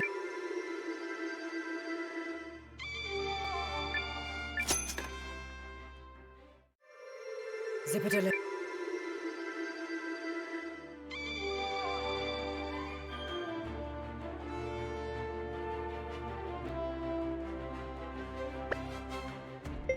Rudy. Zipitale. Like spicy food. He has a Team Rudy in his village. Zipitale.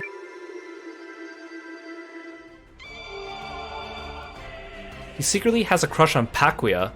Wait, he has a crush on the Eggfoot racing lady? That is not something I would have guessed. I like how some of these reference other characters. We use Francesca a lot too at the beginning. Zipitale.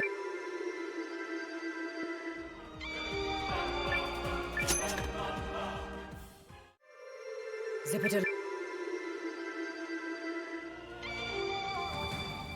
She loves to drink, can't handle alcohol. Being drunk improves her manners to no end. Yusuke, also one of our most used characters. Zipitale.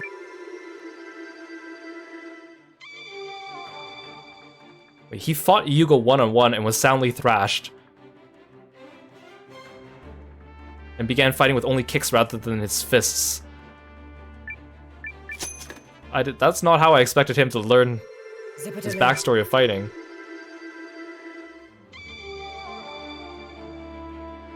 And he has a childhood friend named Ryoma. Wyler? I like Wyler. He wasn't super useful in battle, but... Zipitale.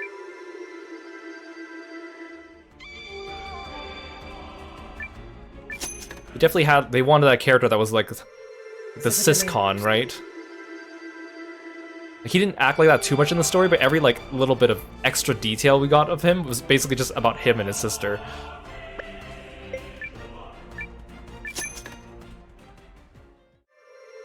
Zipitale.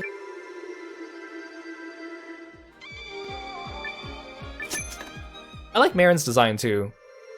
We didn't really use her in battle though. Wait, once she found Squash in the forest where she heard he was looking for sparkle stones.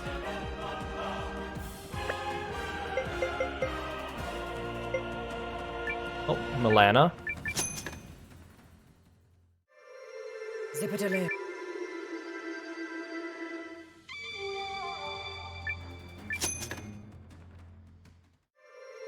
Zipitale.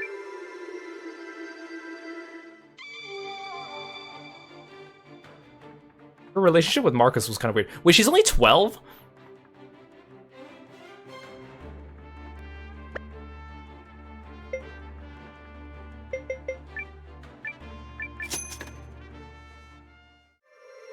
Zipitale.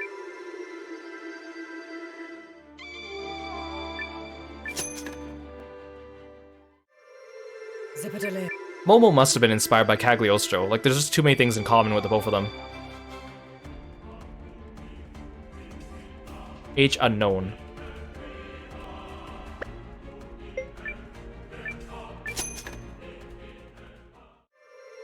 Zipitale.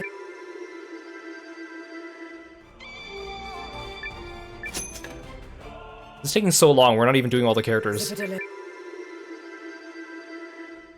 I should have done these like as we got them.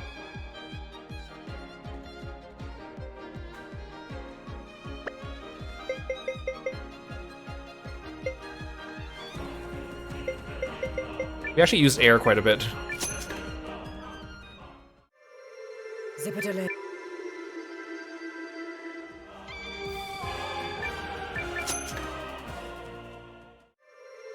Zipitale.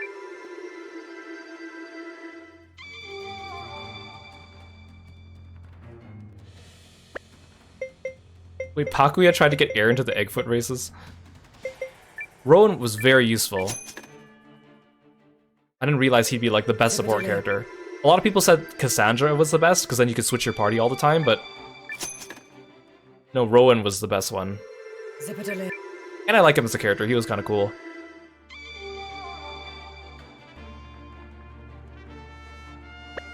Well, I want to do Alibi's too, just to see if it says anything about her illness. Zipitale.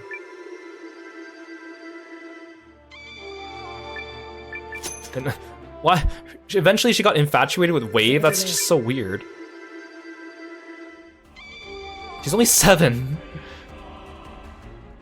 Oh, she also loved her father and declared she would marry him when she was little. She has her eye on another partner now.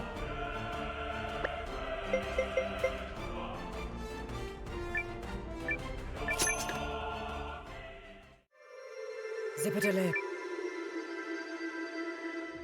I like Celia too, other than the fact that everything she's about is cooking, but her martial arts was pretty cool. Zipitale.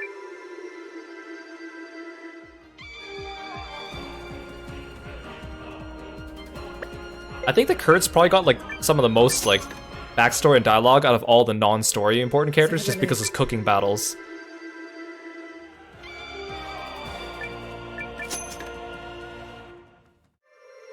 Zipitale. Yeah, her zippa the lips. Favorite food, egg cooked by his sis. We'll also do Reed just because we worked so hard just to get him. Zipitale.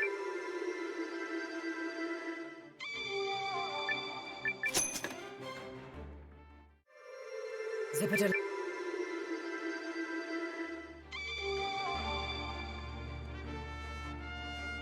Yeah, I noticed that Reed's holding the Big Oma strap as well, so it is like a floppy string. That's why the Big Oma sharks were wielding it. I don't know, I'm just used to seeing... When I remember Beyblade, I remember the strap that you pull was kind of rigid. Like, it was made of plastic, but it was pretty rigid. Like, it wasn't as ropey as these ones. I'm curious about Nell. Zipitale.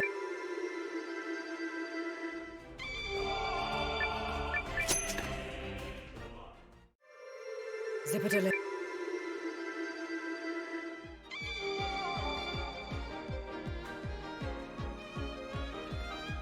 Wait. Nell scrambled into the snowpack trembling. He heard voices, people trying to find him. He just looked too good. Women were always trying to trap him. Nell known for his looks, but surely he's like a cat or something, right? Wait, he committed to a workout manual and began exercising regularly. Now he's pretty ripped inside the snowpack. I'm learning so much. Oh, we're at the end of the list. We'll do Dextra. Zipitale.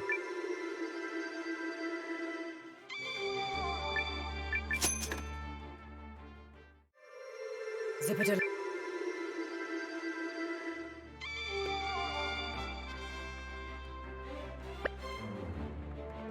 Okay, is that all? Actually, I'm kind of curious about Morius, even though we didn't use him.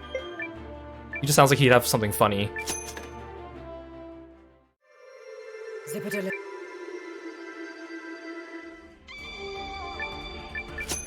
Oh, it talks about Momo here. Zipitale.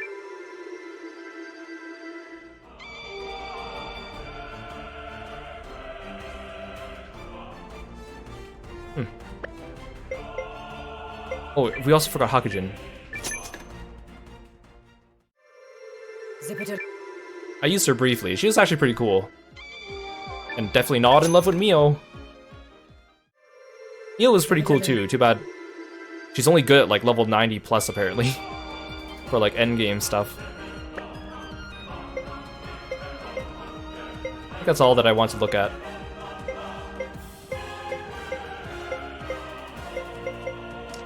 And here you can sort by ones that you haven't done and ones that you've done. The mysteries of the star. Who's my favorite character? My favorite character is probably Noah. I like Noah's design. He's pretty generic, like, main character stuff, but I like his design a lot. Second, Eupharius. Eupharius was super cool. I mean, just the way they did sharks in this game, in general, was really cool. I like it. The way their noses point up and they have their giant, like, smiles that go, or, like, frowns that go down. Oh, I was gonna look for Kron, but I forgot he's right next to a Baba. Yeah, the snout facing up every play, beautiful.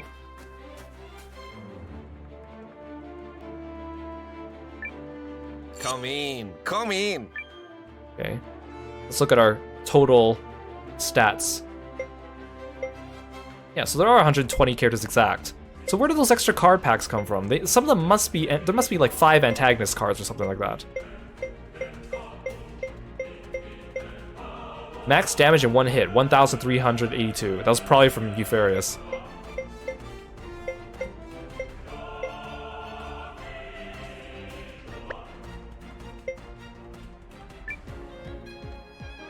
Would I do an April Fool's stream with absolute off miscasting the plays?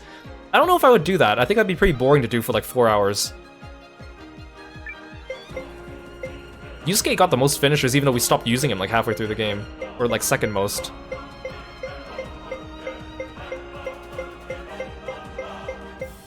And then down to the characters we only use like once or twice. Lifesaver. Rowan, I like how Rowan still counts as a healer even though he does it like outside of battle.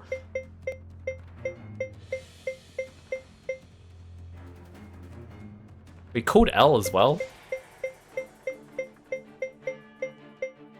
How did code L heal? Number of party members healed. Oh, I guess some of his lens things. Or I guess healing SP counts, right? You may judge 3 cooking contests too. This one's really not as important. Oh, star actor. Marcus. Everyone else is one time. Oh no, I already looked at that.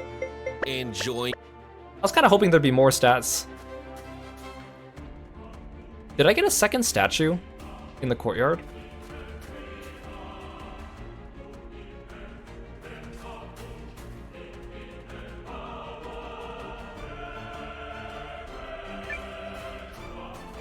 Oh. Star actor ranking number 1, Noah. Sublime palette rank. Why are my statues for Sublime palette and acting? Like, why those two of all things? I think it's because they're things you can control, I guess, as opposed to, like... Actually, you can't control the judging. I was gonna say, like, battle things you can kind of control. Okay, let's save, and then let's talk about the game. Oh my gosh. I didn't think it would take that long to dupe a Baba. But I'm glad I did it. Okay, so I have a list of things to talk about when it comes to this game, but I think I'm gonna have to go through them pretty quickly. I've talked a lot about them going through the game, so I think I'm just gonna basically re-summarize everything. So like I said during the credits, right? I've never played Suikoden, and playing this game does not make me want to go back and play Suikoden, but I enjoyed it enough that if they make more Eiyuden stuff, I'll definitely play more Eiyuden stuff. I think a lot of my complaints are gonna be things that people might say, oh, but they did it in Suikoden, so that's why they did it this way. Which I don't think is always a valid argument for everything, especially when it comes to gaming quality of life stuff. It might explain why they did certain things a certain way, but I don't think it's an excuse for, like, bad game design, for example. So some of the things I say are probably going to be, you know, I've seen other people complaining about similar things, and I've seen a lot of diehard fans crawling out of the woodwork and just saying, well, no, you don't understand because, like, Suikoden, blah, blah, blah, but at the end of the day, you know, everyone can have their own opinion, but that's where I'm coming from. So, I kind of went through all my complaints about this game as I went through, and I kind of, before stream, tried to divide them into some broad categories to make it flow. So, the first category is the UI, or like just general gameplay, like, stuff. So, one, I think the towns are sometimes too big, and you don't get sprint until later in the game. And why that's annoying is because at the beginning of the game, especially, like Altisweiss, the inn is at the very end of the city. So every time you want to go heal, every time you want to go store stuff, every time you want to go swap your party out, it was a long walk. And I think maybe in towns, they just should have had a higher sprint speed by default would have been nice.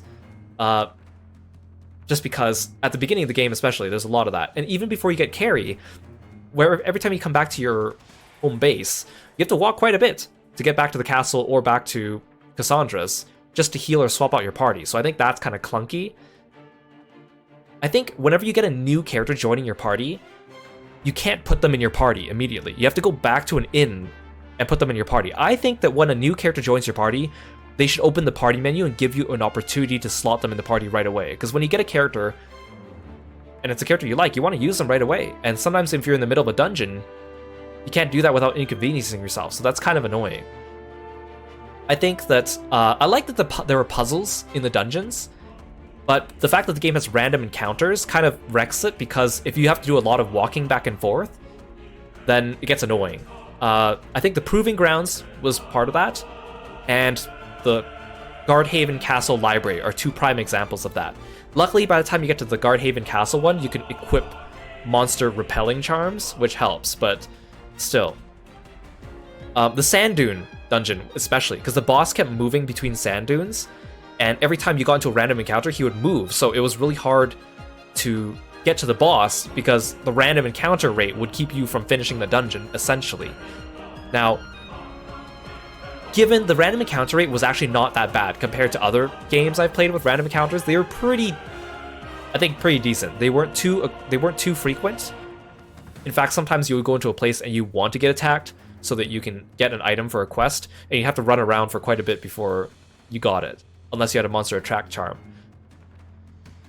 Sometimes I like how the game has, like, you know, the 2D sprites with the 3D backgrounds. Sometimes it works against them. I'm thinking about the rotating room and Proving Grounds, because you're supposed to use the lines to see where the doors are, but the last two doors you can't see from the perspective of the camera, so it was hard for me the first time to tell when those doors were open because they were hidden by the angle of the camera. Similarly, sometimes when you're just walking in the dungeon or in the cutscenes, there would be items in the foreground that would completely block your camera, and like that shouldn't happen during story cutscenes, for example. I could understand if they use that as a mechanic to hide treasure chests or secrets in dungeons, but that's not how they used it. It was just kind of items in the foreground blocking your camera view, really. I don't like how items in your bag, I like how they came in stacks, but whenever you bought stuff at the store, they never told you how many stacks it came in. So if I buy healing herbs, it doesn't tell me the healing herbs comes in a stack of 6. So I wouldn't know to buy 6 or 5 or 4, especially because some healing herbs later on come in stacks of 4. And you want to be optimal with the way you use your bag. So they didn't do a good job of showing you how many go in a stack, unless you open up your inventory, which you don't want to do when you're shopping, right? The menu itself just felt kind of clunky, like switching between different tabs on the menu. It was very easy to accidentally back out of the menu, and then suddenly you'd have to open up the menu and start from the beginning again. So that part was kind of annoying. Little battle things, like Milana, when she attacks, she summons her skeletons, and I understand the skeletons are also enemy skeletons, so they only face one direction, but seeing them summon with their back facing the enemy and then slashing was kind of weird. At least summon them behind the enemy, so at least they're facing the enemy, but it's not a big deal. That's just a little minor complaint. It was just kind of weird. When you recruit a new character and they show the character appear on screen, and they show their artwork and their name tag and their sprite, they should also tell you in the corner of the screen if the character is a support character, a fighter, a frontline fighter, or a backline fighter, because when you recruit a new character, you want to know, like, oh, what can I do with them, right? Instead of having to go back to the inn and being like, okay, let me see if I can put them in the party. No, can I put them in support? No, like, it wouldn't have been that hard to do, I think. Sometimes when you exit towns, the camera just spins in a random direction. I would much rather have the camera always point north when you exit a town. It just makes it easier for you to look around. When you're auto-battling, you can't see the HP of your party, so you don't know when to stop the auto-battle if you should stop the auto-battle. And it's something that just unnecessarily needs to... Like, why would it disappear when you're in the middle of auto-battling, right? I know you want to see the animations, but it just seems a little silly.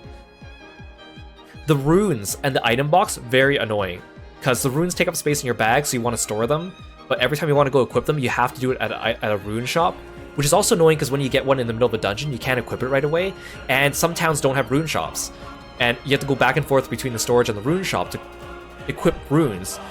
Very clunky, very annoying. Blacksmith animations, if you want to upgrade a lot of weapons, a lot of levels at once, or for a lot of characters, you have to watch through the animation. Just annoying. Same with the appraisal. If you have to appraise multiple items, you're sitting there for like 10 minutes just clicking through the menu to appraise things. I know that's an exaggeration, but I mean, even with Bababa, watching her do the stupid shablooey thing between every single thing that you're trying to unlock, it's just extra time added to it that didn't need to be there.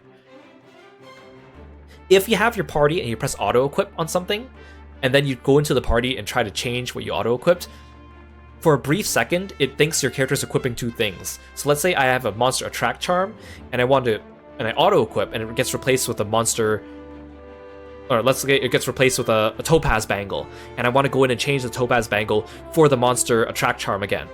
It doesn't let you because it thinks it's already equipped on someone when it's not. So you have to exit out of the menu and then go back in. So if you use auto-equip, it's kind of annoying. The characters don't have real running animations, so whenever they run in the cutscenes, it looks goofy because they just have sped up walking animations. It just kind of takes the drama out of some scenes, and I don't think that's intentional. It was just kind of goofy, especially at the beginning of the game. Assigning parties to guild missions, also very clunky menu, easy to back out of by accident, not easy to tell who you want to put in right away intuitively and stick in and send on a mission. I don't like it sometimes when the game forces you to have party members. It's nice that they have attendance slots. I wish your attendance slots could be used for characters you want to put in your party and maybe swap in and out of the dungeon. Like just have a couple on hand instead of having Cassandra in the party. Would be kind of nice. It's also kind of dumb when a character gets forced into your party. So you put them in the attendance slot, and then later in the game, the character is no longer required, but then you go to switch out you go to switch your party, and you don't realize that character is no longer required, so it doesn't let you exit the party formation menu because they're still stuck in the attendance slot, and it's telling you that you have an invalid character, but you don't know which one it is right away, intuitively. Similarly, it's also annoying when you get out of a major story cutscene and they just reset your party to just Noah and Leon, or Noah and Marissa, or something like that, and you have to reform your party every time. It'd be nice if you had like a loadout button that you could just click and get your, loadout parties that you preset ahead of time. It's just annoying having to constantly swap them back in after every cutscene. You could very easily just run out and accidentally get into a battle with the wrong party because you didn't check after the cutscene. After you sell an item at the shop, it tells you if you want to, or after you equip a new item at the shop, it tells you if you want to sell what you previously had equipped. It's very easy to accidentally say yes and sell it on the spot. It doesn't really matter for armor because all the armor is buyable in the game except for like the end game stuff. But accessories, it would be very easy to accidentally sell your accessories to give you monster repel, monster attract, extra XP, extra money, and those are all things that you want to keep. You can buy them later on, but not until late game. So if you lose them by accident by selling them, kind of annoying. You can actually skip cutscenes in this game by pressing and holding circle. I didn't know that, and the game doesn't tell you that during a cutscene. I think it'd be nice if they told you that in the corner of the screen. I only died once in the game, and that was because my entire party got petrified, so it's not a big deal, but if you're trying to replay the game, I can see you wanting to skip a lot of the cutscenes. When you start a random battle, the battle transition doesn't seem very cool. The screen just kind of goes black in the middle and then fades out, and then it makes like a half-hearted jump scare sound and then brings you into the battle. I think it'd be nice if the screen went blurry and then everything like spun a little bit and it zoomed in really quickly, or have like a glass shattering effect or something that's just a little bit more impactful than what they had. It feels like old RPG Maker transition or something like that. Seems low budget, which again, I know this is not a AAA game, so I can't, harp on the too much for use of their money and resources, but I just think the battle transition was just very weak and weird the first time I saw it. End of the game, when you're full on lumber and stone and food and you're trying to pick up other things from gathering points, it just gets really annoying. You guys saw when I was trying to pick up sacred tree chips, it was just really, really annoying. The UI when you're doing blueprinting in your castle was annoying too, because it would keep snapping back into place whenever you move too far off the center, and you would lose track of where you were, and you can't also zoom out to look at the blueprint menu, which would have been nice. The world map also felt kind of empty. A lot of times you would reach a new zone and it would just be one big empty space with one town and one dungeon. Just seemed kind of weird. I know they want to pace you and have different sections at a time, but I just think that it didn't impact it too much, but I just felt it was weird. So that's all I have to say about UI stuff. Tutorials. This game does a very poor job of doing tutorials, teaching you about how runes work, about equipping runes, they don't really tell you the item bag is a limited number of slots, which you can tell when you open up the menu, but you're not really looking for it. So if you haven't played Suikoden, you wouldn't be used to it. The reason why I say that is because when I found out my item bag was full the first time, I was in the middle of the abandoned mineshaft, so I was very far from a place where I could store things. It was very annoying having to clear things out of my bag constantly in the middle of a dungeon and not realize that. Especially because the item bag, I think it'd be nice if the item bag slots were only for consumable items and your armor and your runes took up separate slots, but they don't. They share slots. And it'd be nice to be able to carry around runes and switch them whenever I want, but I had to store them, which also made it annoying to go back to the rune shop, back and forth between Sumeria and the rune shop to constantly switch them. So I think if runes and armor items took up separate slots in your inventory, it'd be nice, and only consumables counted towards the limit. The game didn't teach you how to do the fishing minigame, it just told you had access to fishing. I know it's pretty simple, you just press one button when the fish bites, but I didn't know at the beginning whether you mash the button or whether you just press the button. I think it would have been nice if they at least told me that. They don't do a good job of telling you the difference between what smash, grapple, throw, slash does. Like smash is easier to break enemy shields, grapple bypasses enemy shields. They don't tell you any of that, you have to figure that out yourself. Same with the short range, medium range, long range. I didn't realize like why when I put, like Leon could attack from the back line, she was a martial artist, but then when I put Yusuke in the back line, he couldn't because I didn't realize he's short range and she's medium range. Once I figured that out, it made sense. But I also didn't, it took me a while to realize if you put a medium range character in the front row, they can attack the enemy's back row. The game doesn't really tell you that. It'd be nice if they at least told you that, or maybe they did. Same with the smash and grapple stuff at the beginning of the game, but it flies by so quickly and you only have a limit, you have a preset party at that point, so it doesn't really, you're not paying attention to it, right? Also, according to the wiki, the characters have different rune affinities. Like some characters are good with certain elements compared to others. I found no place in the game that actually tells you that. Not on the rune menu, not on the status menu. I don't know if maybe it's just not really a mechanic or if it doesn't really matter that much. I don't even know if that affects their use of runes or maybe it affects how much damage they take from elements or maybe it affects, I don't know, the efficiency of their spells. I really have no idea. Same with breaking enemy armor. It'd be nice. I know they gave you a tutorial on that, but then like sometimes when I have characters with shields, some attacks would bypass their shields from enemies and some wouldn't. And I'm pretty sure they weren't magic or grapple, so I wasn't sure why it was happening. And characters that don't have shields at all can also get some shields by equipping accessories.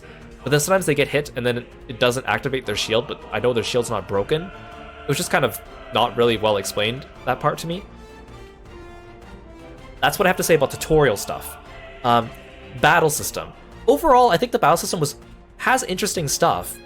The fact that it's a turn-based battle system with 6 characters, of course, is a lot to take in at the beginning. And has the potential for a lot of strategy, but at the end of the day, you're mostly just using auto battle. And the auto battle settings aren't very good. Most of the time, you just use the default ones. But even if you tell the party not to use MP, they'll sometimes still use MP if you have other settings activated. Or you can't tell them to, if you tell them to not use MP, they can still use items. If you tell them not to use items, they can still use the MP.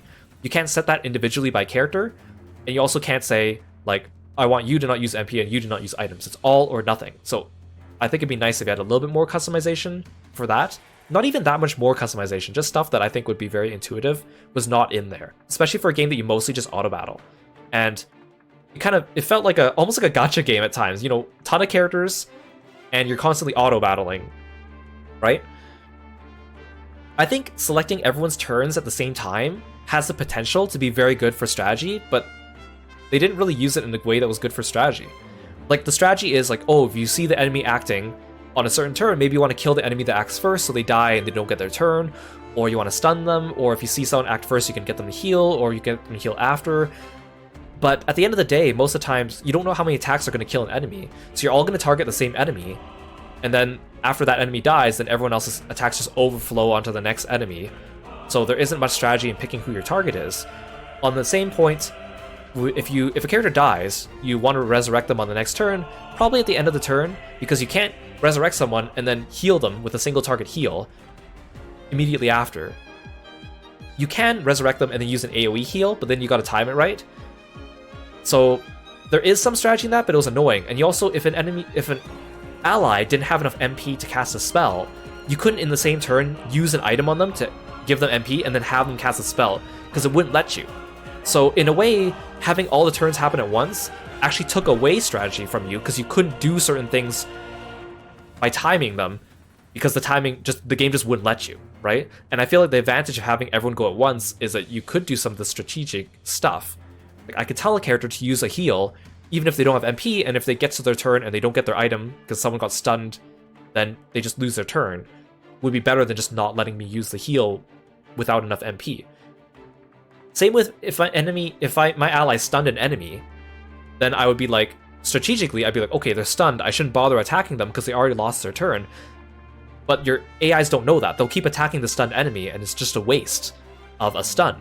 So I think everyone's turns going at once is actually loses strategy, ironically. It'd be also nice if when you're 6 characters is a lot, especially when you're streaming and when you're talking. At the beginning of the game, I had the trouble of when you're selecting what everyone's turn does. Let's say I told the first character to use an item to heal another character. By the time I got later in the list, and I told another character to use an item to heal, I forgot who I told the other guy to heal. And I don't want to double up on the heals.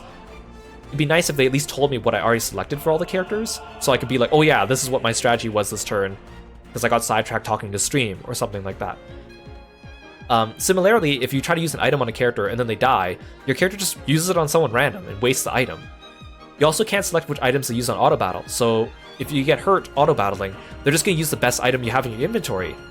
And it's like, okay, but I don't want you to use the best items in my inventory when I'm auto battling, and it's not necessary, but you can't set that.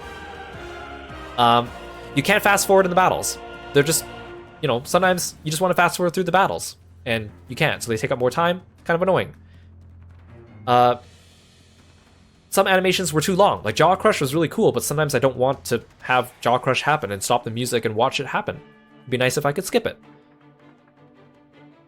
Yusuke and Euphorius, not Urius, and other characters that have charge skills, they can charge up to 2 times. But if you charge once, it only shows them the charge stack once. So sometimes I can't remember if they charge twice or not. It'd be nice if they at least had a number next to it to say this character charged once or twice, so I can keep track of it, especially when I have more than one character charging in the same party. Because apparently charge characters are OP for the main story anyways, so you want to use them. I like the idea of having boss gimmicks, especially in a turn-based battle system, but some of the gimmicks at the beginning of the game were annoying. Like the Melora battle was really annoying. Not to mention the fact that the game kind of baits you into going after Melora without getting Francesca, because you see Melora leave the city and then she tells you to go to that dungeon without recruiting Francesca, so I had to go through that fight without a healer, so it was a bit spicy. And then her entire mechanic was just RNG for like the 3rd boss in the game, which I think is a little unfair. After a while, the gimmicks didn't really mean anything. They were just ways of doing extra damage to the boss by shooting a cannon or shooting a harpoon. The gimmicks didn't really mean much after a while. If you get into a battle and there's a chest in the battle, you can open the chest, but whoever opens it always goes last. If you kill all the enemies before the chest opens, you just don't get it, even though it's sitting right there, prime right for the taking. Furthermore, if someone's going for the chest and they get stunned or hit, then you just lose out on it. So then you have to tell everyone to go for the chest, because if the chest is gone, then they go back to attacking. But then, again, that just kind of decreases the strategy that you have in the game. Seems a little silly. I think that's all I have to say. Oh yeah, and also, the status effects weren't really utilized that well in the game. Some status effects I barely saw. There's special items for healing them. Sometimes they didn't even sell those items until after I encountered the status effect.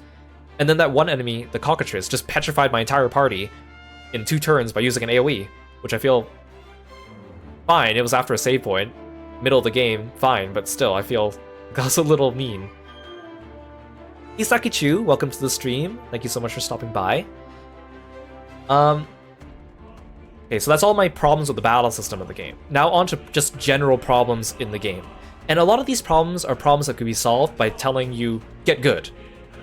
And to be fair, I only died once in the entire game because of petrification. So even though I think these are problems, they didn't hinder my enjoyment of the game, but I still think they're problems. I think it's still important to recognize bad game design decisions. First of all, when you first get your home base, it's not intuitively obvious that you can go back through the abandoned mine shaft. Even if you can, you still have to go through the entire dungeon.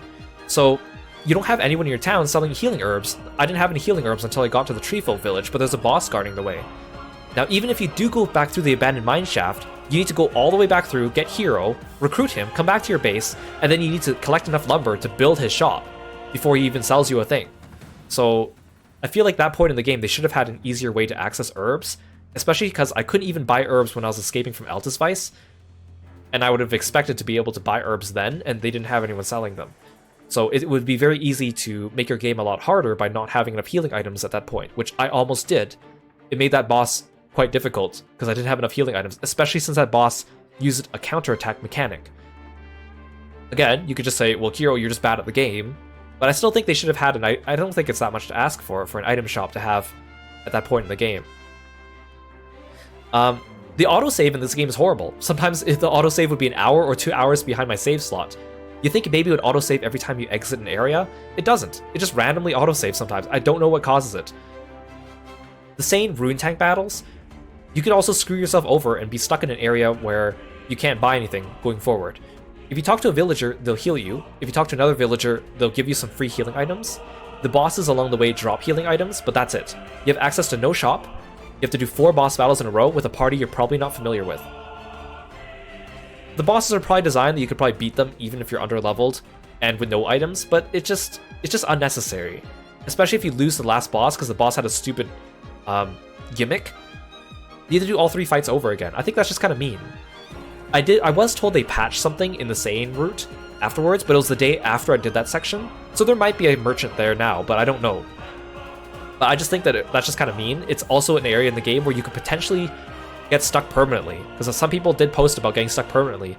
They used all their healing items and they were just stuck at that point in the game, and they couldn't get any further. You can't even train, you can't even farm items, you can't even do anything. And I like that part of the game, but having the 4 boss rush after that was just kind of mean. I think it was kind of weird that Eiyuden was the only character that had a one-on-one duel besides Noah to recruit someone, especially since he's an early game character, which means if he was under-leveled, you have to level him up. Given leveling people up in this game is not a big deal, but I just found that kind of weird that he was the only one. When you recruit people and they ask you for items like iron ore or mystic lumber or anything like that, it's annoying that you can't just give them supplies from your guild or from your home base. Every time you step foot in your home base, all your iron and mystic lumber and resources automatically get deposited. So any of the characters that asked you to get those items to recruit them, you had to go and recruit fresh ones and bring it back. Especially annoying for the 10 iron ores at that point in the game. And if you accidentally teleport back to your home base, you just lose them. So I think that's kind of silly and needlessly a mechanic that is in the game.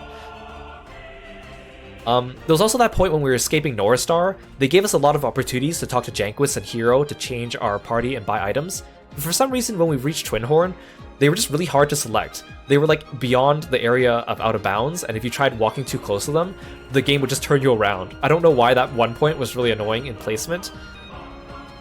Castle Harganthia. Once you go inside and come back out, you can't really equip runes on the characters you brought with you, unless you drop them from the party. Except for Marissa, Marcus, and Milana, because they were mandatory. So I couldn't even change their runes once you stepped inside that castle. I think that's kind of annoying.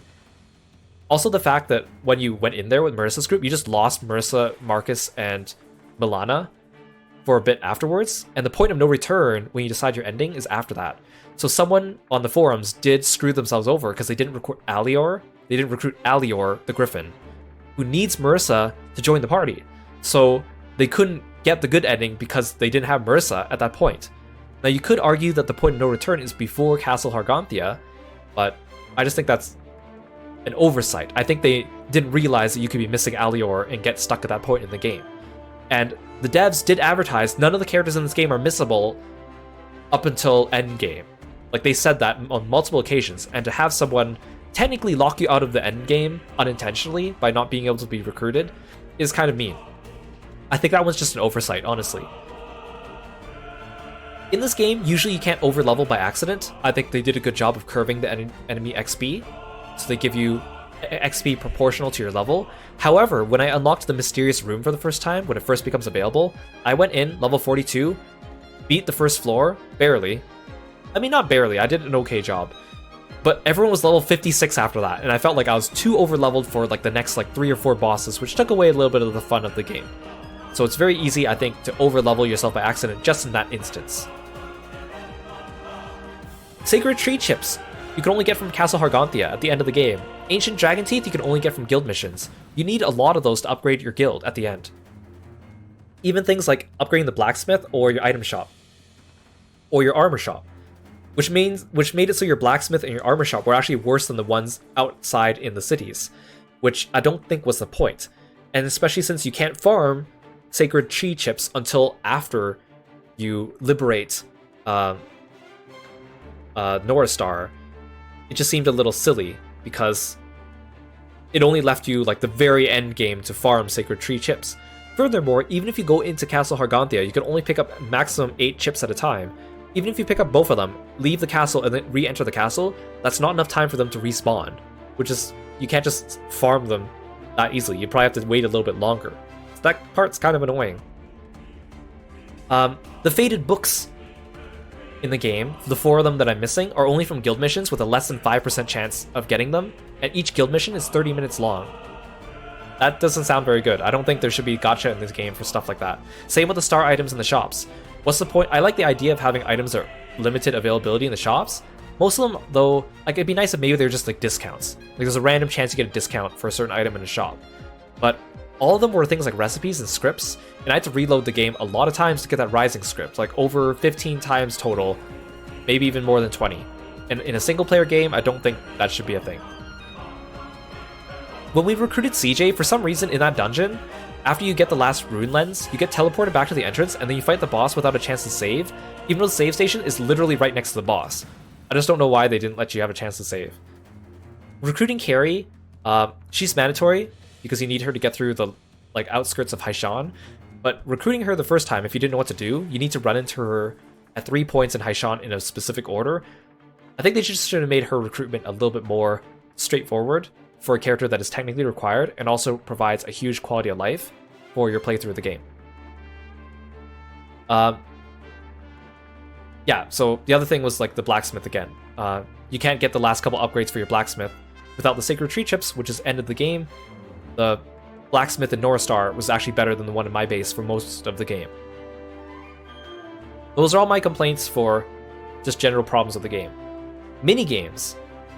The war minigame had apparently a lot of strategy you could use by slotting in certain characters. They all have separate skills. Completely unnecessary. You don't even need to pay attention to that. The wars just felt kind of silly. I think they would have been better if they did something more Fire Emblem or Unicorn Overlord style, where there's a grid, you move your characters, and then when they encounter an enemy, you get into a turn-based battle Eiyuden style. Instead of trying to do this weird mishmashy battle system that wasn't really explained to you, and you just sit back and watch. I know they wanted the wars to appear kind of grand on that scale, but it just seemed kind of silly, especially since it's a mandatory part of the story, and it takes away from the intensity of the battles at the time, and everyone's constantly talking every turn. Half the time when you do the war battle minigames, you don't even actually achieve the objective at the end because it ends after X number of turns, or enemy reinforcements come, or your reinforcements come, and the battle gets cut short. So even though they keep giving you victory conditions, you don't even need to meet them more than half the time. So it just felt kind of silly. The duels are just arbitrary. You're supposed to know what action to pick based on what the characters say, and for the late game ones, you would not be able to get them first try. You'd probably have to reset because you need to do them almost perfectly. And even when you get it right or wrong, there's no clear indication of whether you're right or wrong because you almost always take damage anyways and gain tension. So I just felt like it was very arbitrary. I think it was easier if it was said something like, Dukes Aldrich is readying an attack, and then you know to counter, and it's like, Dukes Aldrich is taking a defensive stance, and you know how to when to attack, instead of trying to match dialogue that didn't have anything to do with the battle and what they were going to do in it. Given the duels had pretty cool cutscenes, so I think that was a cool part, but other than that, it was just very arbitrary. The fact that the final boss is also a duel, very underwhelming. I think they should have at least had one regular battle with Dukes Aldrich instead of just the duels. He didn't even transform into a monster, and in the end you just kind of push him into a portal, even though you do like you have cool fancy animations up until that point, and then the last tension break is very anticlimactic. The cooking battles, I like the idea of it. I think it's a good thing to give you personality for all the characters in the party, in the army. I'm not sure if it's still bugged with the whole like appetizer thing, which I mentioned many times. Some people said that maybe like you can get through the entire cooking battle mostly just cooking omelets and fried eggs for some reason. And someone said maybe that's a meta commentary on the state of like high class food, that if you just cook like regular home meals, it's actually better than high class food. I don't know if it's supposed to be that deep. I think it's a bug. I like the idea of the cooking battles, but I just feel like maybe they dragged on a little bit too long, and maybe they didn't need that many. And they should have made some of them optional. And there's a cooldown between each one. Some people said 5 minutes, some people said 10 minutes, but it means that if you get to endgame and you still need to recruit Celia, it's going to take you a while, instead of doing them intermittently like I did. Beigoma. Very poor job of teaching you how to play that game. You're supposed to put the defensive tops in the middle of the arena, and then every other top on the side. Basically just let it rip, get a perfect, and then press X to use your skill. Ideally force a clash whenever your opponent uses a clash, which is really hard to time sometimes. The enemy Beigomas are just way too strong for the storyline. I'm glad you don't need to beat the last 3 opponents to get Reed, but it just felt kind of silly. The entire game felt like you're supposed to be playing Beigoma against everyone in every town as you went, but the problem is most of the opponents were just too strong until you reached endgame, until you got to the Goliath, so then you had to do all of it at once. So it kind of defeats the purpose of having Beigoma work as you went along, especially since all the good drops are at the end of the game and you get them from monsters. So I think Beigoma, they should have reworked, made it better, add some strategy to it. In fact, they tell you not to move the left stick during a Beigoma match because it interferes with other things. I don't even know if it makes a difference to move your Beigoma around. I don't even know if the left stick does that. I like the idea of having something like that, they just didn't do a good job. The card game I think is kind of cool. I'm glad that we didn't have to play it too many times to recruit Shixine. The idea of it's neat. Every card game takes way too long to make it a game that you would play regularly throughout the entire game. And once you play a couple rounds with other characters, every round is the same. It's not like characters have really unique decks. It's not like you can beat characters to get their cards like Triple Triad or Queen's Blood. Everyone has just very similar homogenous decks, and once you get the strategy down, it's not that bad. I wish that I like the idea and the rules of the card game. I just wish that they did it better. But I'm glad that they didn't force us to do it too much. You also, when you do the card game, and it's very easy to forget on your turn, the first thing you do is discard. I kept discarding cards I would want. Even if I knew that, sometimes when on your turn, when you're discarding a card, you can't view the field to take assessment of the field to figure out what effects your opponent and you have before you discard. You can only look at the field after you discard, so it's harder to strategize that way. I think they should have let you at least look at the field when you're discarding to make your decisions. I think that that's just an oversight. Also, the card game didn't have a name. I think they should have at least given it a name. I think it's silly they didn't. Eggfoot Racing, I really didn't do that much. I'm glad they didn't force me to do it. It sounds like it might be fun. My friend Lei really got into it. I'm glad that I didn't bother, but it sounds like it might be interesting, but it's basically just RNG. That's all my complaints with the mini games of this game. Story-wise, I think the beginning was kind of boring. Noah was didn't have any personality for the first part of the game until he became the leader of the Alliance. I know that sets up for his development, but I just think he was very boring at the beginning. Sane, I think they should have showed us more about what happened to him before he rejoined the Alliance, or joined the Alliance. I know that's going to be covered in the DLC. It just felt out of the blue. Like, Noah had some fleeting friendship with Sane, saw him one other time after that, then suddenly they were at odds. It was supposed to be like a big heart-jerking moment, and the next time you see Sane, he's already defecting back to your Alliance. I think they should have stretched it out a bit longer, had a bit more development between Noah and Sane. Even after he rejoined us, he didn't really appear until the end of the game, again. I think they should have had a few intermittent scenes between Noah and Sane to really show like their dynamics, their differences of opinion or whatever. I think they could have done way more with that, and they just didn't. Leon was annoying. Apparently a lot of that has to do with localization. I talked in length about the localization of this game before, and people did like compare the original Japanese with the English, and I'm not usually one to harp on localization. Honestly, it's not that bad. The story does not change at all, but the characterization of certain characters changes incredibly. Leon is a lot nicer in the Japanese version. In the English version, she teases Noah a lot more, but her teasing sometimes comes off as mean-spirited. She has some weird there's some weird dialogue early in the game with weird slang that no one in the modern age ever uses, and that is due to the localization, because people did compare it to the Japanese script. Sometimes I think it adds a little bit more character to the characters. Sometimes it felt unnecessary, especially if it's a character trait that was not present for the original character. I know a lot of the characters got funny accents that sounded very fake.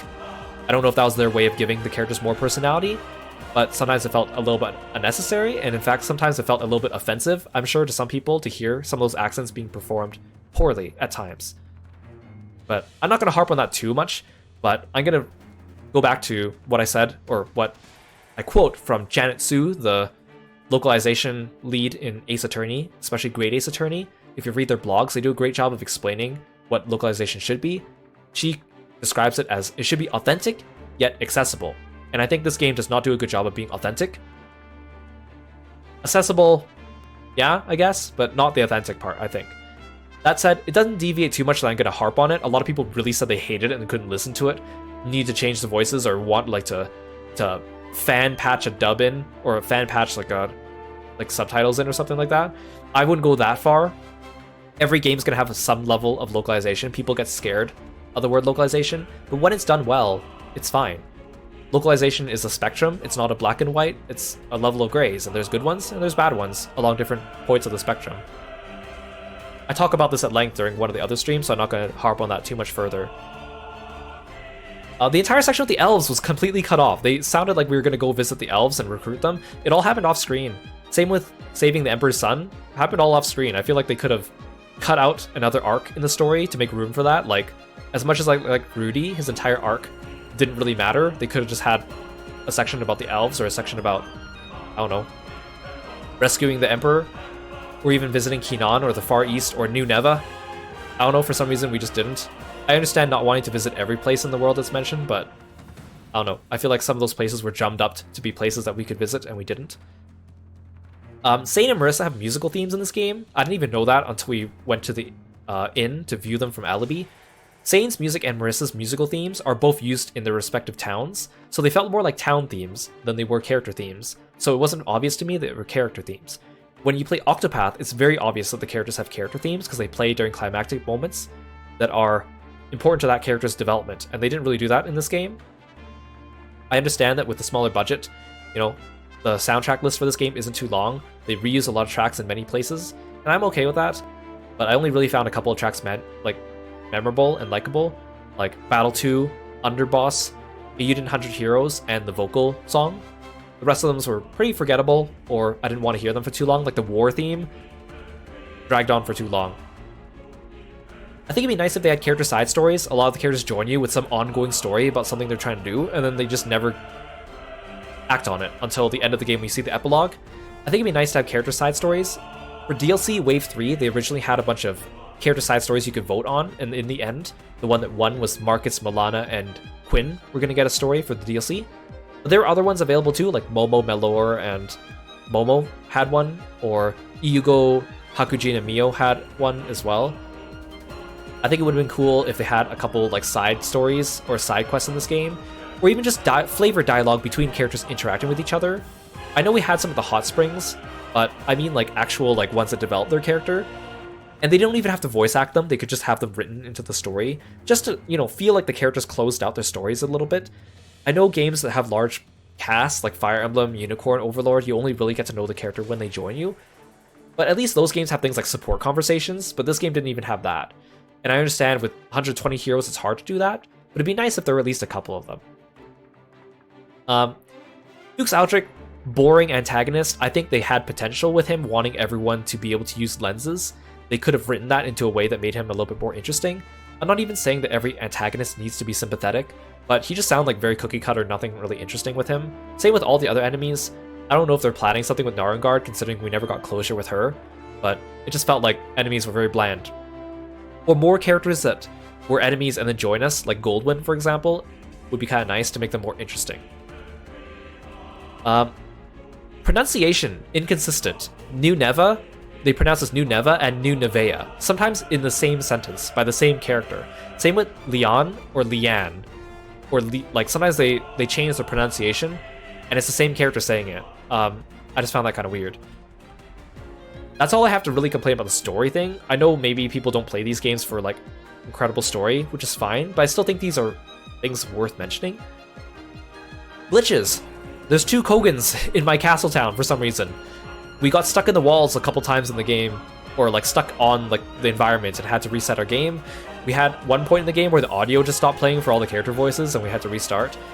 There were a lot of bugs in this game that apparently got patched out, so we didn't encounter them, but once with recruiting characters like Lamb and Galadur, luckily those got patched before we got there. so I'm not going to mention those too much. There were a couple of times where characters say things, but their dialogue doesn't match the text on the screen. Again, not a big deal, but I thought it's worth mentioning. That's like all the stuff I had really to complain about in the game. I know it sounds like a laundry list of stuff, but most of these are just small things, but if they add up together, they become a big thing.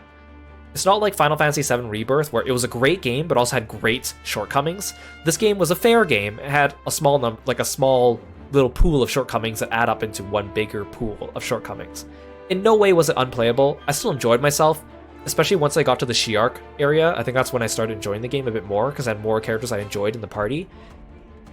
So it is a bit slow to start, but I can't harp on it too much. I think overall I would give this game like an A-. I think I may give it an A, but all the little shortcomings add up to pull it down to an A-, but it's still a good game, and I still recommend it. Unlike Eiyuden Chronicle Rising, which I would not recommend to people, because I didn't think that was a very good game.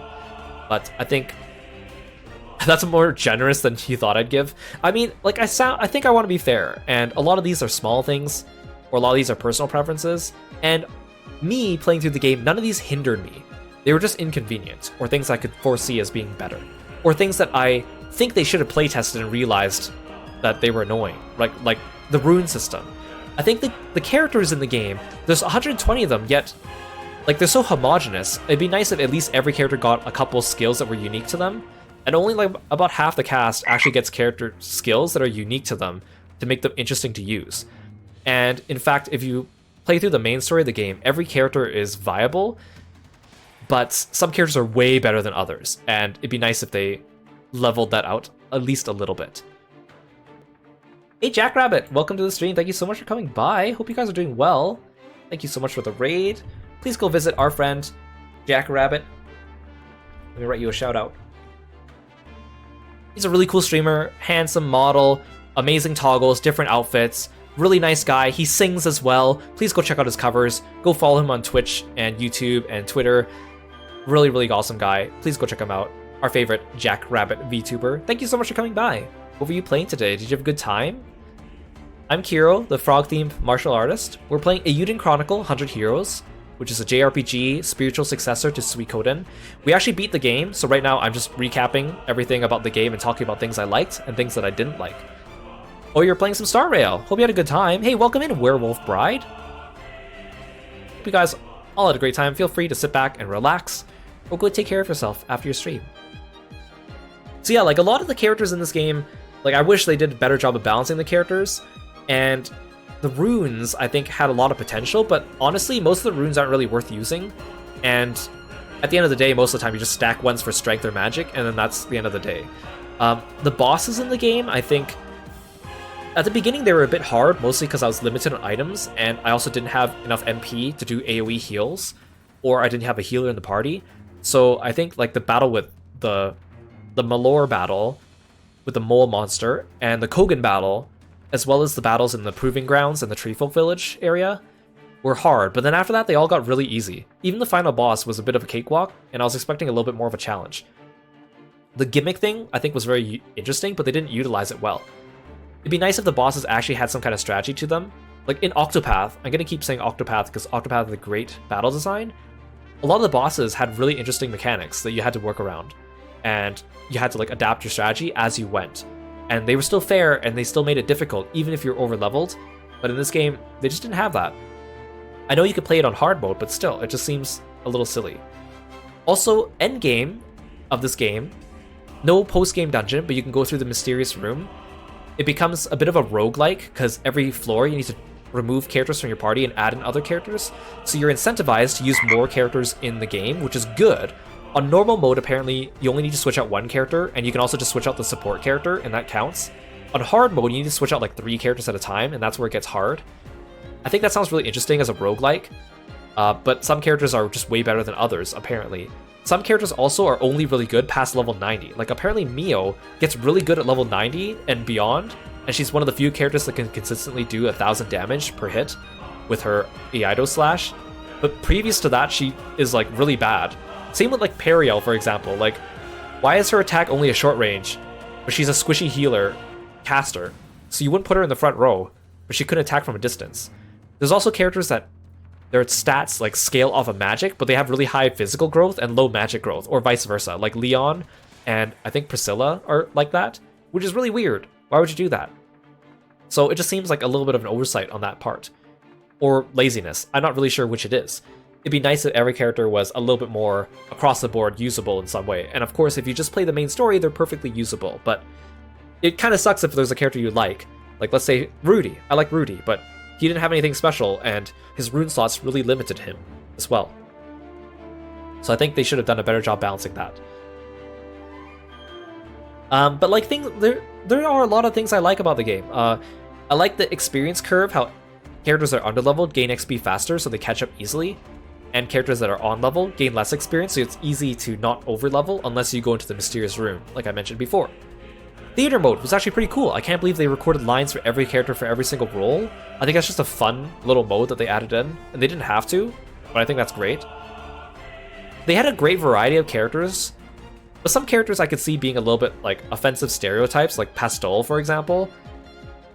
Just seemed like, you know, it's 2024, we don't need that kind of stereotype. Some people like those types of stereotypes. I don't care for them, but I don't like hate on them, but I could definitely see people being upset at stuff like that. Werewolf Bride, thank you so much for following me and being a Froggy friend as well. I appreciate. I do like how there's a variety of minigames. They didn't have to go through the time to make Beigoma and trading cards and Eggfoot races, but sometimes they felt like the duels and the war minigames didn't feel like they fit in, and the cooking and the Beigoma sometimes felt like a little bit annoying at times. My favorite part of the game was splitting up the parties, like when we went up the snow mountain, actually forcing you to use other characters. I'm glad I had the foresight to level some of those other characters, otherwise I would have had a hard time in North Star. But I think that was the most fun I had in the game, was when we had to make 3 parties and actually split up and go around and do different things. It felt more like I think games that have like a party building system, most RPGs, or even fighting games where you choose a main character or like a tag team, your choice of characters is a form of self-expression a lot of times. And I like being able to express myself through my choices and characters. So having a greater pool of characters to choose from for multiple parties, I think is a fun thing to do, and also shows off your personality. Apparently, if you go through the game again, you can choose whether you want to keep all the characters recruited or keep your castle progress. And so if you go through the game with all your characters recruited, whenever you go through a cutscene, sometimes, you know, your random other party members will say like random lines here and there. Apparently, characters that you can recruit late in the game still have lines for cutscenes that appear before they join you. So that's a little bit of an Easter egg, and maybe a little bit of incentive to go back through and play the game again, which I'm not going to do, but it's nice that they at least foresaw that. It'd be nicer if you can control who talk during the cutscenes. Like, let's say I'm a big Euphorius fan and I want to see all his lines. It'd be pretty much impossible because you have a 1 in 6 chance, I'm assuming, of seeing him talk during any given cutscene. I think before the final battle, they should have at least had every character in your party say something, like preset dialogue for each character. Would have been just a nice little touch, but they didn't do that. I think that's most of what I want to say about this game. Again, I know it sounded like I was harsh. There's a lot to like about this game. It's definitely not for everyone. And it's definitely not like a must play for everyone, but it's something I would still recommend. I think if you're looking for a good game that has like a JRPG, 2D sprites with 3D backgrounds, random encounters, strategy, I would recommend Octopath 1 and 2. Oh, no rest mode. PS, I haven't moved my controller long enough, I can't believe it. I would recommend Octopath and Octopath 2 over this game, just because I think it does everything better. Even right down to like party customization and choosing subclasses for all your characters, I feel like I have more strategy there than choosing characters here, even though there's 120 characters to choose from, and you choose 6 of them to enter battle with you. But I think they just do a better job with the strategy portion, they do a better job with the music, they do a better job with the story. I'm not even saying the story needs to be super well written, or super like, you know, plot twists galore or whatever, but at least with Octopath, I felt like I was invested in a lot of the mini storylines. Here, I didn't really feel like I was invested in a lot of them, and a lot of that's just due to the writing style and the use of music, I think. I also just remembered that I need to go talk to that one guy at the hot spring before we leave off, because he has an item for me, and I think he only appears past the credits.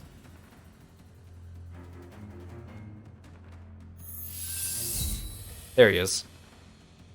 I'm not sure. I'm also not sure if this guy's about some continuing storyline, or if he's like, why is he an NPC that doesn't have a portrait but seems important and recurring, or if it's a loose plot thread. I don't really know.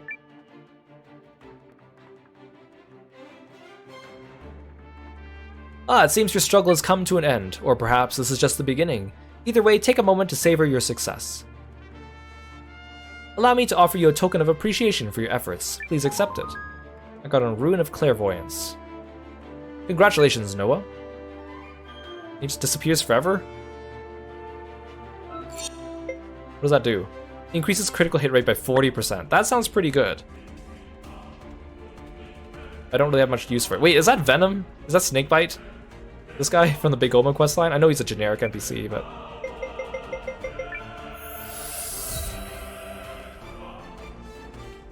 Anyways.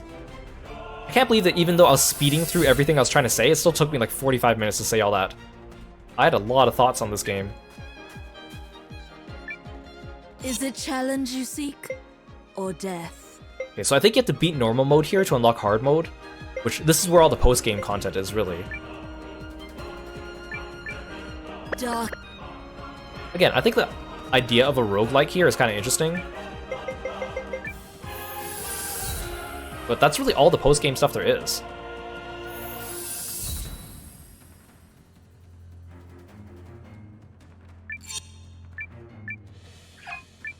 I talked for like almost an hour. So much on my PS5 was about to go to sleep. Okay, I'm all talked out now. But thank you for joining me on my journey of Eiyuden Chronicle 100 Heroes. What are your thoughts on the game? Let me know in the comments below if you're watching this on YouTube. And we will be playing all the DLC. It's supposed to be coming out Q4 2024. There's Wave 1, which is Sane's story, Wave 2, Marissa's story, Wave 3, Marcus's story. I hope they release more, especially since they had a lot of plans for a lot of other ones for voting for Wave 3. It'd be nice to see more of the other characters and get more story out of them. But I guess we'll see. Yeah, thank you everyone. Also, in like 3 minutes, it's gonna be Kieran's birthday. Please go wish Kieran a happy birthday. And he's gonna be streaming on Saturday evening to celebrate his birthday. So go say hi to him. He's my best friend and he's amazing. So please, please, please. Happy birthday, Atalia Kieran. Go give him a follow. Yeah, thank you so much everyone for coming by, especially you new people as well. If you're new here, and I don't know, if you can't get enough of me or my voice, check out my YouTube channel. I have over 1,000 videos and almost 100 games there, full playthroughs. If you like JRPGs, horror games, fighting games, you name it, whatever you want, I have something there for everyone. Let's find someone to raid. I'm not sure if anyone's still streaming at this time. Oh yeah, people are definitely still streaming. Looks like Aru's streaming some Final Fantasy XIV. Let's go say hi to Aru. And I'll see you guys.